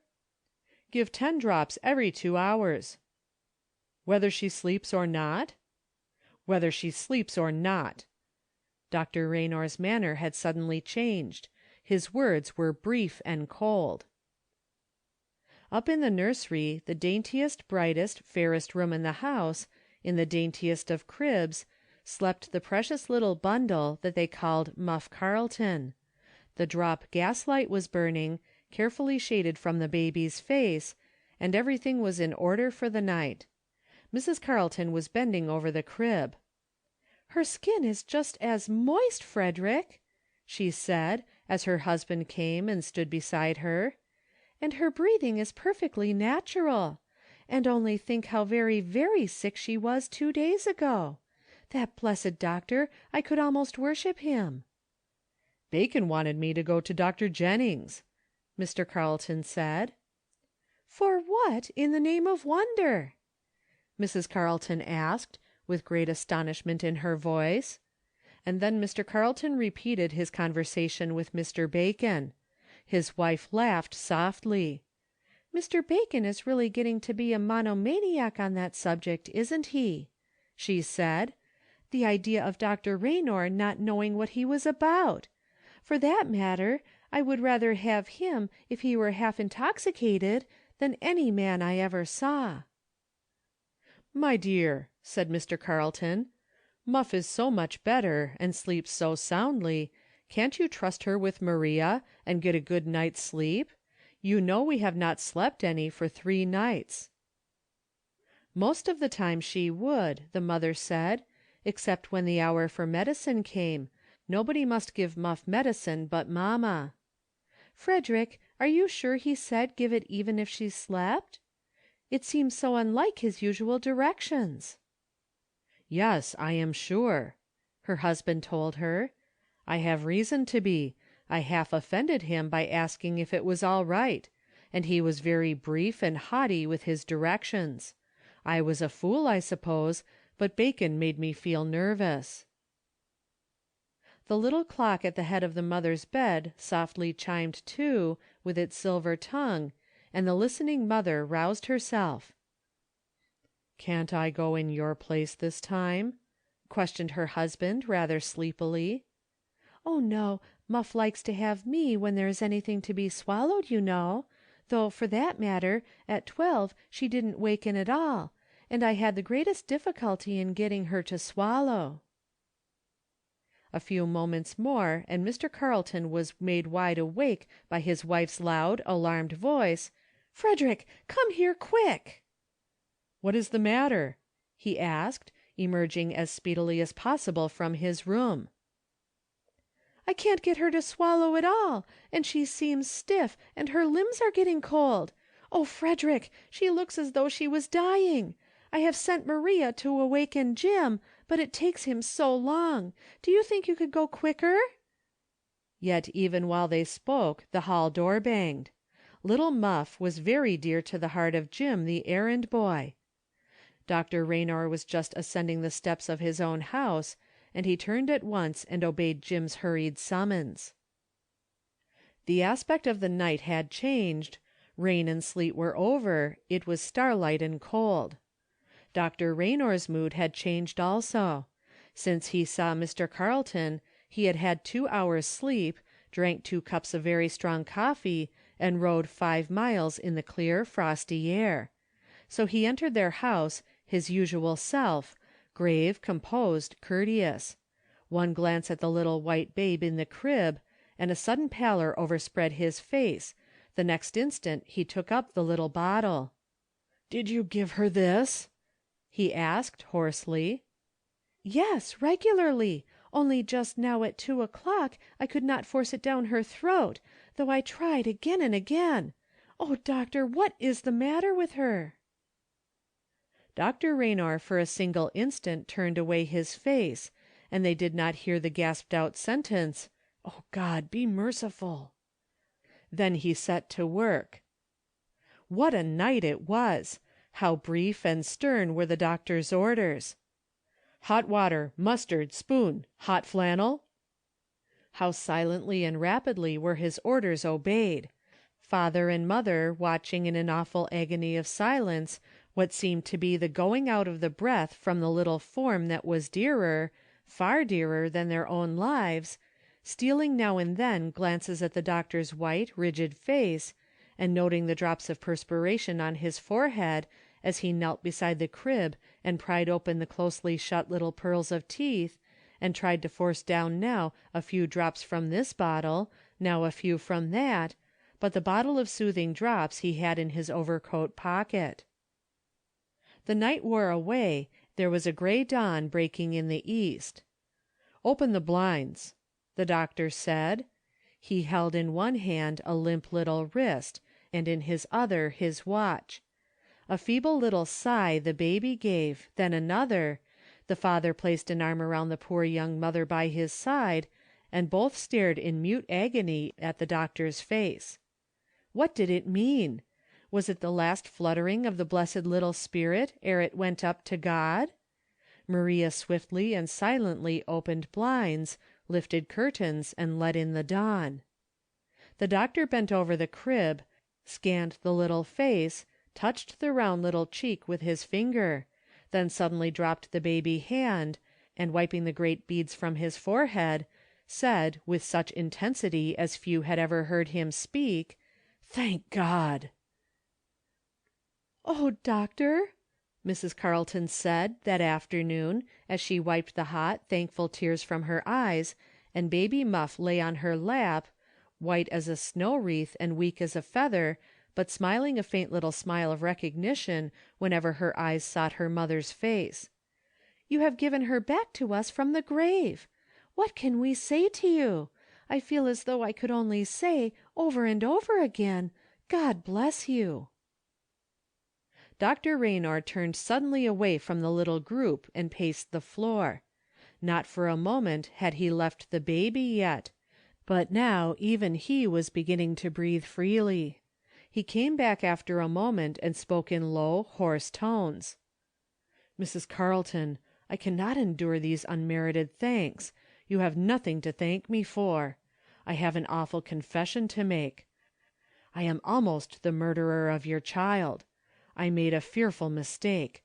I put into those drops a deadly poison.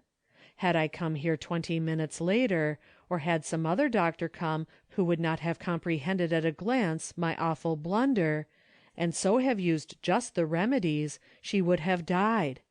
As it is, it seems to me a miracle has saved her. Now hear my explanation. I had been drinking brandy. I have boasted that I could take it without its affecting my nerves or my brain. I thought I could. I was mistaken. It never affected me before. I suppose I took 10 drops too much. I cannot ask you to forgive me. I cannot expect that you will. But in this fearful way have my eyes been opened to see my terrible mistake, and in this past fearful night I have taken my resolution. I will never touch another drop of intoxicating liquors again, so help me God." There was a moment of solemn silence. Then Mr. Carleton laid his hand on the doctor's shoulders.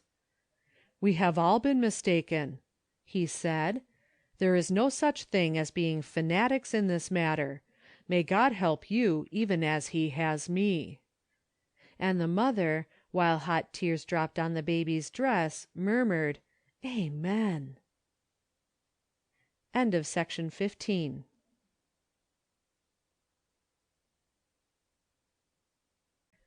Section 16 of Modern Prophets and Other Sketches by Pansy and Fay Huntington. Miss Augusta's Triumph. The likeness is as good perhaps as a colorless picture of the human face and form can be. Yet, after all, you gather from it very little idea of Miss Augusta Reynolds' fascinations.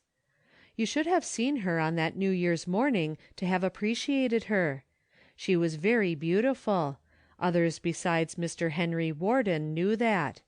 Then, she understood all those bewildering and bewitching little accessories of the toilet that have the knack of throwing around very commonplace-looking people a kind of glamour.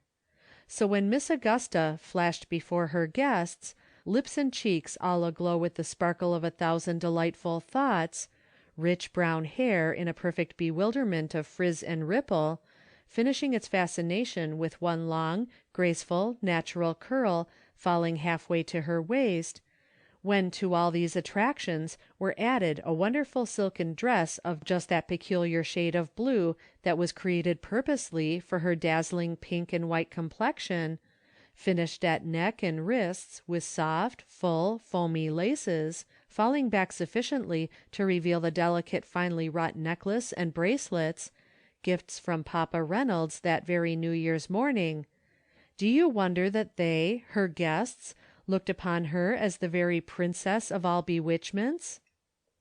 Ring, ring, ring. Many friends had the Reynolds. At least they had many New Year's calls.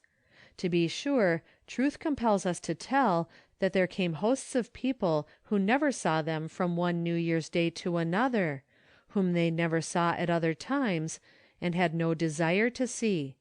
But what of that? It was New Year's Day, and people must be social and friendly and forget petty distinctions. So the tide came and went, half a dozen friends at a time, bowed themselves in, said what a remarkably pleasant day it was, what crowds of people were out, between the sentences sipped a swallow or two of wine, nibbled a crumb or two of cake, which thing their souls were beginning to loathe, and rushed madly off lest Tom, Dick, or Harry should get ahead of them and count up more calls at night than they.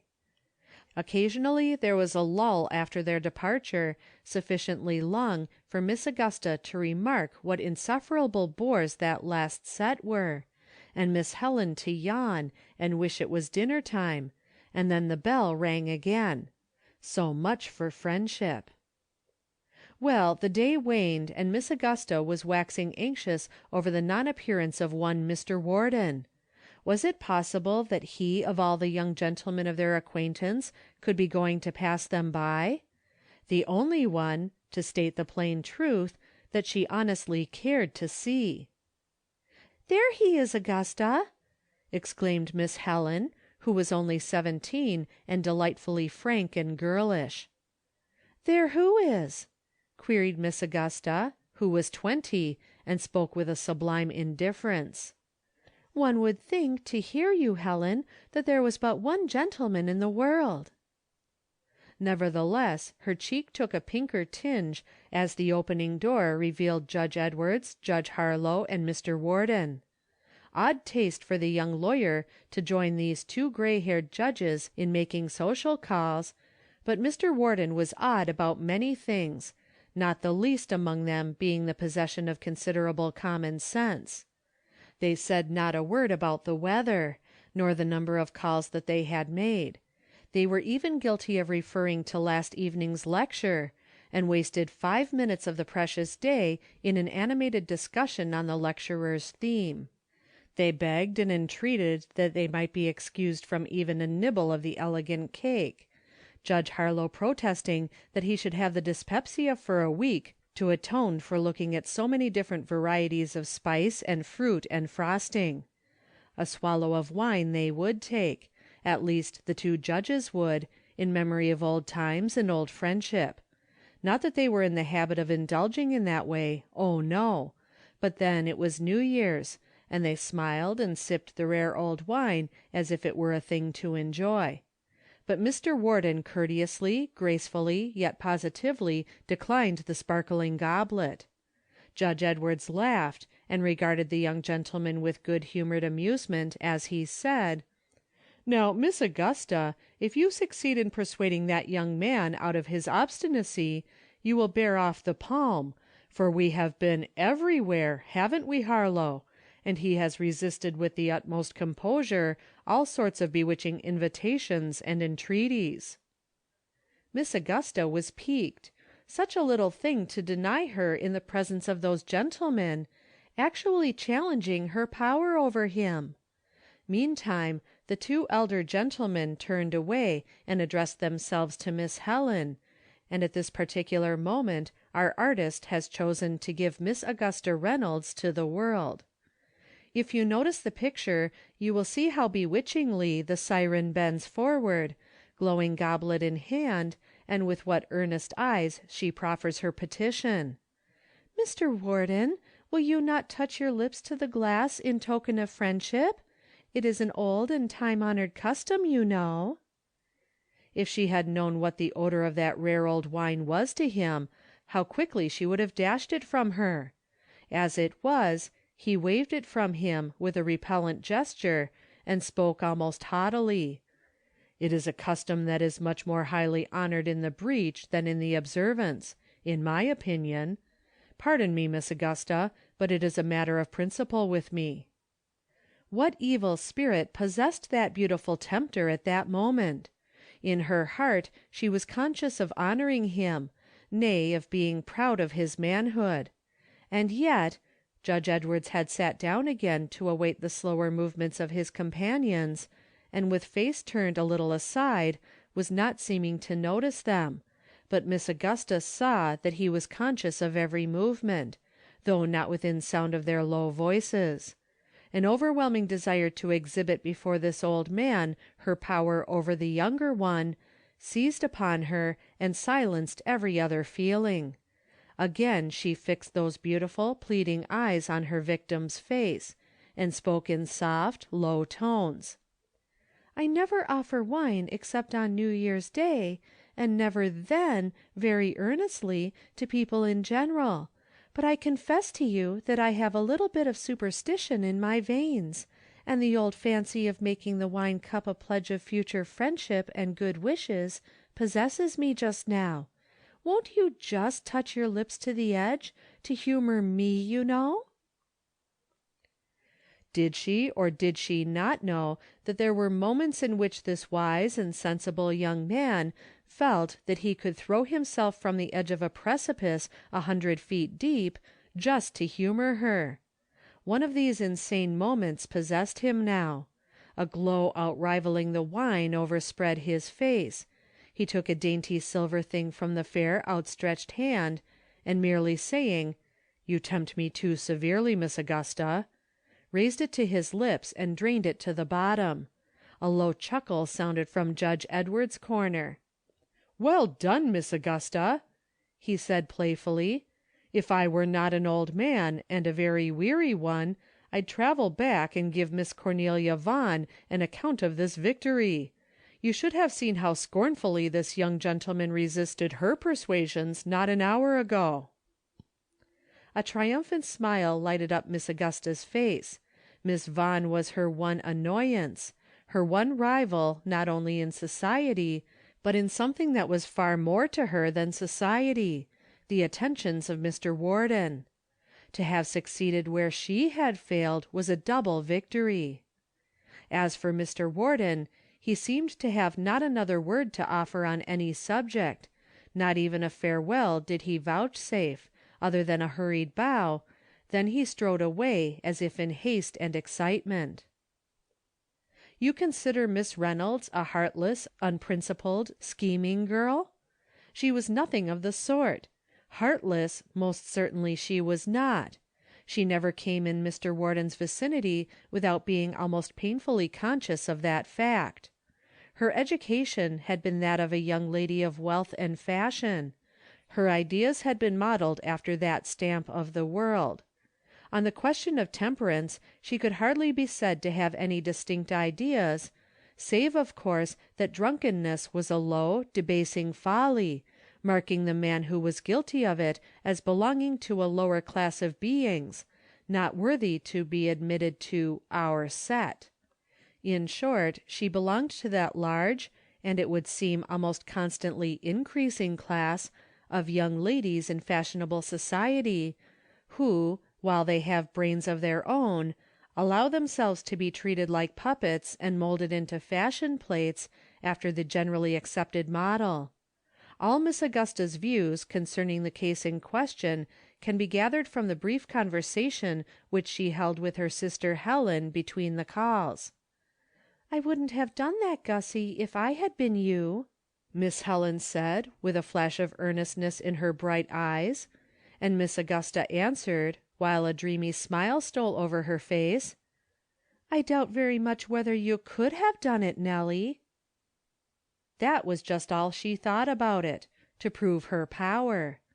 A glass of wine or a glass of ink, it was one and the same to her, so that she could prove to herself that what Mr. Warden would not do for others, he would do for her. Mr. Reynolds Sr. stamped and brushed and puffed in the hall, and rubbed his hands between his spells of divesting himself of muffler and overcoat and snowshoes. Finally he made his appearance in the little gem of a library, whither the family had betaken themselves, the daughters to rest after the fatigues of the day, and to chat with their invalid mother. "It is a perfect fury of a night," he said, as they made room for him in the little circle. "Snow blows all ways at once, apparently. Absolutely blinding, and growing colder every minute. But I don't know but the weather is in keeping with the appearance of the people. I haven't seen as many drunken men in a year as I have to-night. It's sickening. I declare I don't know about this New Year business. I've half a mind to banish the wine from my table, just for the sake of the fools who cannot let it alone. Mrs. Henry and Mrs. Allen treated us to hot coffee in the place of it, and the idea seemed to suit just as well." "But it looks so queer," murmured the pale-faced mother, whose grown-up son was "making a fool of himself" in a downtown saloon. "Yes, I know it's queer, but I've been astonished to-night. Respectable people, men whom you would imagine to be above such folly, seem to forget themselves entirely on New Year's Day. Why, who do you think they carried home from Harder's drinking saloon in an absolutely beastly condition? Young Warden, the lawyer, that everybody considers such a remarkably talented young man. I never was so astonished in my life. Augusta, what in the world is the matter with you? You're as pale as a ghost. I guess the day's work has been too much for you. Will you have some wine?" Almost inaudible was Miss Augusta's refusal, and her good nights were said almost immediately. There were some hot tears shed that night. Although Miss Reynolds did not in the least object to wine, she, in common with many others, had no admiration for common drunkards who were carried home from saloons in beastly conditions. With the morning, however, came quieter thoughts. Her idol had fallen, to be sure, but it was only once. His temptations must have been great and peculiar. It would not be likely to occur again, especially as she would certainly take pains to show her displeasure. So when she met him on Broadway in the afternoon, wearing a ghastly, haggard face, she ignored his existence until the very last moment, and then passed him with one of those intensely frigid bows that were the nearest approach to no recognition at all that polite people allow themselves to be guilty of. He did not call during the evening, as she had hoped he would, in his misery, and on the Thursday succeeding New Year's, she concluded his punishment had been severe enough, and wrote him the daintiest of little notes on gracefully initialed, delicately perfumed paper. "Will Mr. Warden give us the pleasure of his company at dinner this evening, at 7 o'clock, to meet a few particular friends, very informally, and oblige his friend, Augusta L. Reynolds." In an hour after sending it, she received the following hurriedly written response: "Miss Reynolds, I must beg to decline your invitation to dinner. Since you have given me an opportunity to address you again, I have a few plain words to speak. Perhaps you may be interested to know that the only inheritance my father left me was the almost unconquerable appetite of a drunkard. You probably know that last New Year's evening I was drunk. I use plain language. I am aware that it would be more graceful to say intoxicated, but I am in no mood to pick my words or hunt up smooth-sounding language with which to describe the awful crime. Plainly, then, I was drunk, hopelessly, unfashionably so.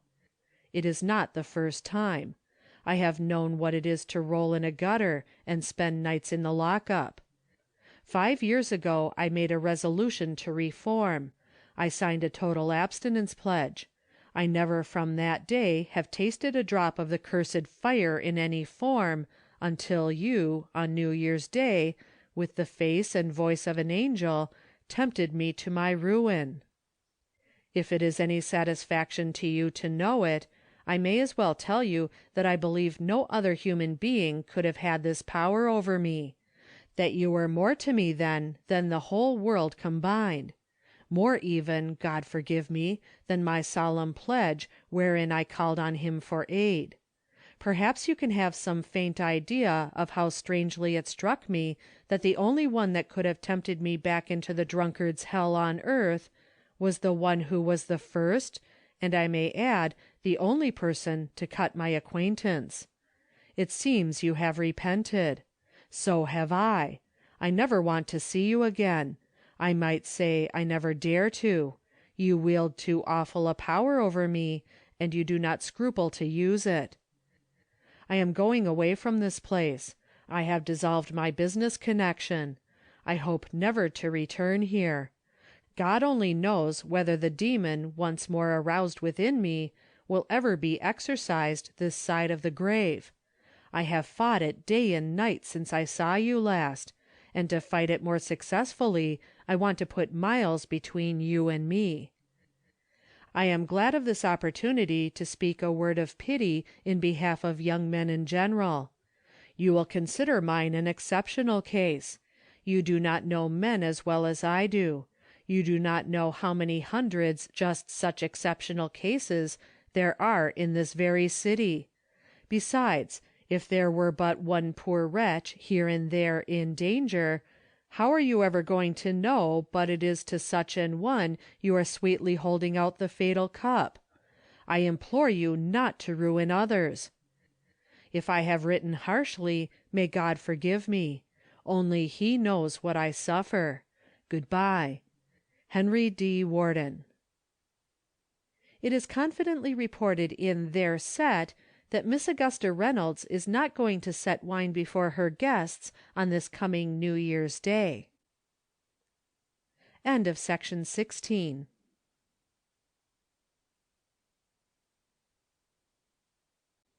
Section 17 of Modern Prophets and Other Sketches by Pansy and Fay Huntington. Both sides. O wad some power the giftie gie us to see ourselves as others see us. It wad fry many a blunder free us, and foolish notion. He is a very earnest-spoken man, son-in-law Willard's minister is. I like nothing better than to be in my armchair in the back parlor when he comes in of an evening. He does seem so full of life and courage like, and he's always powerful full of the particular thing that he has on hand to do just then. He half makes folks think that there ain't anything else in the world worth tending to until that has been done and got out of the way. I like them kind of folks. They most take your breath away sometimes, especially when you are over 70 and getting used to moving kind of slow. But after all, them are the kind of people that get the work done. And when they do it with a will, they always make me think of St. Paul and his "one thing I do." Generally speaking, I manage to keep somewhere in sight of Dr. Mather's ideas, that's the minister's name, and feel like saying amen to 'em all. But the other evening, when he got going on the temperance question, I'm free to confess that I thought he'd gone off on a tangent and was straining at a gnat, though I couldn't think of any camel he'd been trying to swallow.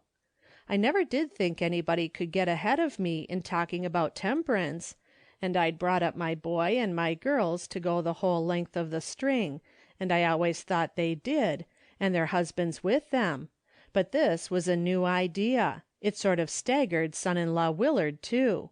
He shook his head, and says he, "I can't see it in that light, Dr. Mather." "The time is coming when you will," says Dr. Mather, all earnest like. "Temperance men have got to come round to that standpoint, and there's been a very great advance on that very subject within a few years. The churches are coming up to it. I hope our church will not be far behind." "I believe," says son-in-law, "that the Lord can take care of his own." "No doubt of it," says Dr. Mather very quick. "No doubt of it. But the Lord has taught us to pray, 'Lead us not into temptation, but deliver us from evil.' And the question is, if we walk right into temptation with our eyes open, and do not seek to be delivered from the evils around us, whether the Lord has made any promise that he will pull us out." Says I, for I couldn't keep still any longer, "What can the churches do? Do you think they ought to give up observing the communion?" Dr. Mather turned to me right away. He must have a wonderful good mother, for he acts as if he never laid eyes on an old woman but what he thought of his own mother, and he speaks so gentle and respectful as if I was a queen. "By no means, dear madam," says he. "I would never have our churches slight the Lord's command, 'Do this in remembrance of me.' But I would have her use, for the emblem of his precious blood, something that is strength-giving in its nature, and not that which is the greatest weapon of death and misery and eternal destruction that we have in our midst." "But our Saviour drank the wine and blessed it?" says I. "Yes, he did. But do you imagine it was the same kind of poison that we use nowadays, and that it was to hundreds and thousands a curse and a fearful snare? I believe in the kind of wine that I think the Saviour used, but I don't believe that it is essential to the proper celebration of the Lord's Supper, any more than I believe that reclining on couches while we partake of it is essential. Our Saviour did that, you know." "But it wasn't that he told them to do in remembrance of him," says I, seeing that son-in-law kept silent and seemed to kind of expect me to speak. "I don't know," says Dr. Mather. "You see, it seems to me like this. Our Saviour sat with his disciples at table partaking of an ordinary meal. With them, in that land of grapes, the pure juice of the grape was in common use. It was to them a symbol of health and purity, as water is with us today, and our Saviour, casting about him for some simple token of remembrance to give them, took the everyday elements of food, bread and wine, just as I believe he would have done had their ordinary drink been pure water. We don't think he meant, 'When you meet to remember this ordinance, you must wear long flowing robes as I do. You must remove your sandals and wash your feet as I have done. You must recline on couches as I do.' Nothing of the sort. We understand that our sympathetic Saviour, comprehending the weakness of our human nature, gave us a simple token connected with our everyday life that could be used in remembrance of him." It sounded reasonable, and yet, when I thought of using anything but wine at the communion table, in spite of me it seemed kind of wicked. "What do you want folks to use?" I asked him, for I thought I might as well learn all I could. "Well," he said, "I think eventually people will take pure cold water as an emblem of their faith. I hope to live to see the day when such will be the universal custom in the Church of Christ. But in the meantime, until that good day arrives, I am prepared to compromise. I want my church to join with me in procuring the pure, unfermented, and therefore unintoxicating wine that is now prepared expressly for this use. I'm sorry that our communion occurs next Sabbath. I did hope never to set poison before our young men again. Why, Mr. Willard, only think of it. You and I working with all our might against wine during the intervening 2 months, and then, as pastor and officer, distributing it to our people as the emblem of all that is holy and blessed in our religion. Don't you think we must appear very inconsistent to lookers on?" But son-in-law only shook his head. "I confess I can't see it in the light that you do," says he. "It's a new thing to me. Perhaps I shall change my mind, but just now I must say I like to make the communion season the one occasion on which I make use of wine.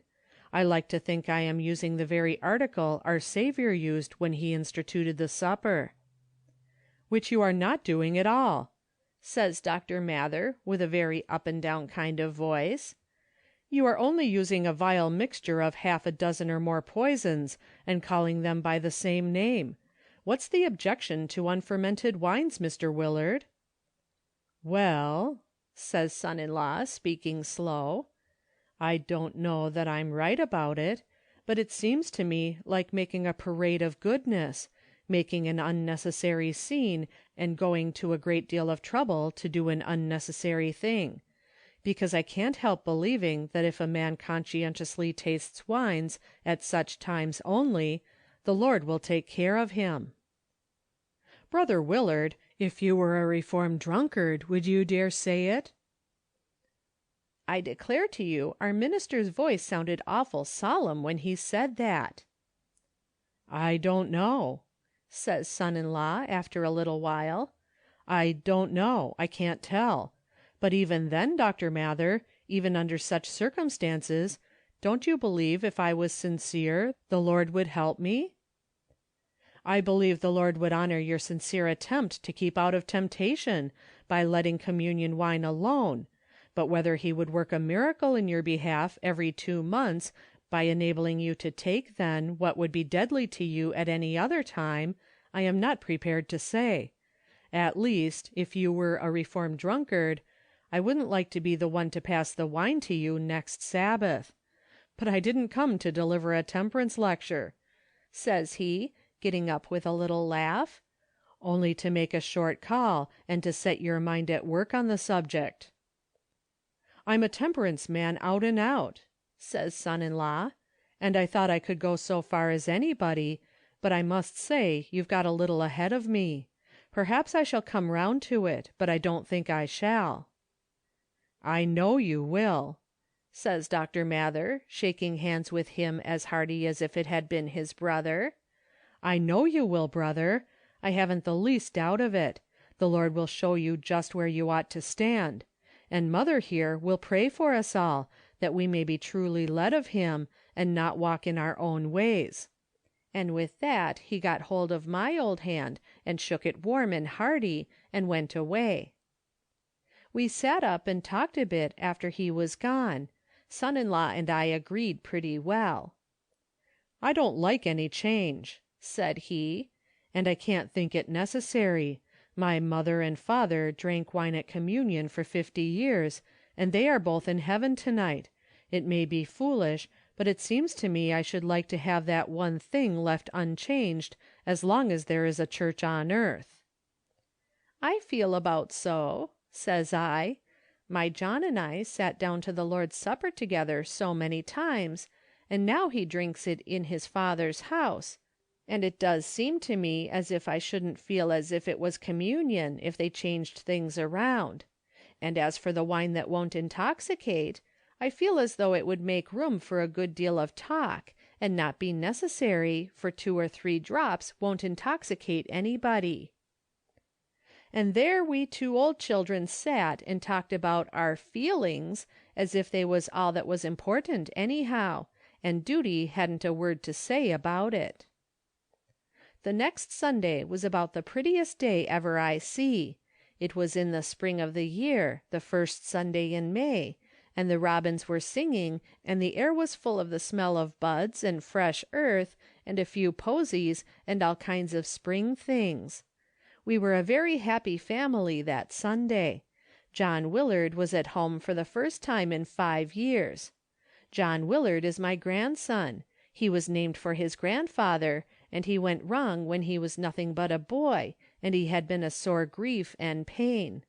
But he had got right again, and had been a man since then, and done well in his business, and in his character, and every way, and now he had come home to see us after 5 years, and we were all going to church together. "Grandma," says he, as we were all going down the steps, "you must take my arm today. Father can't have all the honor." And so he helped me along the street, pretending to be proud of having his old grandmother lean on him, and I don't know as there was any pretend about it. If it is, my children and grandchildren keep it up a good while, and they are regular about it. He sat beside me in the pew, and I enjoyed the meeting. Dr. Mather's words seemed particularly good that day, and everything seemed so bright and sweet and still, and the smell of the white posies on the table didn't do no hurt. One thing made me sorry. I didn't know, but I kind of hoped our John had lately got to be a child of the kingdom. I watched to see if he would eat at the Father's table, but he passed the cup to me very quick, as if he was in a hurry to have it all over with, and he didn't look comfortable and happy, but as if he was out of sorts with everything. I felt very sorry for him, poor lamb. At the very gate of his Father's house, where there was food enough and to spare, and he staying outside, and I make no doubt feeling hungry. I asked the Lord to give me a chance to speak a word to the dear boy that very day, if he could, and he arranged it for me beautiful. Daughter Sarah, she had a quick headache and was lying down, and son-in-law was in and out of her room doing for her, and Helen, she hadn't got home from her afternoon class, so there was a spell that John and I were all alone. I kind of hoped that he would come and cuddle down on a stool and lay his head on my lap as he used to do before he went away, but he did not seem quiet enough for that. He took to walking up and down the room and looking sober. I thought maybe the Lord himself was speaking a word to him, so I kept still a while. By and by I said softly, Did it seem nice, John, to be back in the old church once more, and have father and mother in their places, and Helen in the choir, just as she used to be? He answered me quite quick and sharp like. Grandmother, it didn't seem nice at all, and if I'd known what Sunday it was, I'd not gone inside the church, not I. What Sunday it was, says I, all scared and fluttered. Why, what does the poor daft laddie mean? It was a beautiful Sunday. I mean, if I'd known it was what you call your communion Sunday. And grandmother, I don't understand how good people like father and other men that I saw there today do so wicked a thing as to pass around that cup full of poison. Poor lamb, says I, if you only knew what it made us think of, the shed blood of our Saviour. If you only knew what it made me think of, says he, speaking very stern and harsh, of rum holes and street brawls and drunken sleeps in gutters and crime and horrors of all sorts. I know all about it. I've slept in a gutter, grandmother, young as I am. I've been to the bottom of misery, lower than you think, and I've crawled out and tried to become a man. I've made a vow that I never would touch, taste, nor handle the cursed thing again, that I would keep away from places where it was to be seen or smelled, as I would from pest houses. And to think that I should have to pass it to my own mother, that I should have to sit still and see my father passing the emblem of death to those young boys in the seat in front of us. I wish he had any idea of how terrible it looked to me. Oh, I shall have to flee the church, I see, as well as hotels and saloons and fashionable parties. Why, grandmother, much as I hate the serpent that ruined me, I could cling to it yet. I could have taken that cup and drank every drop in it, and when the smell of it whiffed up into my face, I had precious hard work not to do it. You see, it will never do for me to be a Christian. I shall have to remain with the goats outside, because I can't stand the awful temptation with which you good Christian people assail a man. He almost took my breath away, he spoke so loud and fast. I felt dumbfounded. I didn't seem to know a word to say. But the door into the next room was open, and it seems that son-in-law Willard had come in a spell before, and sat down there. Just then he came out. He looked awful pale, but he walked straight up to John, who had stopped tramping back and forth and stood looking out of the window. He laid his hand on John's arm, and says he, I see it all, John, as plain as day. When the thing comes right home to my own boy, it opens my eyes right away, and I can see that I've been mistaken. I'll never do it again, my son, never. Your own father won't put temptation before you, either in the church or out of it. And I found that my feelings had all got changed too. And that was the way that son-in-law Willard came over so sudden to the minister's side.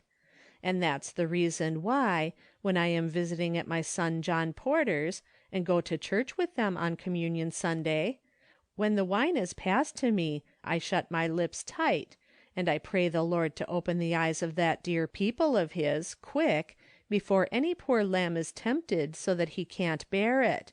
Because, you see, there may be a good many boys like our John. End of section 17.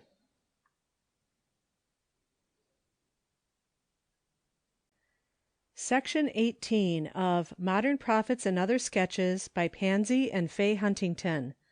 Stamp on it. This boy's name is Johnny Wilder, and he certainly has a name that fits him exactly, for a Wilder boy of his age would be hard to find. He is tall for his age, and rather wise-looking, but he is really only a few years old, and whether he is wise acting or not can be judged by reading this history. He is never content with the army of playthings, such as kites and balls and sleds and drums, that reasonable boys delight in, but is forever on the lookout for something new and strange and queer to play with. On this particular day of which I write, his hopes had centered on a box of matches. Now, of all horrid things to play with, one would think these were the worst. Why, their very smell is enough to make one sick. Not so, thought Johnny Wilder. The matchbox had been carelessly left on a chair by the grate, and he had the room to himself, so he decided to experiment. Fizz! Went one of the matches on the hot grate, and Johnny laid it cautiously down upon the carpet. He had no intention of setting the house on fire, not he. He meant to be very careful. It sputtered a little, and smoldered a little, and finally went out.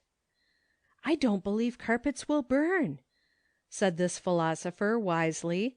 "They're too woolly. I might as well light a good many of these matches and get a good blaze. I'll blow it with the bellows, as mother does, and it will be real fun, and when the matches are burned up, the fire will go out. I know it will." No sooner said than done. Johnny emptied the whole box full out on the carpet, and lighted one at the grate, and laid it carefully on the pile. It was fine fun, of course. They snapped and sputtered and blazed, and Johnny giggled and blew little puffs at them with his bellows, and fed the flame with bits of paper from his pocket, and was so excited and happy that he did not discover that the carpet, woolly though it was, had been coaxed into burning, and there was fast getting to be a royal flame. Alas for Johnny and Johnny's home, if someone wiser than he does not come to his rescue! At that moment 2 doors opened from opposite directions. Johnny's mother, brush in hand, came from the kitchen to brush up the hearth and tidy the room, and Johnny's father came from the hall to rest himself a few minutes before dinner. What a look of horror there was on that mother's face! Fire! Their pretty little home in danger! Johnny in danger! She was very quick to think and speak. "Stamp on it, John!"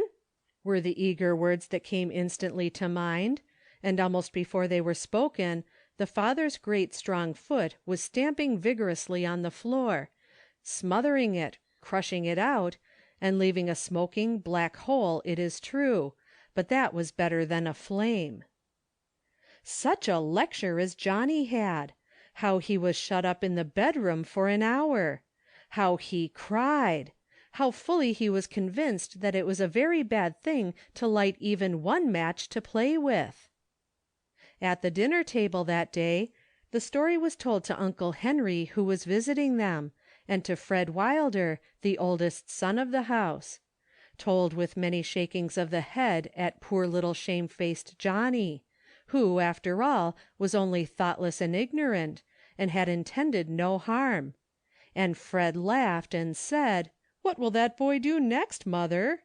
Then in the same breath, as he passed his glass, "A little more wine, if you please, father."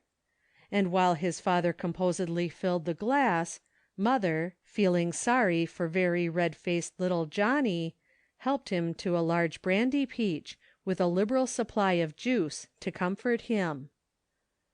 "I was thoroughly frightened," Mr. Wilder said. "Why, houses have been burned to the ground many a time with less of a start than this one had. I don't believe I should have had presence of mind enough to know what to do if Jane hadn't spoken as she did. 'Stamp on it, John,' she screamed, the minute she saw the fire, and that was what saved us."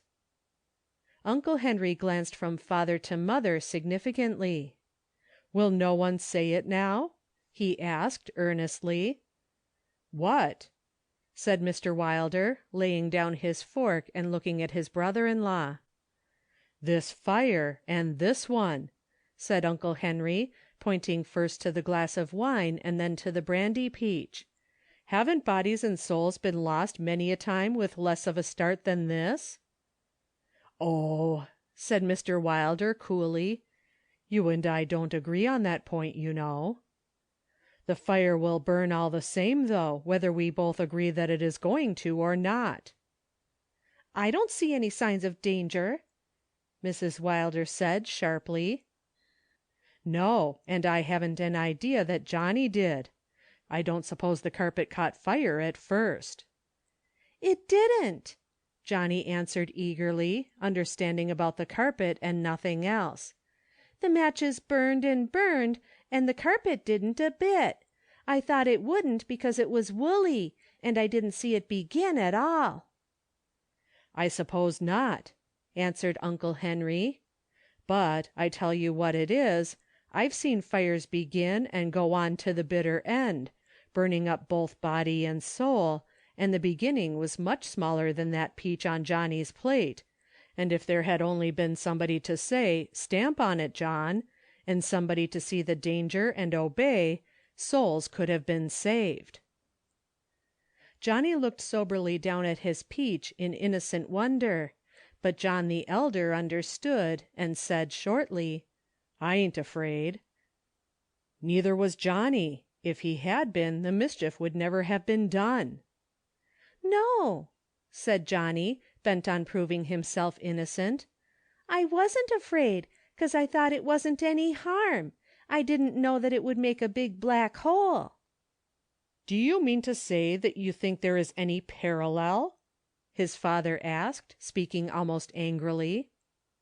"No," answered Uncle Henry solemnly. "I can hardly call it one, because if you had not been there to promptly stamp the fire, Johnny's body, it is true, would have been burned, whereas in this other fire the poor souls are only more utterly blackened and ruined than the bodies."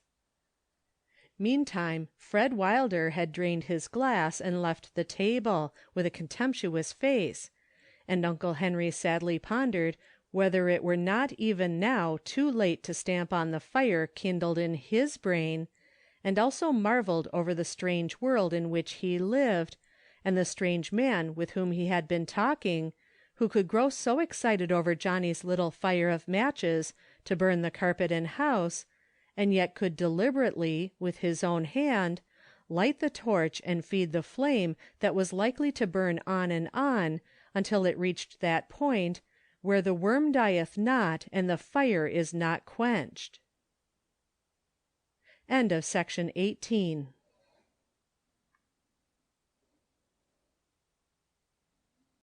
Section 19 of Modern Prophets and Other Sketches by Pansy and Fay Huntington. Not for Sale.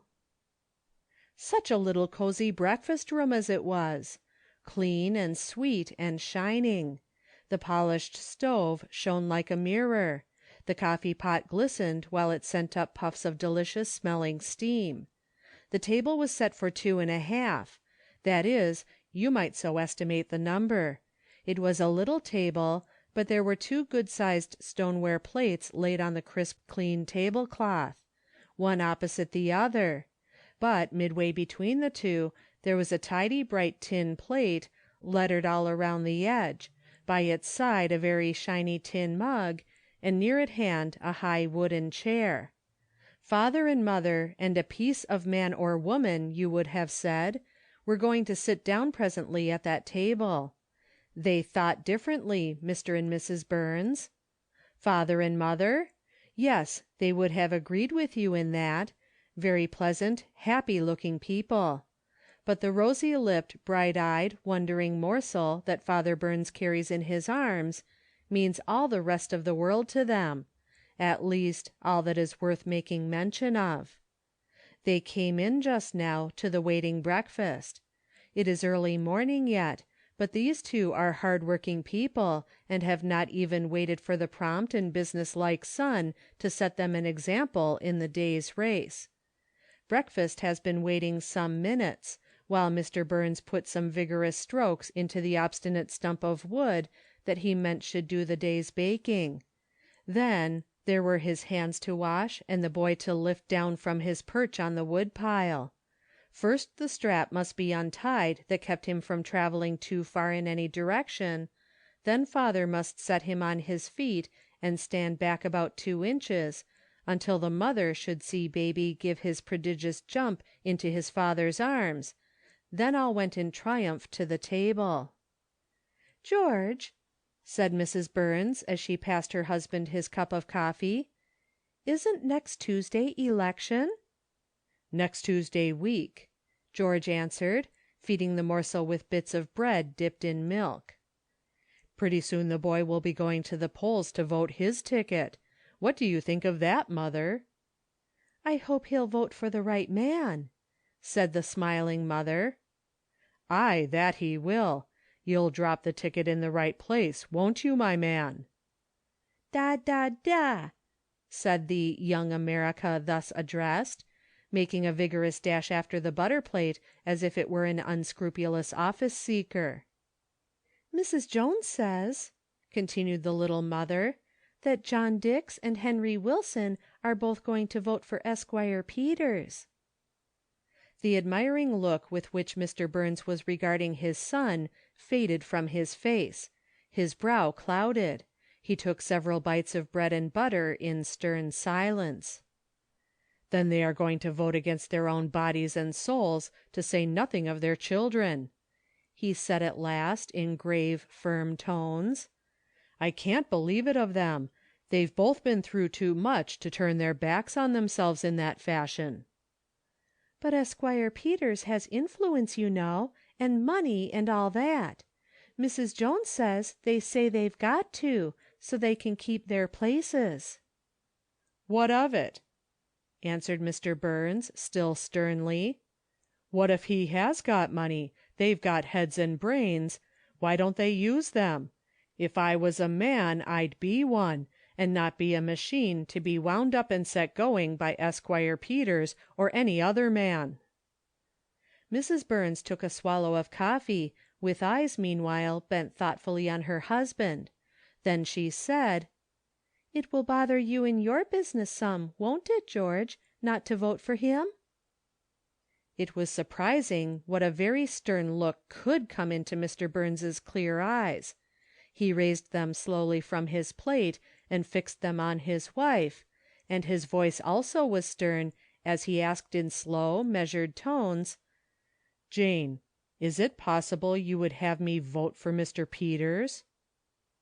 The boy puckered his lips at the strange voice, and was half inclined to cry, but in his mother's voice there was a sound very like a chuckle of triumph as she answered him, "Never, George, never!" And then the thoughts of both went suddenly back to a time not so very far distant, when that same bright room in which they sat looked so utterly unlike its present self that you never would have imagined it to be the same. It had been a drunkard's home. Mrs. Burns shivered as she thought of those days of misery, when there had been no brightness to the old cracked stove, no cloth for the three-legged table leaning against the wall, only old rags and rimless hats in the now clear-paned window, nothing but poverty and degradation, nothing to look forward to but a drunken husband staggering home from the miserable grog-shop where he had spent his earnings. An old story, old enough and often enough repeated, in story and in reality, but not so old that Mrs. Burns had forgotten just how it had been to live it. Vote for Esquire Peters, when they knew it made little difference to him how many such miserable mockeries of home there were, nor how much he did for the manufacture of such homes. Not that she was afraid for her husband. Oh, no, she knew in whose strong arm he trusted. But weren't there other husbands and brothers and sons all around them? And then there was the boy. Should they do anything in the most remote degree to help on the foe that might some day come to ruin him, even as it had well nigh ruined his father? And at this point she repeated with stronger emphasis than before, "Never, never!"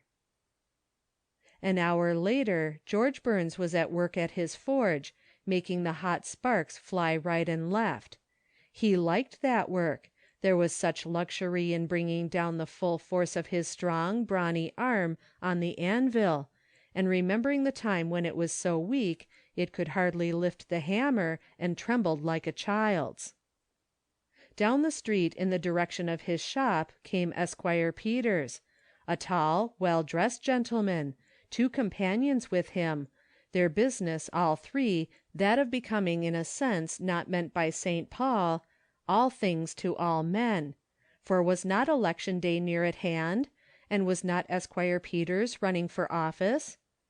Mr. Burns saw them, and pounded away with greater vigor than before, nor stopped until they were close upon him, Esquire Peters at his side, smiling and cordial, holding out his hand to the honest coal-begrimed one in friendly greeting.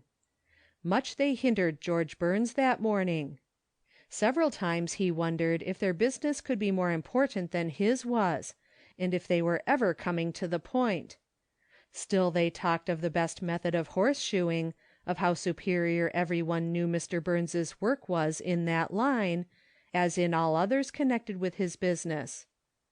"Until after election," said Mr. Burns to himself grimly, and answered nothing.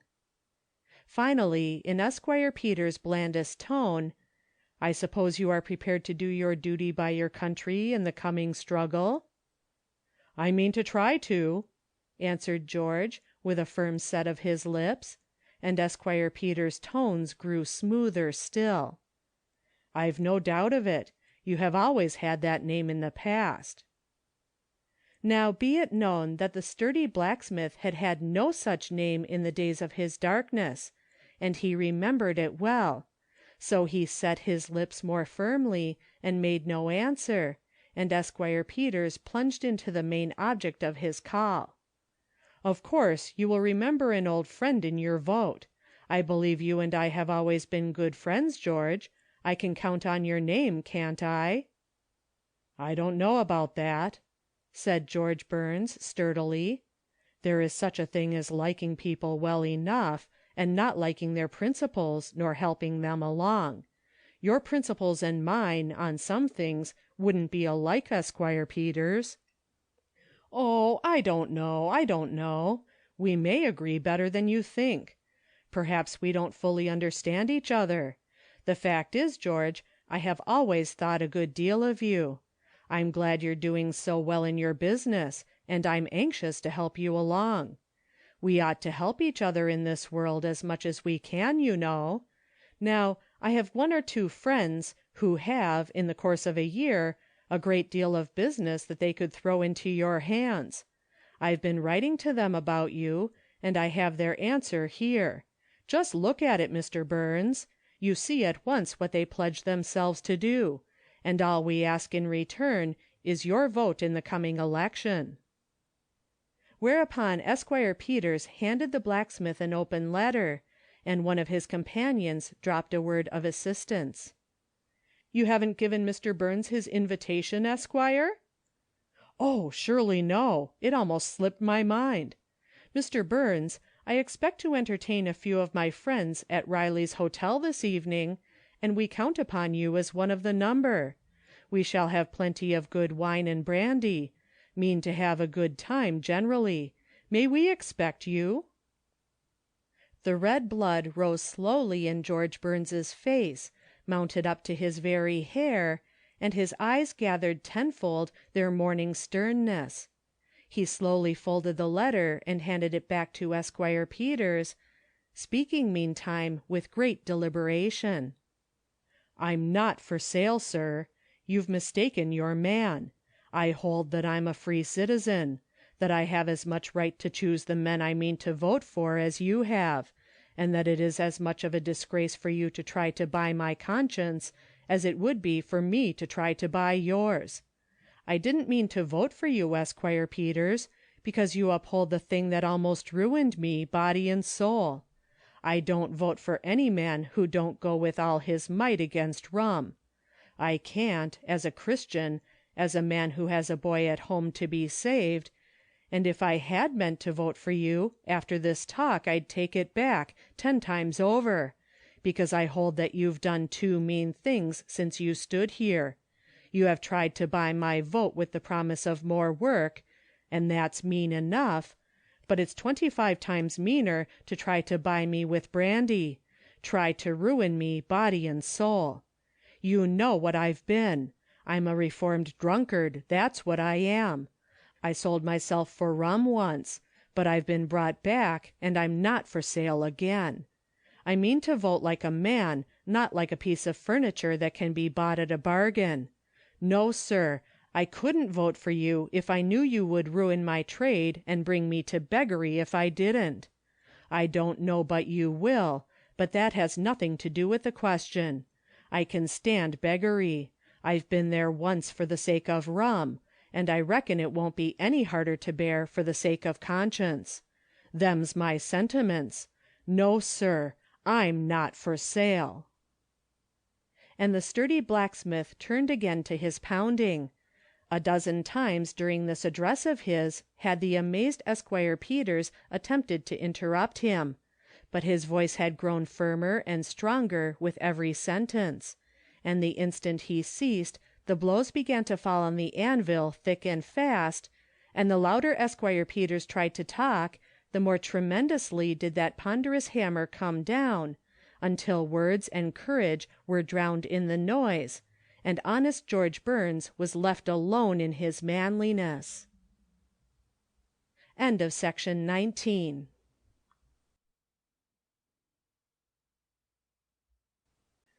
Section 20 of Modern Prophets and Other Sketches by Pansy and Fay Huntington. Mike Donovan's Looking Glass. Great, broad-shouldered, roguish-looking Mike, Irish from the crown of his curly red head to the soles of his bare feet. There he sat of a summer morning, among the reeds and grasses, bare feet tucked under him, leaning on his doubled-up fists, looking down into the still, cool, smiling water. Mike's white teeth gleamed, and his eyes danced with delight. Something pleasant had occurred to him. "It's me very own, too," he chuckled, "and that's the best of it. Faith, and I'd like to see the body that owned a shinier one. Got a frame, too, all green and pretty. Wouldn't me father have a time of it a-trying to smash this one with his fist? Sure, and he might double it up and pound with all his might, and it would just laugh back at him. Mike's got a looking-glass this time that it will be rather hard to break, and he'd have a bit of trouble about lugging it to the corner to swap for whiskey. Sure, and I'm ahead of him this time." Whereupon Mike Donovan laughed outright, and leaned farther over to get another view of his broad, freckled face in the clear stream, ere he retraced his steps to the Donovan mansion. This was a sort that has been seen so many times that it hardly needs much description. A low, two-roomed hovel, with old hats and old rags in place of window glass, a wreck of a stove in one corner choking the air with smoke, rickety chairs, a more rickety table, and a heap of ill-smelling rags called a bed. A drunkard's home, common enough places in this free American country of ours, so common and so well approved that cultured Christian gentlemen vote to perpetuate them. Poor Mike Donovan didn't know this, or he would hardly have struggled so hard to become a gentleman, for he hated rum with the hatred of one who has been stung with its poisonous fangs. There was an old shed back of this delightful abode, wherein Mike slept and hid his treasures. Once he had possessed a shilling looking-glass, the gift of a good-hearted peddler, which gift had been Mike's pride and joy. He had spent hours in admiring the lovely contortions into which he could twist his broad, red face. He had made his glass reflect the sky and the grass and the trees. Indeed, I don't think I can make you understand what a comfort the bit of glass was to this comfortless, friendless boy, because you probably have many valuables, and he had just this one. But one luckless day it came to grief. He had neglected to hide it under the straw in the corner where he slept, and his father, being seized with overpowering thirst, looked about him for something with which to quench that thirst, and in another hour the treasured glass had been swallowed, that is, figuratively speaking. Booty, who kept the corner rum-hole, could have told you about it. He carried on his respectable business, and took his pay in looking-glasses, or Bibles, or bread. Anything that came handy, it made no difference to Booty. He had a license, of course it was all right. Poor Mike! Loud and bitter were his lamentations, but that was some months ago. Times had changed since that day. He had another treasure now, a smooth, white paper with a bright red border, and the paper certified that Michael Donovan was a member of the Society of Safe Guards, and their pledge was strong, to touch not, taste not, handle not. It was a quiet little society. The Mr. Booties of the village sneered at it. The aristocratic portion of the town smiled loftily and called it child's play, or else shook their aristocratic heads and said children should not be allowed to trifle with so sacred a thing as a pledge, and solemnly sipped their wines. Still the society moved quietly, softly, firmly on its way, and very proud was Mike to be enrolled as a member of the Guards. Another delight had just come to him in the discovery of a grand looking-glass not a dozen rods from his own door, the great, clear smiling lake that showed him his face and imitated every movement more faithfully than the bit of shilling-glass had ever done. No wonder he chuckled. He seemed to himself to have found another friend. It was the very next morning after his discovery that he was chopping up a bit of the garden fence for wood, when he heard his father grumbling, with that delicious unconsciousness of having brought his troubles on himself that people of his stamp were apt to possess. "A fellow might break his neck in this house, with no chance to look in the glass to fix it. I've got a stick in me eye, I know I have by the feel of it, and never a way to find out or to keep it from working through to me brain, and so killing me, and it's little anybody cares if I should do that same anyhow, and me with me eye black and blue for the want of a sight at it." Mike paused with his axe in the air, and thought a minute, then dropped it suddenly with a low chuckle. "I'll just give him a peek at himself in a hurry," he giggled as he burst into the main room. "Father, it's me that's got a jewel of a looking-glass. If you'll come with me a bit, I'll give you a sight of yourself as is worth seeing." Mike Donovan Sr. gave him an incredulous stare. "You got another glass?" he said at last. "I don't believe it. It's just some of your stuff and nonsense. If you've got one, bring it here." "Indade, thin, I'll not do that same. I'll kape no more of me looking-glasses in the house. You know yourself that it's not safe for 'em. But I'll give you a sight at it, if you'll come with me for a bit." By dint of a little further coaxing, he prevailed on this aimless man to hunt up his ragged hat and follow the steps of his eager son in search of the new looking-glass. Brimming with mischief, Mike bounded over the grassy slope that led to the shore, and finally turned his triumphant face to his father. "There now, what did I tell you? Did ever you see the likes of that for a glass? You can see every hair of your head standing up by themselves, and count 'em too." Then he waited for his father's outburst of mirth or wrath, whichever way the whim of the moment seized him. But Mike the elder was neither angry nor mirthful. Other thoughts had taken possession of him. He stood looking down into the clear, shining water with a grave, thoughtful face. What a red-nosed, blear-eyed, ragged, forlorn-looking wretch it revealed to him! He could remember the time when he was called the neatest, most respectable-looking young Irishman in the town. In those days he worked well and faithfully, had his wages regularly of a Saturday night, and looked trim and fresh every Sunday morning. Times had changed since then, to be sure. Who thought of trusting drunken Mike to do a piece of work nowadays? It was long since he had taken a quiet, sober look at himself, and the effect was subduing.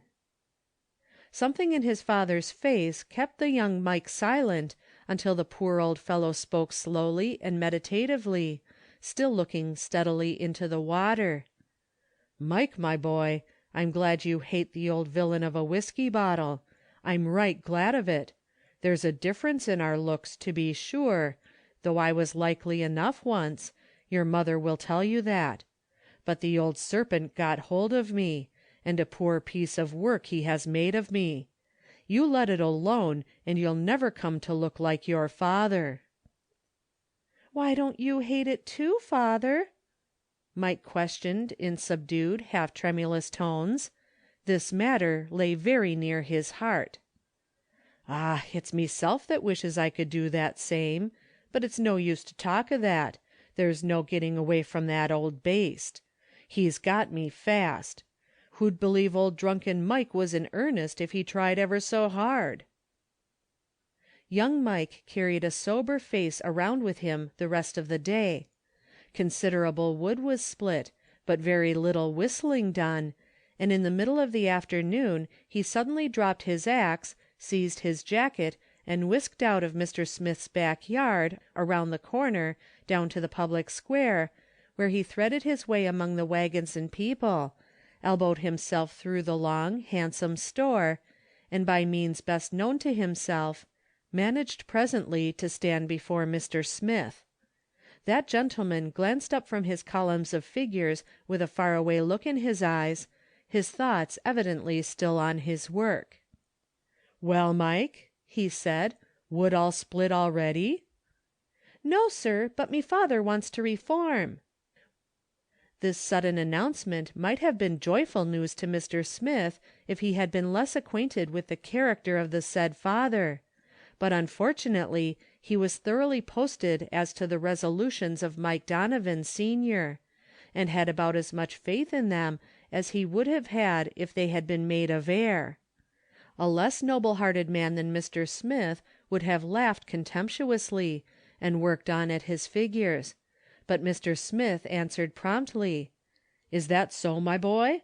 Then you and I must help him." "Yes, sir," said Mike simply. It is a great compliment to a man when a boy as sharp as Mike Donovan was says, "Yes, sir," and waits for the thing to be done. Well for Mike that Mr. Smith still believed in the 70 times 7 rule of action, and though his faith might be weak, yet he still had enough of it to say to himself, "Who knows after all but that this is God's time to work, and he may have called me to help him." Behold old drunken Mike, as he was familiarly called, installed the very next morning in the Grand Corner store, for what purpose it would have been difficult for the owner of it to tell. Mike's brains were too muddled with rum to be good for anything at carrying messages or goods, even if it had been safe to allow him to pass the rum holes in which the aristocratic town abounded. His hands were too shaky to do any of the porter's work, and he was much too ridiculous looking an object to be placed behind the counter. It was a question that puzzled Mr. Smith all day, how to employ a man who was able to do none of his work, and who longed for nothing so much as a chance to go and get drunk. For, truth to tell, old Mike's desires after reformation, never very strong at the best, were considerably fainter than they had been while he stood surveying himself in his son's looking-glass. Now I wish I had the space to tell you of the bewildering times that these two people had for the next few weeks, the employer and the employed. I hardly know which was the most in need of pity. Of the times in which Mr. Smith said despairingly, "It really is of no sort of use. The man is too far gone. I shall have to drop him," and then was deterred from doing so by some clumsy effort to help on the part of the poor old fellow, or by the look of quiet assurance in young Mike's satisfied eyes. It is something, you know, to feel that somebody expects you to succeed in your efforts. Or perhaps that persistent old sentence would appear to his mind at the most inopportune moment, until 70 times 7. Of the times when old Mike had resolved upon "another drink if he swung for it," and was saved by the passage of Mr. Smith down the room, when he paused long enough to say, "The gangway looks very clean to-day, Mr. Donovan. It is a comfort to pass that way." Mr. Donovan! It certainly sounded better than "drunken Mike." Do you imagine that Mr. Smith had other than a clean gangway to pass after that? There were days of utter failure and disgrace, days in which the Mr. Booties laughed satisfiedly, and the aristocrats smiled their contemptuous pity at such folly, and Mr. Smith went more frequently and stayed longer in his closet. There came once a white day, a day never to be forgotten in young Mike's life, when his mother patched the old gray coat and washed his one shirt, and old Mike combed his hair and even cleaned his boots, and went with his son to the meeting of the Guards and signed the pledge. Old Mike will not soon forget that evening.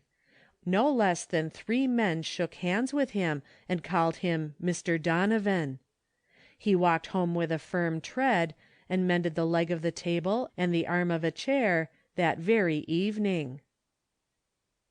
It was more than a year afterwards that Mr. Donovan was hurrying home one afternoon from the store, where he was now one of the most important and trustworthy porters. He was late and in haste, so he took a short cut across the fields, and came full upon the lake in all its sunset glory. Very little time had he nowadays in which to admire the lake, and as for making use of it there was no need. A 3-shilling mirror hung over his wife's new bureau at home, and one but a trifle smaller adorned the wall of young Mike's private room. So the lake gleamed and shimmered and reflected what it could find, but rarely got a chance at young Mike in these days, for he was a hard-working schoolboy now. But on this afternoon Mr. Donovan was taken by surprise, it was such a clearly cut, full-length view of his broad-shouldered, well-proportioned frame, that he came to a full stop to admire it. For a full minute he stood silently surveying himself, ere his feelings found vent in words. "There's a difference. There is, sure. Me nose is no ridder than the master himself, and me coat hasn't a rag nor a darn about it, and me hair stands up on each side as it should, and not all over me head at once, like. This is a fine-looking hat, to be sure, and a fine stream it is to give a fellow such a sight at himself for nothing. Don't I mind the day when me boy brought me here to find the stick in me eye out of his looking-glass. Faith, and the boy shall have a pair of skates come next winter, and slip on it with the best of them. Ah, but it's a beautiful stream, and he's a fine man, is Mr. Smith, every inch of him. I've said it before, but I never felt the difference like I do to-night, after this glimpse of meself in this big shiny glass. I'll work for him faithful to the day of me death, and Mike shall have a house of his own, and a glass as shall cover over one side of the biggest room in it, like the one in the store, and if that don't come to pass, then me name is not Mr. Donovan." End of section 20.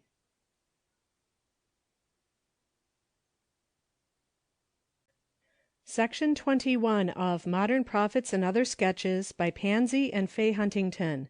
Trifles and Results. Mrs. Arthur Tremaine stirred her coffee complacently, took a sip of it from her solid silver teaspoon, then added another lump of sugar and stirred it in, before she answered her daughter. "What a commotion you make about a very small matter, Estelle! You don't give your brother any peace of life. What is the use of teasing him so?" "Because I want him to join us, mamma. Will you to-night, Horace? Just to please me, you know." "Can't say, sis. Perhaps I will, and then again perhaps not. There's no telling what effect your eloquence may have. I must go now to the store. Good morning, mother." And Mr. Horace Tremaine bowed gracefully to his mother, kissed his sister's cheek, patted it a little in a loving way, and left them to finish their breakfast while he moved leisurely downtown. Estelle, as she watched from the window his handsome form, gave a slight sigh and said, "I wish you had helped me, mamma, just a little bit." "Nonsense, Estelle." The lady's voice was sharper than you would have supposed it could be, to judge from her fair, calm face. "I don't care whether he goes or not. In fact, I would rather he stayed away. I am surprised at your taste in mixing in the affair.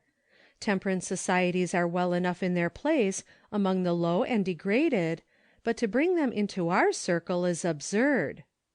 "But, mamma, intemperance is not confined to the low and degraded." Yes, it is. Who ever heard of the people who belong to our set lying around in the gutters, as they tell about these miserable wretches doing?" Estelle did not argue the point. She had lived in this world long enough to know that it would be as sensible to argue with a pumpkin vine as with a person who talked in that insane fashion. So she only gave another sigh, somewhat heavier than the last, and betook herself to the window to have another glimpse of Horace, who had halted at the corner to talk with a friend. When he was again started, he did not go to the store. It was his father's store, and he had a right to use considerable license as to the time of his arrival there. So, instead of taking State Street, he turned off in the direction of Hamilton Street, and sauntered into Fred Archer's office. That gentleman sat with his heels considerably higher than his head, and his head almost invisible because of the cloud of cigar smoke around it. But he lowered his heels on Mr. Tremaine's entrance, and removed his cigar from his mouth. "How are you, Tremaine? Have a seat? And a cigar? No? Doesn't the little sister approve of cigars? Well, you are right. Please her when you can, as well as not. It isn't every young man who has such a sister." Mr. Tremaine heartily agreed with this sentiment, and they discussed the little sister with animation for several minutes; and, naturally, that topic led to another that was just then occupying the brother's mind. "Have they been after you to join the new temperance organization, Archer?" "Oh, yes, they have canvassed this end of the city pretty thoroughly. Been very energetic indeed." "Going?" "Oh, no, I can't. I would like to accommodate them, but of course they want me to sign a total abstinence pledge, and that I cannot do. Pledges are articles of which I don't approve." Mr. Tremaine elevated his eyebrows slightly as he said, "I am rather surprised at that, inasmuch as you are so temperate in practice. What objections have you to pledges?" "Several. The foundation is wrong. Giving a written pledge that a man will or will not do a thing is just writing lies. He don't know whether he will or not, and ought not to be made to promise. Men must govern themselves by principles instead of pledges." "But isn't the signing of a pledge the acting out of a principle?" "Not a bit of it. What is a pledge, anyway? Nothing but a piece of paper. What moral power can it possess?" "Then wherein lies its harm?" "Why, it is a promise, and a promise very likely indeed to be broken by those who have any desire for liquor; and a broken promise is a bad thing. A man is always lowered in his own esteem for having made one."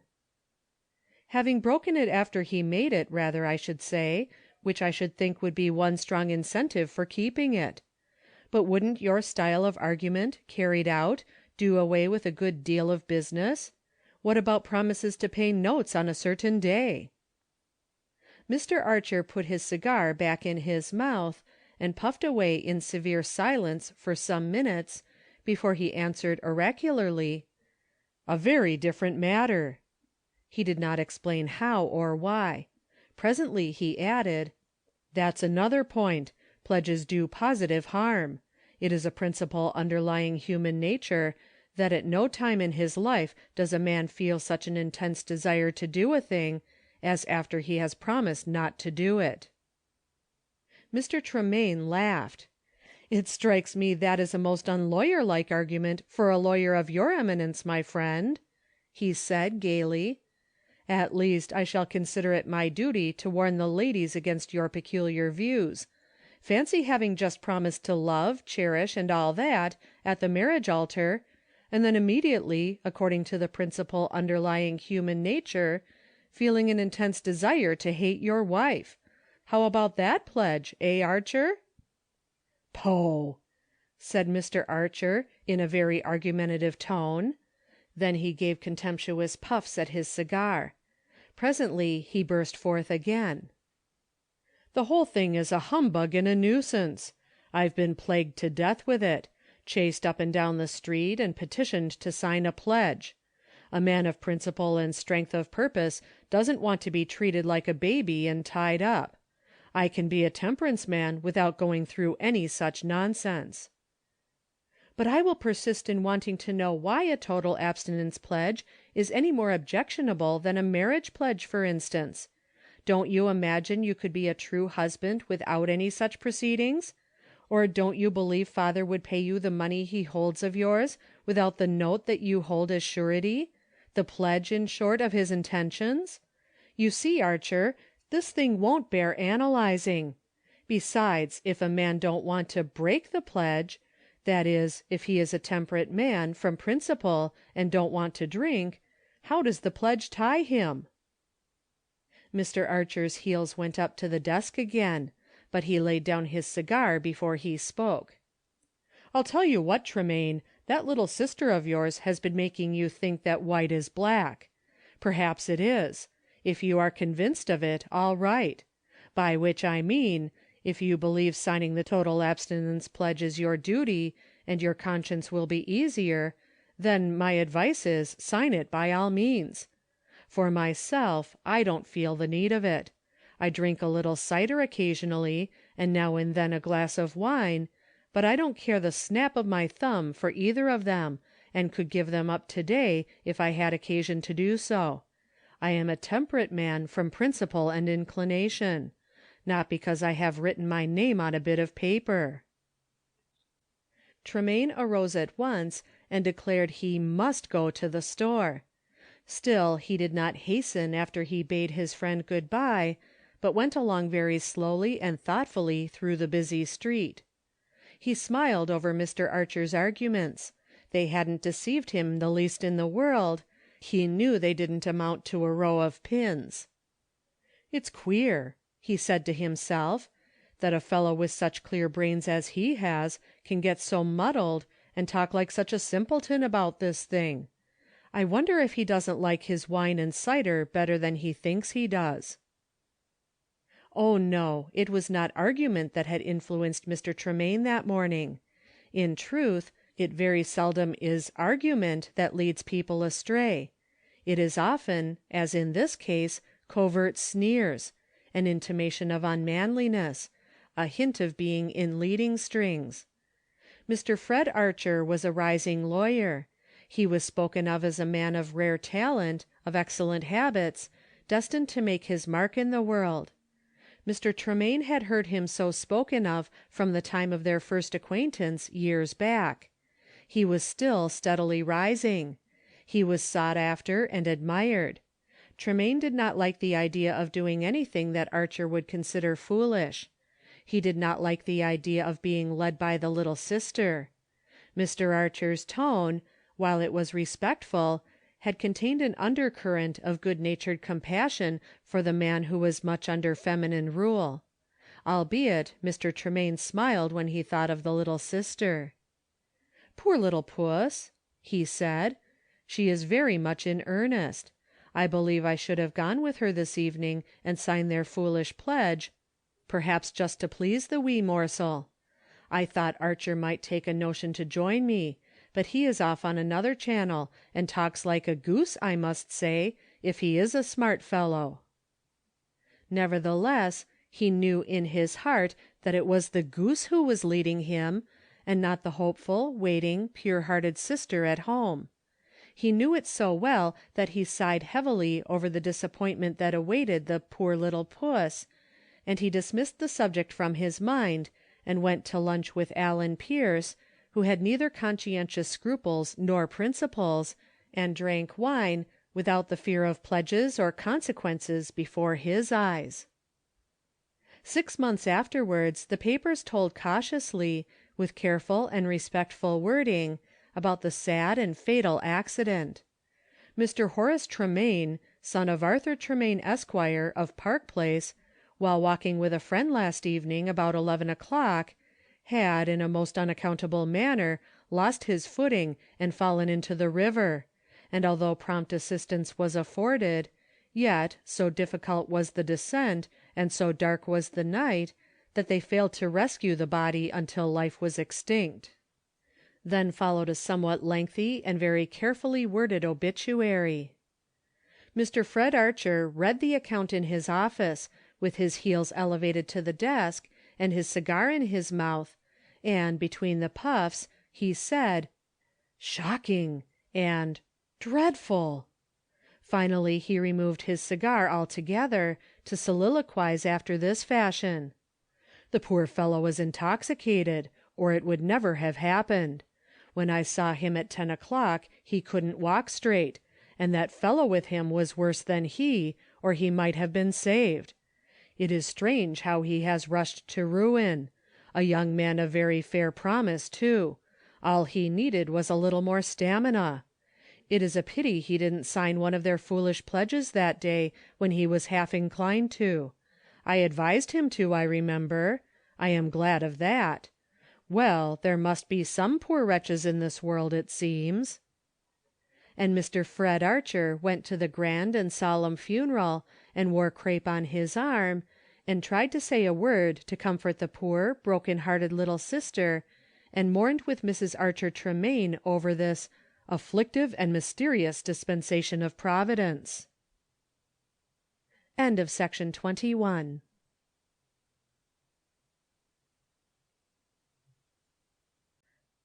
Section 22 of Modern Prophets by Pansy and Fay Huntington. The Reverend Mr. Westervelt.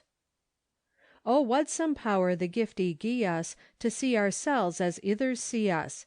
It wad from mony a blunder free us, and foolish notion. The Reverend Harlan Westervelt shook his head emphatically. "No, sir," he said, with decision in his tones. "That would not be my way of doing business." "And yet, Mr. Westervelt, the man is breaking the laws of the land every day of his life." "I don't doubt that. So are many others. There are people all around us who are breaking the laws, not only of the land, but of God, every day of their lives. Yet you and I do not consider it our duty to pitch into them in this summary manner." "There are evils in the world that we cannot help, of course. But when there is a remedy, isn't it manifestly our duty to apply it?" "Undoubtedly. And when there are several remedies, isn't it every man's duty to select the best, conscientiously?" "Which means," said his friend, smiling somewhat sadly, "that your conscience does not approve of the one which we propose." "That's the precise difficulty," Mr. Westervelt returned, with a smile as frank as the sunshine that streamed across his study floor. "And yet," said the gentleman thoughtfully, "you are an earnest temperance man." "If I know my own heart, I am," the clergyman said, with fervor, and no one who looked at the earnest, manly face could doubt his sincerity. "It is a question of ways and means simply upon which we differ. And I tell you frankly, I don't believe in driving people into the kingdom, or into temperance. I think there is a more excellent way. The fact is, Mr. Gray, though I hate the sin, I love the sinner." "So does the Lord. And yet, Mr. Westervelt, he surely metes out justice with no sparing hand." "Ah, yes, but the Lord has a right to work in a different way from me. He sees the end from the beginning. And in the first place, justice belongs to him, while I should feel my way carefully, lest I may in my zeal do more harm than good after all." "Then would you never be in favor of bringing an offender to justice?" "I do not say that by any means. I do not even say that you are wrong and I am right. I may be mistaken. But I am honestly striving to act out my convictions of duty.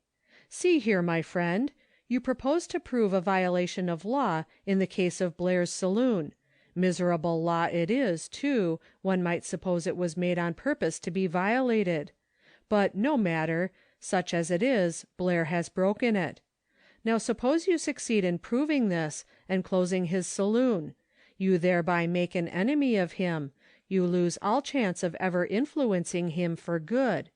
And so long as Whitney and Haynes and a half-dozen others have their establishments in full blast, what have you gained for the morals of the village?"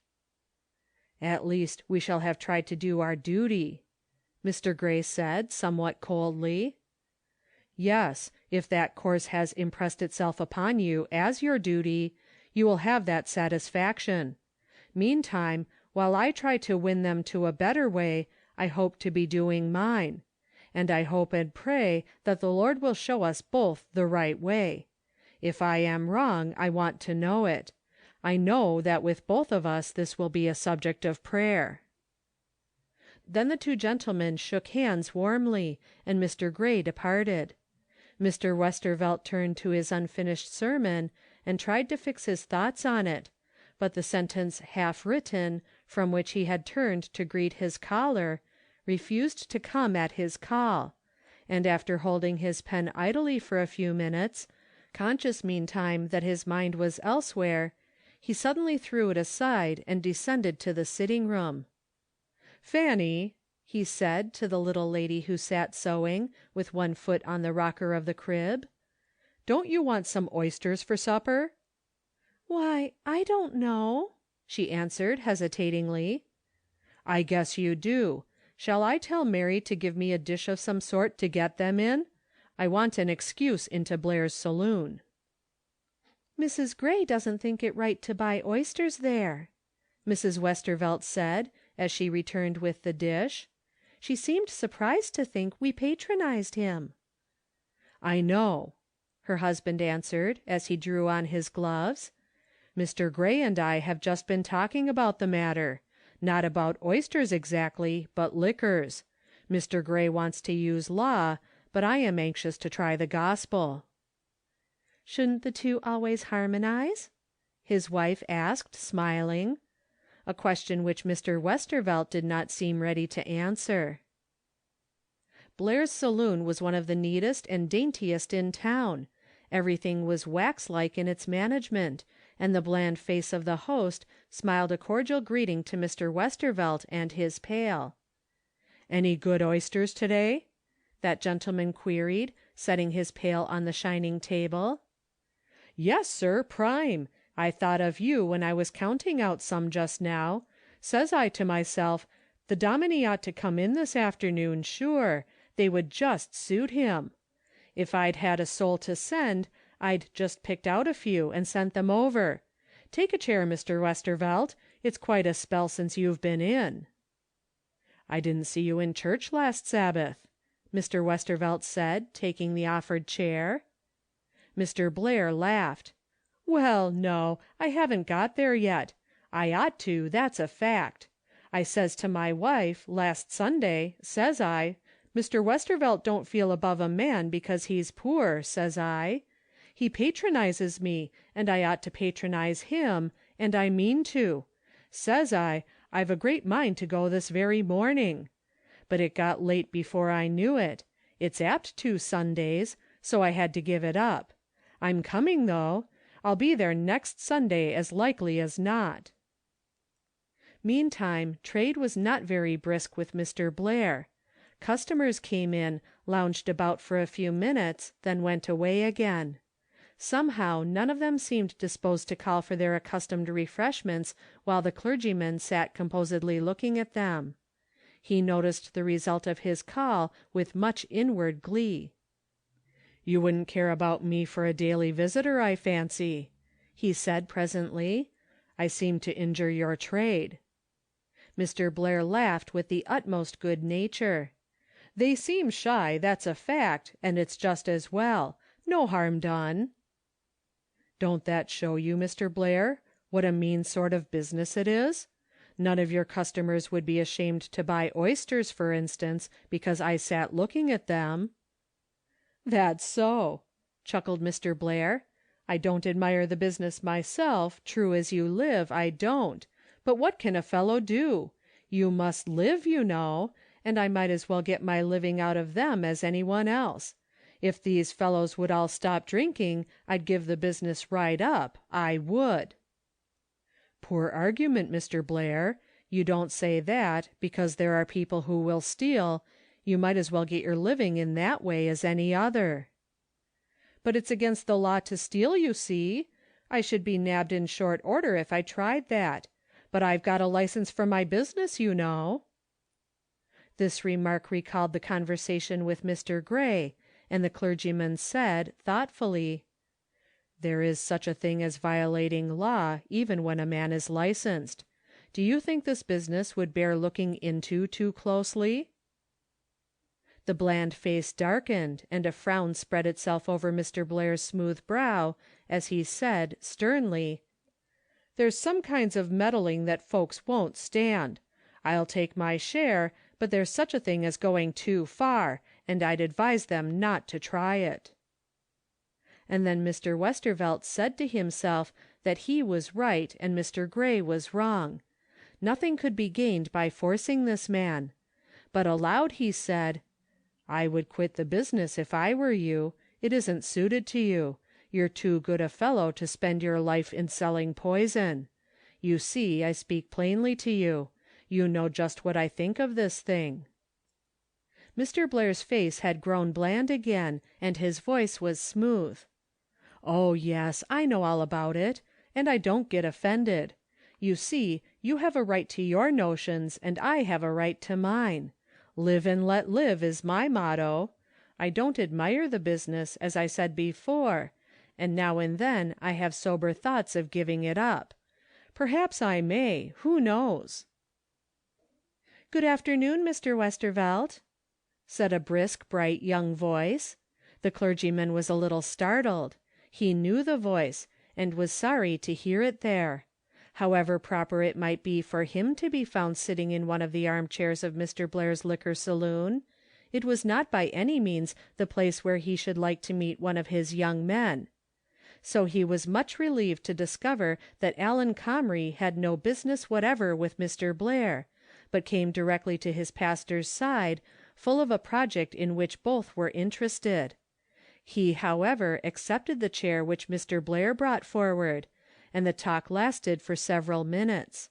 When he rose to depart, his pastor arose also. "Are my oysters ready, Mr. Blair?" "All ready, sir, the biggest I could pick. No charge for them, if you please. I wanted to send some around. No, sir, no. I don't want money for them. I'm going to take it out in preaching." "Do you buy your oysters here?" And in Allen Comrie's question there was a tone of surprise, and a slight emphasis on the last word. "Frequently I do. Mr. Blair keeps a very fine article." "I'll be happy to prove the truth of that to Mr. Comrie, if he will give me a chance," Mr. Blair said, with his lowest bow and his most respectful tones. As the two gentlemen went down the steps together, the clergyman remarked, thoughtfully, "I want to get a hold on that man if I can, so I take every lawful means to do it with." And neither of them heard that man's low chuckling remarks to himself as he watched the two down the street. "I don't mind his preaching. I can stand a dose of that now and then, so long as he sits in one of my chairs while he preaches, and folks pass by my window and see him. That young Comrie has never stepped a foot inside my door before." This incident gave rise to 2 tea-table talks that evening. "My son," Mrs. Comrie said, as with a grave, troubled face she passed a cup of tea to her only son, who sat at the head of her table, and reigned supreme in her widowed heart, "I thought you never went into Blair's saloon. I was so surprised to see you sitting there when I passed this afternoon." "Never was there in my life before, mother, and I stopped this afternoon to speak to Mr. Westervelt." "Mr. Westervelt! He surely wasn't there?" "Yes'm. He was after oysters, in part, and partly to show his interest in the man, so far as he could. That is his idea, mother, and I am not certain but it is the right one. Mr. Blair seems to think a great deal of him." "I hope," said Mrs. Comrie, still speaking very gravely, "I hope that while he is engaged in showing his interest in that poor miserable rumseller, he will not forget how many young men in his Sunday school are watching his actions, without the means of knowing by what motives they are prompted." At Mr. Walker's there was not so much good cheer as usual. The little wife had done her best, and very bright and comely everything looked, but the husband ate one muffin in almost total silence, and stared gloomily at his second one without eating it at all. At last, while his wife waited for an answer or comment on one of her bits of news, wherewith she was trying to beguile him, he burst forth irreverently, "I believe I shall have to take to selling rum in order to make a living." "Why, Charlie, what on earth do you mean?" And this happy little wife could afford to finish her sentence with a merry laugh, for she knew that her staunchly temperate husband was in no danger of doing any such thing. "Well," said Mr. Walker, setting down his cup with energy, "that seems to be the way in which to gain sympathy and custom. Here I am struggling hard to maintain a temperance saloon. I keep everything as neat as hands can make it, and I keep the very best and freshest articles that I can find in the market. And there is Blair's, right across the street from me, selling rum by the glass, and selling it against the law, too, every time he gets a chance, and men who pretend to be in favor of temperance march past my rooms that are every bit as nice as his, and buy their fruit and oysters and what not of him. Even Mr. Westervelt goes in and takes a seat there, and comes out presently with his pail of oysters or his fruit jar, and young Comrie said to me today that Mr. Westervelt was trying in that way to get a hold on Blair, and he more than hinted that it was the right way. He'll be going there with his pail next. I told him that I wished Mr. Westervelt would spend a little time in getting a hold on me, since I was one of his church members, and was trying, through a great deal of discouragement, to uphold one of his principles. Now isn't that rather exasperating?" The little wife had finished her supper, and now came around and slipped into a seat on her husband's knee, and stroked with soft hand his tired face, as she said softly, "Don't you think, Charlie, that God knows all about it, how you are tried, and don't you think he is on your side?"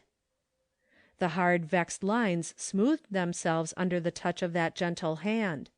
Mr. Walker was silent a moment, then said in a subdued tone, "Yes, he did think so with all his heart," and he was comforted. Mr. Blair brushed his coat and went to church on the following Sabbath. People stared to see him there. Young Comrie was more than ever convinced that Mr. Westervelt's was the wiser way, and the young minister himself gave, when he saw him, a little inward laugh of glee, such as a good man gives when he thinks he has outwitted Satan, and he said to himself, "Aha, I've caught him. The rigors of the law couldn't have brought him to church today." "Did you see that Blair who keeps the corner saloon in church today?" Mrs. Gray asked her husband that same evening. "Yes, I did," he said gloomily, "and I saw old Dixon stagger home from there drunk not an hour ago." "Why didn't they put a stop to that at least?" queried the indignant wife. "People won't," he said solemnly. "They want a better law, and they won't use any until they get one that just suits, and they'll get it in a hurry at that rate." Just 5 years afterwards. A dull, dreary November day. The wind groaning dismally among bare branches. People walking with as little noise as they might among millions of rustling, withered leaves. Those nearest the front surrounding a newly dug grave, wherein they lowered a coffin. Earth to earth, ashes to ashes, dust to dust. The Reverend Mr. Westervelt's earthly work was done. Heavy hearts were there around that grave, broken, bleeding hearts. Tears were falling from eyes unused to weeping. Many an undertone of benediction was breathed over the silent dust. Mr. Blair was there, tears in his eyes, and an unwonted solemnity on his red face. His face was much redder now than it had been 5 years before. Mr. Blair still sold rum, and drank much of it. Still he had his word of comment. "He was a good fellow. He didn't look down on a man because he didn't happen to think as he did. There ain't many like him." Breaking in on the tender solemnity of the ministerial benediction, came the loud, discordant halloo of a drunken man. A young man reeling along the street, past the cemetery gate, singing snatches of a ribald song. A policeman, standing among the friends, with uncovered head, went hurriedly to hush the profane voice. Ah me, that voice belonged to Allen Comrie, and among the comments made as they turned from that new-made grave was this, from a widowed, broken-hearted mother: "The first time my poor Allen ever stepped inside a liquor saloon, he went to have a talk with Mr. Westervelt, who was sitting there."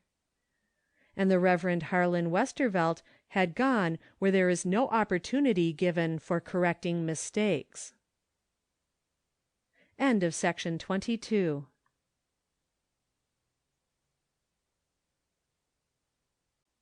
Section 23 of Modern Prophets and Other Sketches by Pansy. Climbing. "Grandpa, I have a picture to show you. I remember you like pictures." Grandpa Thompson turned from his large print Bible and studied carefully the handsome boyish face looking at him from the canvas. The beautiful eyes and sweet, earnest young mouth I don't know how to describe, so it has been copied for you, and you can study it at your leisure. "Is it a fancy picture?" Grandpa Thompson asked. "No, sir," said fair Gertrude Thompson, his young lady granddaughter, with a pink blush on her round cheek. "It is a picture of a friend of mine in New York." "Painted on shipboard, eh?" "Yes, sir. There's a little story about it. The boy was sent aloft during a severe storm, and the circumstances were so peculiar that they interested an artist who was on board, and he made a picture of it, and gave it to the boy, who was a pet of his, and the boy sent it home to his mother." "And his mother lent it to you just for fun, I suppose," said Grandpa, with a roguish laugh. The best answer Miss Gertrude could think of to make to this was to laugh too. "Well," said Grandpa, "that face reminds me of a story. If you have nothing better to do, cuddle up in my big chair, and I'll tell you about it." Miss Gertrude "cuddled up" in the great old-fashioned chair with immense satisfaction. "The year you were born — no, bless me, it was when your sister Addie was born, you were 6 years old. I went a voyage for my health, and it came very near not being for my health. There was the very worst storm that I ever had any knowledge of, though to be sure that's not saying much, but the sailors thought it was no small matter, I can tell you. There was a lad on board that I took the greatest fancy to, nicest boy that I ever saw, looked some like that face there in your picture. I got well acquainted with him during the voyage." "Was he one of the passengers, Grandpa?" "Not he. He was one of the crew, and the quickest, brightest, sharpest little fellow that ever was. All the time he could find from his regular work he was studying like a Trojan." "What do you study so much?" I asked him once. "Navigation, sir," he said as promptly as a soldier, and he wasn't much larger than my thumb, it seems to me. They kept him pretty busy, but he and I had a good many talks one time and another. "Are you going to be a sailor all your life?" I asked him. "I'm going to be a sea captain," says he. "Oh, you are. Going to have a vessel as large as this to manage?" "I'm going to have one twice as large as this, one of these days, if I live," he said with such a quiet, determined air that I had to believe it then, but I pretended not to. "I'll risk you," said I. "You'll go and get drunk the first time we put into port, and you'll keep on doing that until you can't let the vile stuff alone, and that will be the death of you." I can see his great eyes flash this minute, seems to me. "I shan't do that, anyhow," says he. "Do what?" "Get drunk, sir." "How do you know?" "Because folks can't get drunk without drinking liquor, and I'll never taste one drop of it as long as I live." "God helping you, you mean," I said as solemnly as I could. God will help me, says he. I've asked him to, and I keep asking. And besides, I've promised. See that. He took a bit of crumpled paper out of his pocket and handed me. It was a pledge, Gertrude, very solemnly written, and as strong as language could make it. There were quite a number of names on it. There, said he, pointing to them, that's my father's name, and that's my mother's, and that's my Sabbath school teacher's, and that's my minister's, and that's mine. Do you think I'll drink, sir? Prouder than a king his voice was, and I couldn't help saying to him, I don't believe you will. Well, Gertrude, I saw that boy tempted, I tell you. The storm came on. I shan't try to tell you about that. It was awful, awful. The sailors worked with all their might. We should have gone to the bottom, the captain told me afterwards, if every man of them had not done his duty. My boy worked with the rest, until when the storm lulled the next morning they were all completely fagged out. The captain had all hands on deck, and after a few words of hearty praise, he dealt them out each a thimbleful or so of brandy. It wasn't his custom. It is true he drank brandy himself, moderately, and in a gentlemanly way, but he didn't care about having his men do so very often. He stopped before my young friend, and said a special word of commendation about the courage and presence of mind that he had shown during the night of terror, and then he gave him the brandy with his own hand. I was some younger then than I am now, and I had been on deck trying to help, so I saw it all. I thank you, sir, the lad said, speaking up boldly, but I never drink liquor. That's right enough as a general thing. I don't disapprove of it, said the captain, though he spoke rather haughtily. But this is for medicine. You have been under great fatigue, and you need the stimulus. Now, as a general thing, the captain was a just and sensible man, but he was used to having his orders obeyed.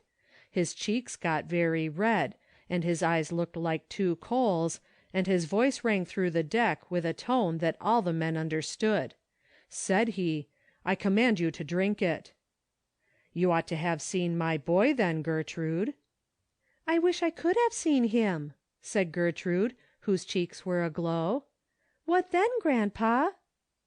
The little fellow's lip quivered, and his voice trembled, but yet it was distinct and decided. Said he, Captain, you promised my mother that you would help me to be a true boy, and I promised her, and I promised God, that I would never taste nor touch a drop of liquor. I am afraid to break my promise, Captain. For about a minute the captain glowered on him, then he turned on his heel with a half laugh, half sneer, and as he went he said, If you have not sense enough to distinguish between drinking liquor for amusement and taking medicine when the surgeon advises it, why, I suppose I must let you be a simpleton and take the consequences. But every sailor on board knew that the youngster was in disgrace. All that day he was frowned on and ordered about like a dog. You see, the captain could not forget that he had intended the lad a special honor, and it had been refused. At evening he sent the little fellow aloft during an awful gale. The old sailors shook their heads, and one of them whispered to him, If you'd mutiny now, there'd be some sense in it, and we'd stand by you to a man. You ought to have seen the boy's eyes then. The eyes in the picture there reminded me of them. Sad they looked, but just as resolute as eyes can, and he never hesitated a second, but went up the ropes like a cat. There was considerable muttering among the passengers over that, but he came down all right, and the trouble blew over, only the captain continued to be very haughty and stern towards him. Well, one night— Tired, Gertrude? No, indeed, papa. Go on, please. One night we anchored at one of those islands with jaw-breaking names. I don't remember now which one of them it was. The captain was out of something or other. I don't recollect the unimportant parts of the story. Anyway, my lad and his mess went ashore together. The captain went, and the first mate, and a good share of the passengers. but I wasn't feeling so well as usual, and in company with a number of others stayed in the vessel. It was left in charge of the second mate. He was a poor coot, very unpopular. He was mad because he wasn't on shore with the rest. He gave pretty strict orders all around, and then he went below, which, as far as I can remember, he had no business to do. It wasn't late at all when my young friend came back to his quarters. I was sitting up, reading a little, and I called him to come to my stateroom. "Didn't you have a good time?" I asked him. "No," he said in great disgust. "There is no such thing as having a good time anywhere in this world, there is so much rum in it." Then he told me how the boys were having a regular spree on shore. They had tried to coax or scold him into it, and failing, he had prevailed on two of the best-natured ones to row him back to the ship. "But I couldn't keep them here," he said. "They've gone back to the others, and they'll have no money nor sense left when they get back here." "Did you see the captain?" I asked him. "Oh, yes, I saw him, and he was in a nice room, drinking out of handsome dishes. That was all the difference." The boy was sharp, you see, as sharp as steel. He went off on deck, and maybe it was an hour afterwards that we heard the shrill, sharp cry of "Fire!" We rushed on deck, and followed the sound of the cries, and the captain's stateroom was a blaze of light. There was some tall work done then, I can tell you. The youngster was on hand, working for dear life, and seeing he knew what he was about, which was more than some of us did, we just put ourselves under his command, and if he didn't order us right and left for a spell, then no matter. It was all done up in a few minutes, and a fire that had got a pretty decent start was conquered. When we came a little to our senses, it occurred to us that the boy and we, the passengers, had done the work. Where in the name of wonder was the crew left in charge? My young man shrugged his shoulders. "Drunk," said he, "every one of 'em. I told you there was too much rum everywhere." It seems, as we got the story out little by little, that the spirit of unrest and impishness generally entered into the men left in charge, and having nothing in particular to do, and with the mate asleep, or somewhere else, where he ought not to be, they went prowling around to see what they could find. They found the key in the captain's door. He had turned it and forgotten to take it out. So in they went, and then they found his private case of liquors, a very handsome one it was, and well stocked. The rest of the story you can easily imagine. They took a taste all round, I suppose, telling each other that that little bit would never be missed. And then that little bit began to do its work. They didn't care whether it was missed or not, nor what became of them. They pretty near emptied the case, and had just sense enough left to crawl away out of sight, but not until they had contrived in some blundering way to set the papers on the table afire. The young man told me he had been gone from my room but a short time when he smelled smoke, and set about hunting it up. I've told you the story pretty fast, and left out a good many of the particulars, but the truth is, the boy behaved like a hero, and no one was quicker to acknowledge it than the captain. He just wrung the brave fellow's hand, and said he, "You've saved human lives by the score. For you see, we would have been burned as sure as fate, and not a boat, mind you, not a boat to escape in. They had every one of them ashore. That was against orders too, but orders get disobeyed occasionally, even on shipboard. And, says the captain, you've saved my ship for me." "Captain," said the lad, "it was my promise that saved the ship, I think." "I don't know but it was," said the captain. "However, I did not entice you to break it this time, nor give it to the drunken scamps who betrayed their trust." "Captain," the boy said again, "if you hadn't had the liquor in your room, the men wouldn't have been tempted." I thought the captain would be angry, but he was made of better stuff than that. "That's true," he said very gravely. Then, after a thoughtful pause, he added, "I tell you what, my man, you and I will have no more of it in our staterooms after this." And he didn't. I've kept my eye on the lad, too, and you never saw a fellow mount up as he did." "What has become of him, grandpa?" "He is the captain and part owner of one of the very finest vessels in our waters." "What is his name?" "His name," said grandpa very deliberately, "is Captain John Trueman." "Grandpa," said Gertrude, her face all in a glow, "I am acquainted with your Captain John Trueman." "I thought very likely," said grandpa dryly. "I would know my lad's eyes anywhere. Besides, I was on board when that picture was sketched. I saw the boy only a few weeks ago, and I strongly suspect he is your Captain Trueman. And let me tell you it would be hard to find a truer man." End of Section 23. End of Modern Prophets and Other Sketches by Pansy and Fay Huntington.